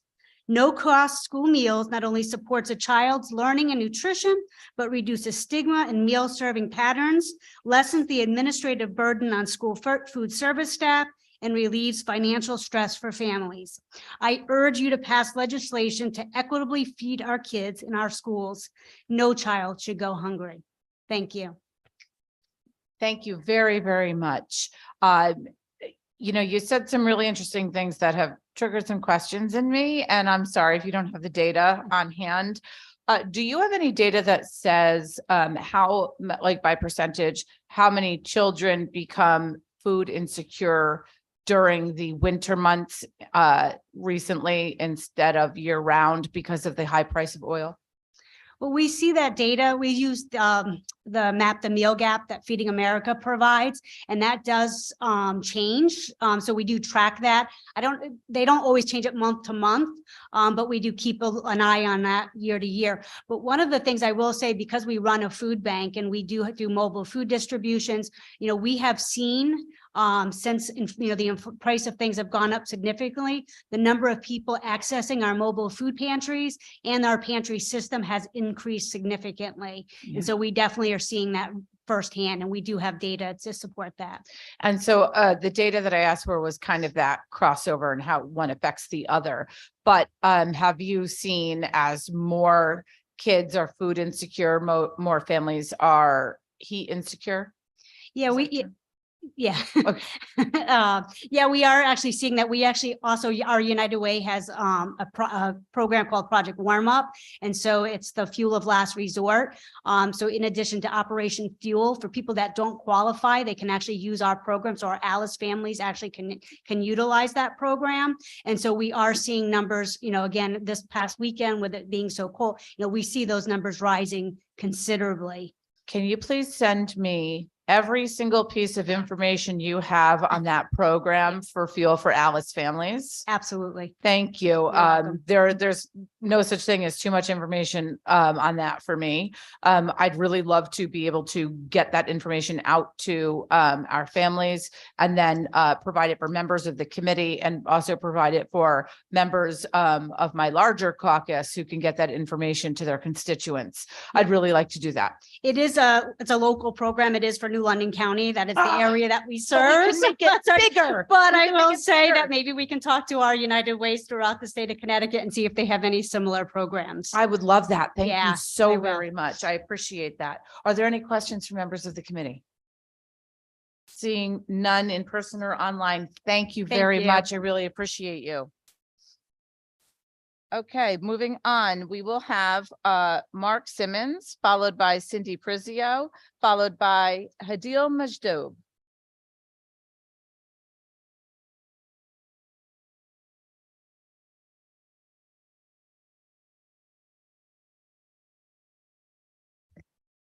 Thank you for having me. Dear committee members, as the Recreation Director for the town of Plainfield, I am here to express my concern regarding HB 6574. The passing of this bill will create more challenges for every recreation department across the state of Connecticut and will only make childcare less affordable and less accessible. Unlike private camps, municipal camps have several layers of oversight, such as full-time recreation department personnel, HR directors, mayors, first selectmen, town attorneys, and risk managers. The newly proposed requirements will significantly hinder the accessibility of camp due to the increased costs associated with licensing. Of the 25 distressed municipalities identified by the state of Connecticut, 12 of them are in Wyndham and New London counties. Representatives Boyd, Dauphiné, Hayes, Lanoux, you all represent communities that have that are currently labeled as distressed or have been recently been dropped as distressed communities. So you all have seen firsthand the struggles families in our communities face when trying to find affordable childcare. Our region is a childcare desert, and recreation camps are the lifelines families look for every summer. During the summer of 2022, the Plainfield Recreation Department gave $15,000 worth of scholarships to over 20% of our camp attendees. It's also worth noting that the 57% of students in Plainfield are on the free and reduced lunch program, which is what we use as our guideline for scholarship. So requiring municipalities to contract with medical personnel, conduct costly OEC background checks, and the need to hire additional staff to meet compliance will significantly increase the cost of operating camp, and we'll have no choice but to pass those costs on to families that are already struggling. These requirements are simply not necessary. As you've heard many of my colleagues say, we take a lot of pride in our training and providing summer camp, safe summer camps, and all of our staff are background checked, those that are 18 and older.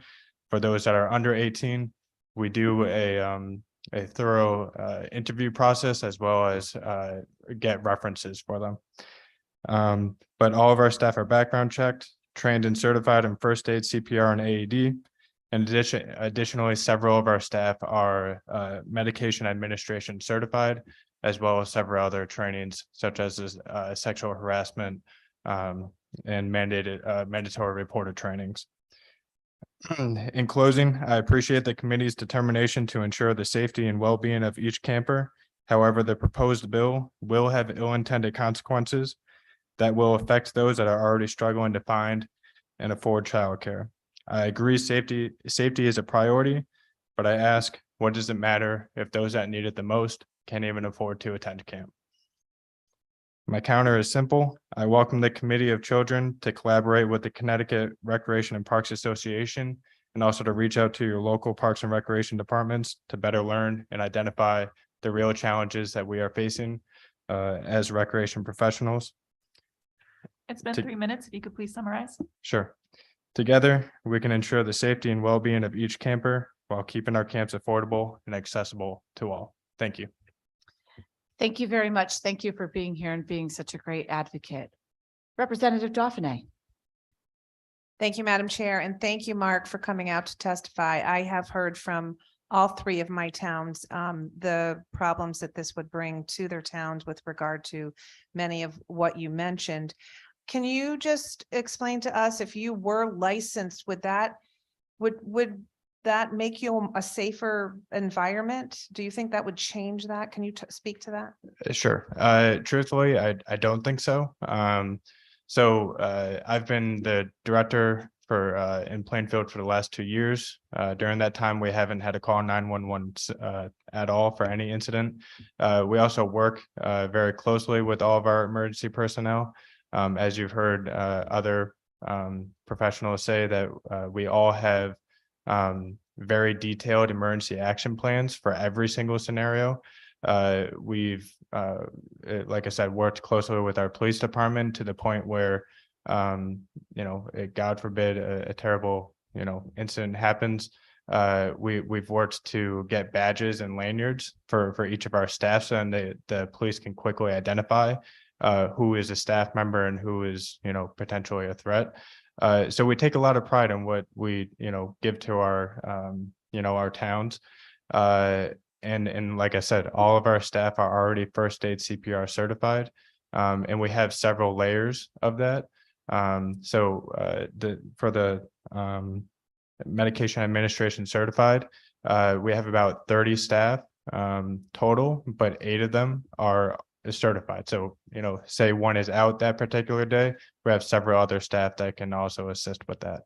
And then as far as ratios, we maintain a 1-to-10 ratio, but as I said, we have several layers. So we have additional support staff such as inclusion aides that work one-on-one with campers that might need additional attention. So if a camper is having a bad day, our inclusion aides can step in, take them out, give them the attention that they need, and then reintroduce them to their group. So as far as safety, these guidelines, I truly don't see how they're going to improve the safety in camps, because obviously our first call is going to be 911.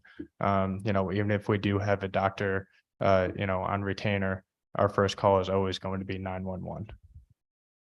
Thank you so much for that answer. I was going to ask you to elaborate on anything, but I think you did a pretty good job. I will say I know firsthand the police department in Plainfield does an outstanding job. They know many of the community players, and they're very involved and interactive in all the events that go on. So I know you all have a good relationship. I know firsthand that all of you work very hard to keep the children safe and provide a really good experience for them, because we do lack that up in our area and really benefit from that. So I thank you so much for coming up and waiting and testifying to us. Sure. Thank you. I appreciate it. Thank you very much, Representative. Are there any other questions? Seeing none, thank you very much for being here today. Thank you. Next, we have Cindy Prizio, followed by Hadil Majdoub and Sharon Bouquet, I hope. Bousquet, thank you. Good afternoon, Senator Mayer, Representative Linehan, Senator Seminara, Representative Dauphiné, and distinguished members of the committee. My name is Cindy Prizio, and I'm Executive Director of One Standard of Justice, here to speak vehemently opposed to HB 6572, an act concerning the creation of a state police sting operations unit to address online sexual abuse of minors. We've submitted a 2-page testimony with our sources. And so I'm going to summarize a few of the points I'd like the committee and the public to hear. First, so that there's no misunderstanding, this is a state-funded project the bill asks for. The federal government has nothing to do with it. They don't mandate it. They may fund it, but that they certainly don't mandate it. From what we've learned, there's just not enough data to say will be an effective crime prevention of crimes. And it's do the ends justify the means? There's a large body of experts representing multidisciplinary professions, including victim advocates, opposing sting operations. Why? Because it's a victimless crime.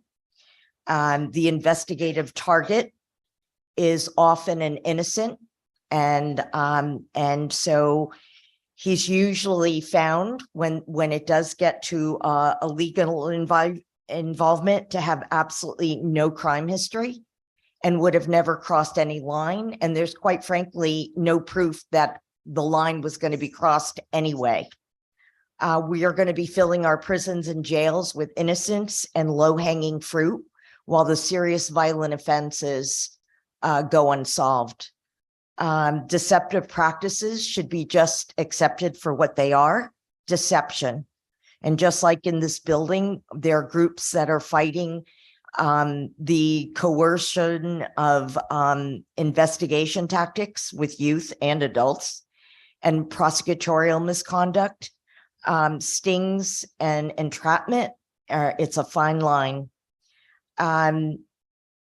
What we're also doing is encouraging among lay people and law enforcement alike too easy a path to cross the line.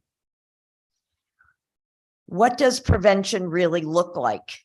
We spend billions of dollars a year on the carceral solution, while we spend mere millions on prevention. If you really want to get serious about prevention, then we need to reverse that. And I think this bill had started last year as a work group idea, and I'm suggesting that it go back to that, or you say no. There'll be more data out on this in the summer. Excuse me, And it's been so, 3 minutes. If you can please summarize. yeah, sure. I mean, I think that's it. I think that the state of Connecticut, right or wrong, we view it as wrong, encourages vigilantes, whether they're the vigilantes that take somebody behind the, in the alley and beat the crap out of them, quite frankly, or if they're the ones that are doing these stings with or without law enforcement. It results in suicides. We had one a couple of years ago, and in respect for the family, I won't mention names, but it was a 19 or 20-year-old who went out to look for, he had not come out as a gay man yet. And so he was looking to connect with somebody online, and it was a predatory vigilante group, let's put it like that. Thank you very much for your testimony. We did reach the 3-minute mark about 45 seconds ago. So in respect to the others that are awaiting, I'm going to actually just open it up now to the committee. As chair of the committee, there are a couple of things that I'd like to say. I know that you and I have had a difference of opinion on this since my first year in the legislature. However, I'm not here to argue that.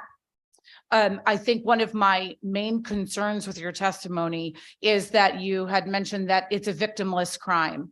My concern has been over the last couple of years that we are very careful with the words that we choose. It is within your rights to call it a victimless crime, but I believe it is my duty as the co-chair of the Committee on Children here in the legislature, who has been devoted to stopping sexual violence before it begins.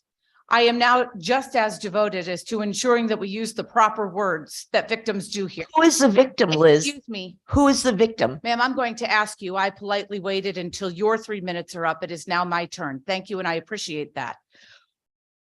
The problem with calling sexual abuse a victimless crime is that two things: the victim hears you and is afraid to come forward. And number two, that there are longstanding issues with the fact that many perpetrators believe that victims enjoy being molested. Now, with that said, I ask that you choose your words carefully in this hearing room and you take into account that we do have children watching across the state. These public hearings are watched in classrooms everywhere. Now, regarding who is the victim, I'm just going to leave this here. You may respond if you would like. However, I represent a family, a young girl at the age of 11. She was online and she was contacted by someone who said, if all she had to do was download this one particular app, she would gain 10,000 followers on TikTok. So she did. That one particular app brought her into a chat room where she was told after some time, after some grooming time, that her father would be murdered if she did not film herself urinating and defecating on a toilet for the pleasure of his followers. She did it. She's still in therapy. This was 5 years ago. There is no possibility of ever assuming that that was a victimless crime. So that is why I ask that your words are chosen carefully in the Committee on Children. If you believe what you believe, that is your right. But I ask that you take into account the people who are listening. Thank you. Back to you, Madam Chair. May I respond, Senator Mayer? When it comes to this bill 6572, which is sting operations, and it typically involves law enforcement or the nonprofits that are another form of vigilantes posing, I'm sorry, I cannot agree that the posers are the victims. I think you're confusing or conflicting. I totally agree. And I tried deliberately to stay away because this bill doesn't talk about grooming, but grooming is another nebulous. Nobody can agree on what grooming is, quite frankly. And without us accepting that, we will never solve the problem. And that's not from Cindy Prizio. That's from the academic, the research, the social workers world. And so I know you think these are not opinions, Liz or Representative Linehan. They are what is. And I'm happy to give you whatever data you need. We're only asking people to slow down so that we don't substitute one set of harm with another set of harm. Stings is what my testimony is geared to. Sting operations. Representative Kidd. My question to you is, how would a sting operation truly harm an adult who is clearly targeting a child? I do not see this task force going after people who are not putting themselves in that particular situation. We're talking about people who are reaching out to children in inappropriate manner.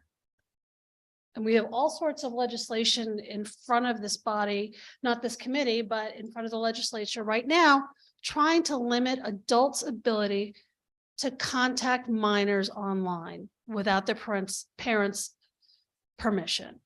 And some of that legislation is not good legislation, quite frankly. We had it last year.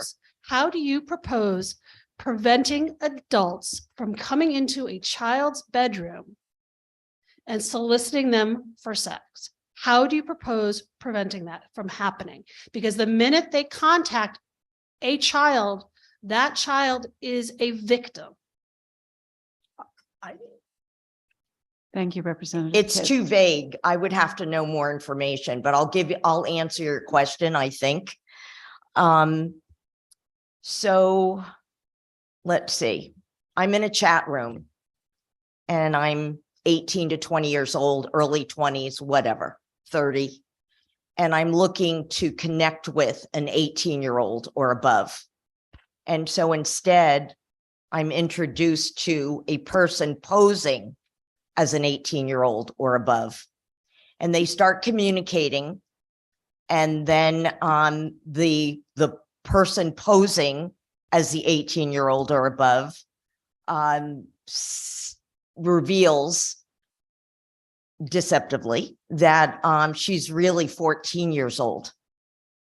And so the story goes that the investigative target, the person that she's aiming to he or she is aiming to capture,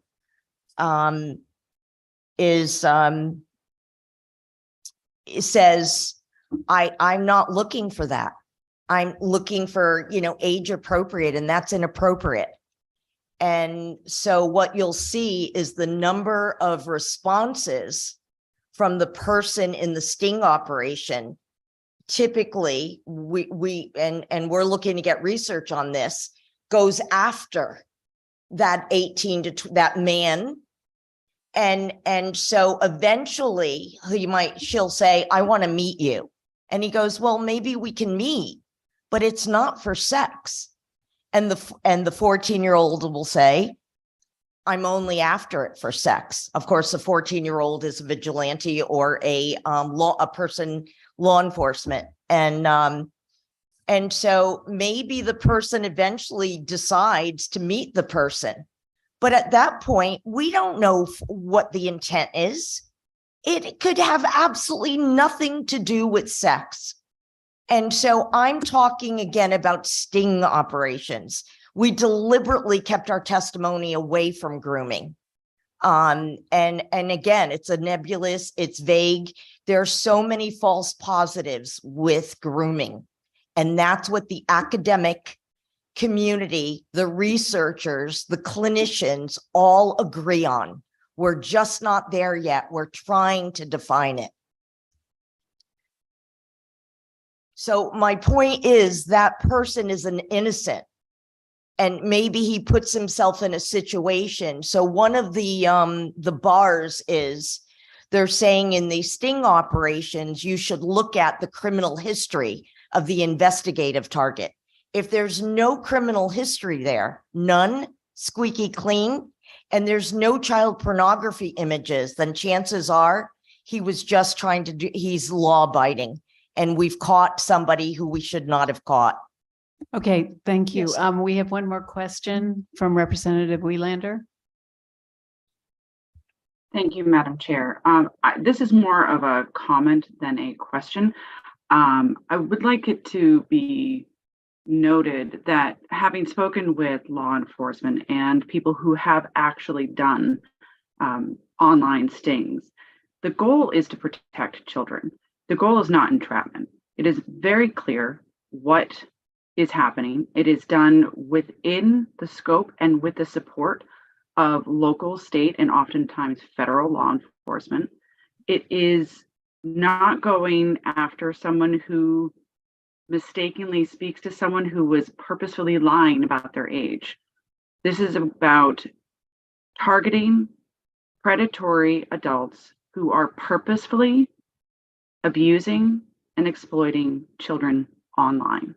And one of the biggest hurdles that we have found when looking at this type of criminal activity is that we do not have the law enforcement personnel and support systems needed within the state for adequate addressing of this very, very real concern. And as we move more and more online, we need to protect our children. We need to make sure the parents understand the threats and have those hard conversations with their kids. And I think it's really important that we address this in a way that is logical and realistic in terms of what the goal is. This goal is to partner with police to create safer communities for our children and families. And I just wanted to make that very clear. And I thank you for the time, Madam Chair. I will comment on Thank you, that. Representative Welander. Ms. Prezio, if we can just keep the comment to a shortened length because we have some other people who are still waiting and they've been waiting all day. Thank you. as I was. Thank you, Senator Mayor. This is not real prevention. And so you can fool yourself, but this is still a retributive system. A real prevention would be the education of the parents, the education of the children, early intervention when something does happen. These type of stings are going to be tremendously expensive for what they're going to bring in. They're going to bring in low-hanging fruit, and the younger ones are going to fill our jails and prisons. And the people that we're trying to target are not going to be the ones we get. And I just would like to ask Representative Wieslander who the law enforcement would be partnering with. First of all, I'd like to just take a note and say that I am not fooling myself when I say these things. This is proven action across the country that other states have been able to implement in ways that our state has not. And I am happy to have a conversation with you about this at another time and about the details. We are looking to get information about who would be partnering, and that is something that we can get into. But I think right now we can, with respect to the rest of the agenda and the speakers, I don't know if we need to get into that right now. I would just like to leave the committee with, I think that you need to open your minds and hearts to what real prevention looks like, and open to other point of views. And nationally, states may be doing this, stings or entrapment, but in some states they're actually hiring the partners of law enforcement, arresting the partners of law enforcement, who they call the vigilantes. I don't think we're getting it right. If it will be a drop in the bucket when there's much more cost-effective ways to prevent a victim. Thank you. Thank you for your testimony. Now, Hadil Majdu, and then followed with Sharon Busquet and Janice Kupi. Thank you.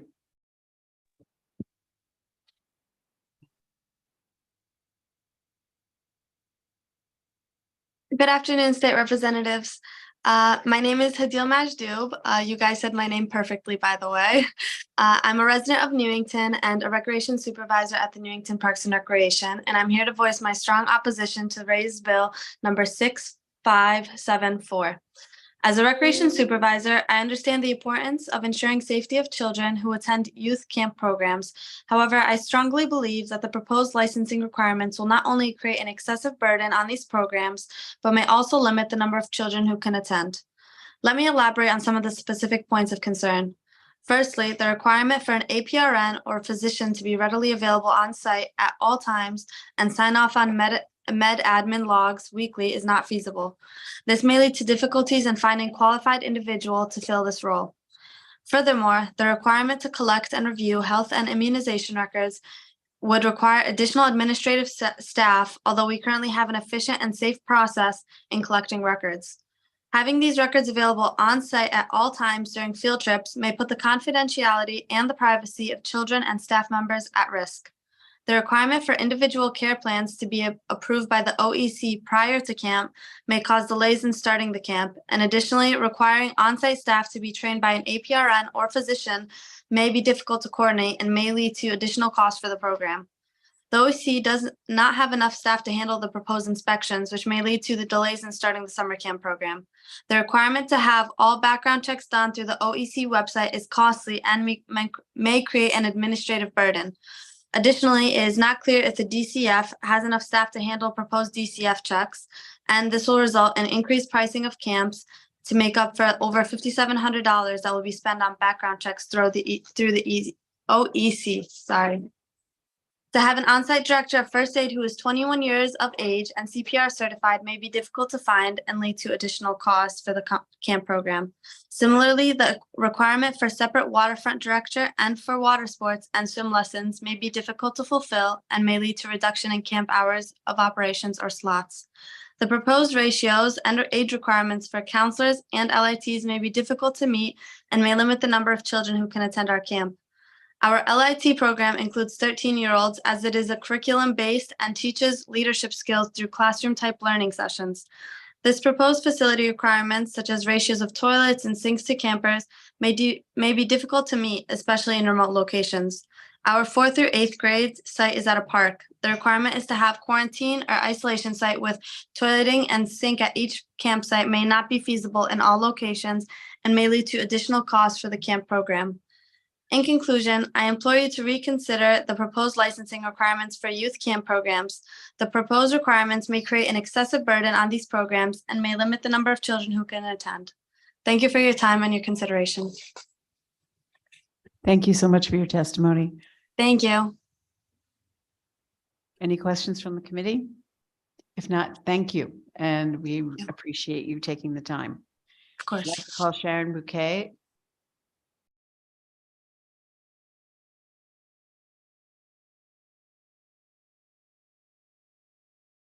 Yes, no. If not, Janice Coupy. I'm here. Welcome. Can you hear me okay? Hi, everyone. Good afternoon, Senator Maher, Representative Linehan, and members of the Committee on Children. Thank you for the opportunity to speak before you today.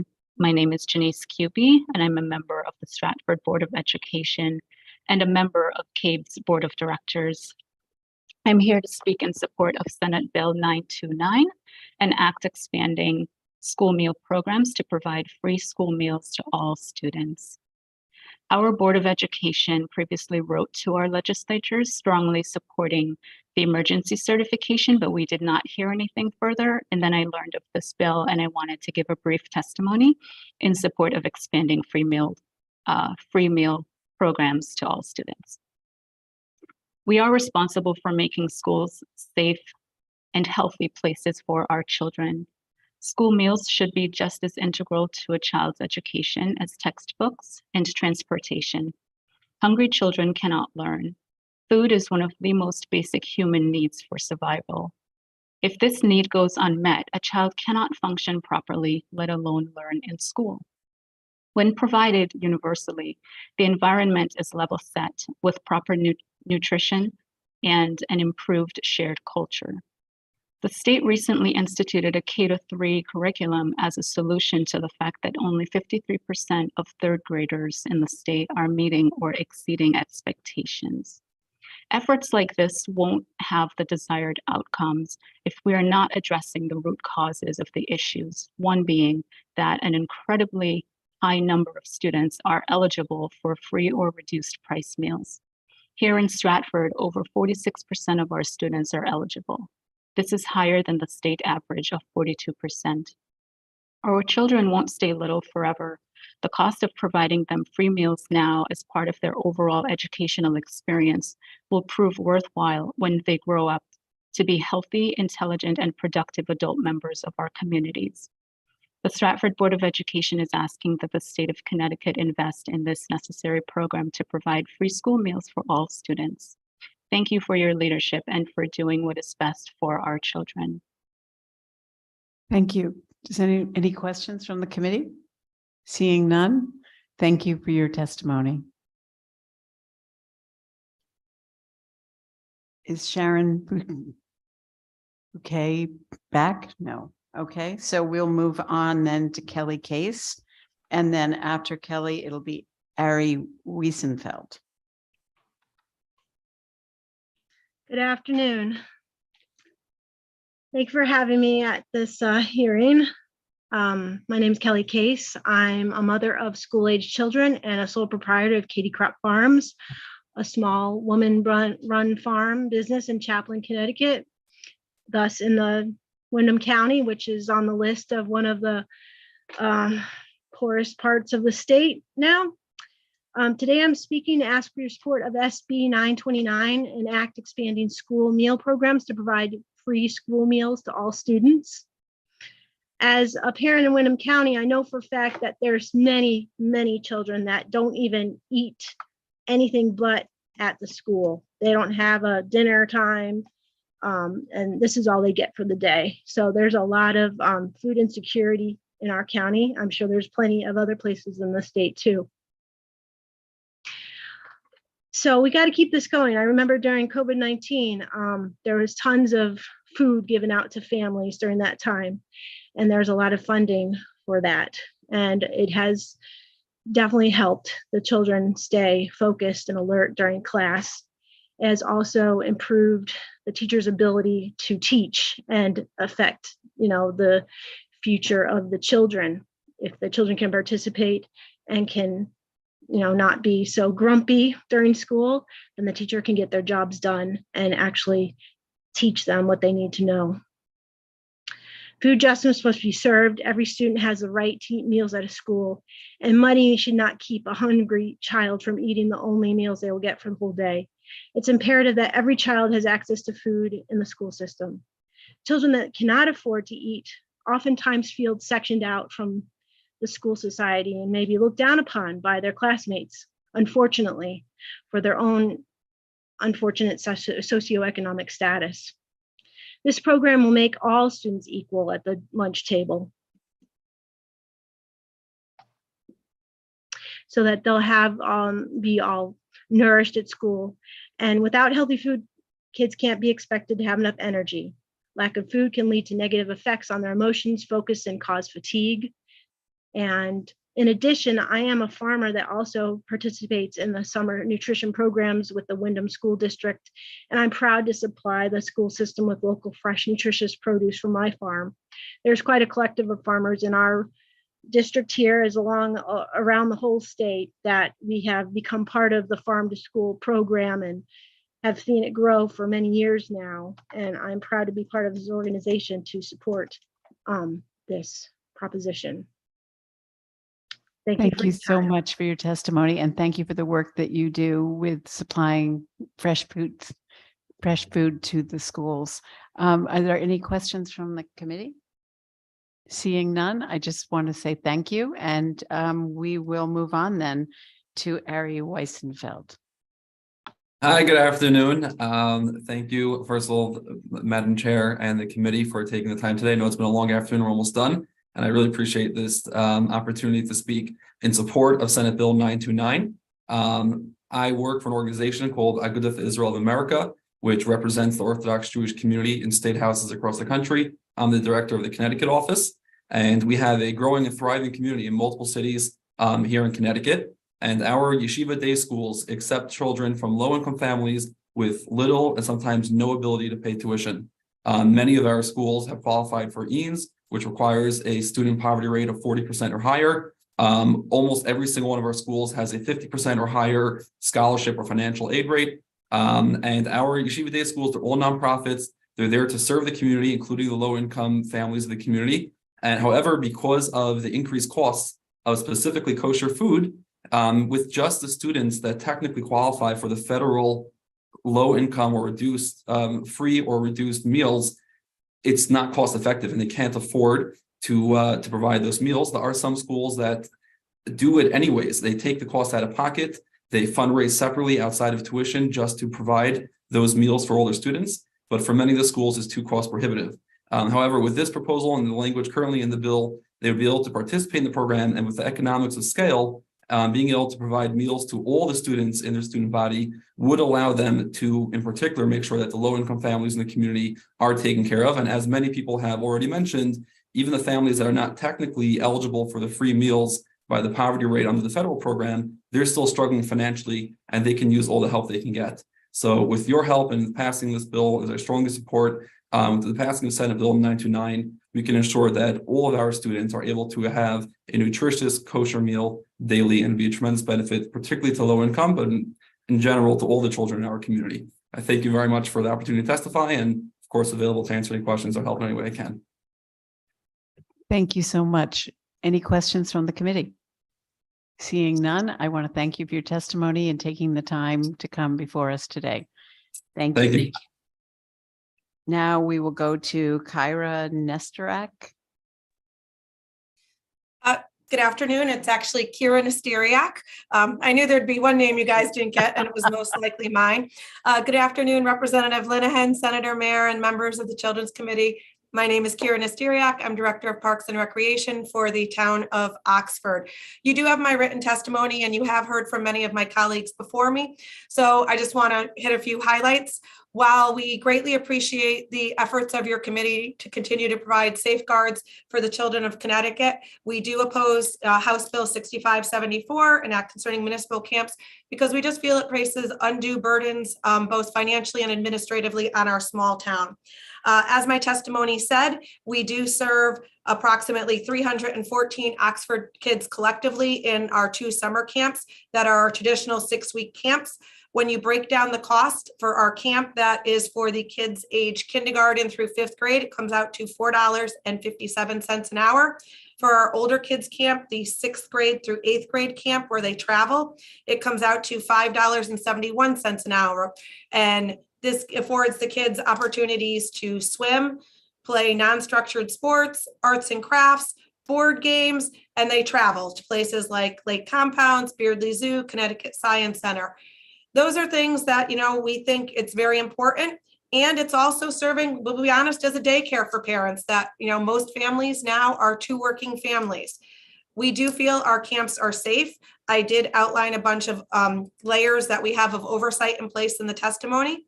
We also do training with our staff, which is first aid, CPR, inclusion, mandated reporter. We have the local police come in and talk to them about how we can make sure the kids are safe at our facilities and when they travel.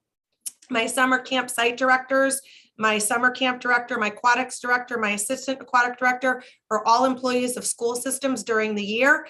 Some of them hold certifications and degrees in special education and dealing with kids with behavioral needs. When we interview our camp counselors, I tell them that the #1 priority, because people are entrusting their most precious item with us, their children, is the kids' safety. And second is to make sure kids have fun. We do the reference checks on all our camp counselors' applications. I consult with the school resource officer at the high school because most of our kids are either current or former students. We consult with the nurse who's the lead for the district to make sure our health policies mirror theirs so it's seamless for parents. The numbers over the past 2 years of the kids that come into our camp has risen dramatically. And I just fear that passage of this measure is going to require an additional cost on our part that's going to have to passed on to the campers because we're going to have no choice in the matter. I'm available for any questions, but I just thought you guys should know all the measures we have in place right now to have a camp that we feel is safe. Thank you so much for your testimony, and thank you for being so clear about all of the things you have in place. Are there any questions from the committee? Seeing none, I want to thank you again, and we will move on to Evelise Correa, and then Elizabeth Gamacorda and Chris Peterson after that.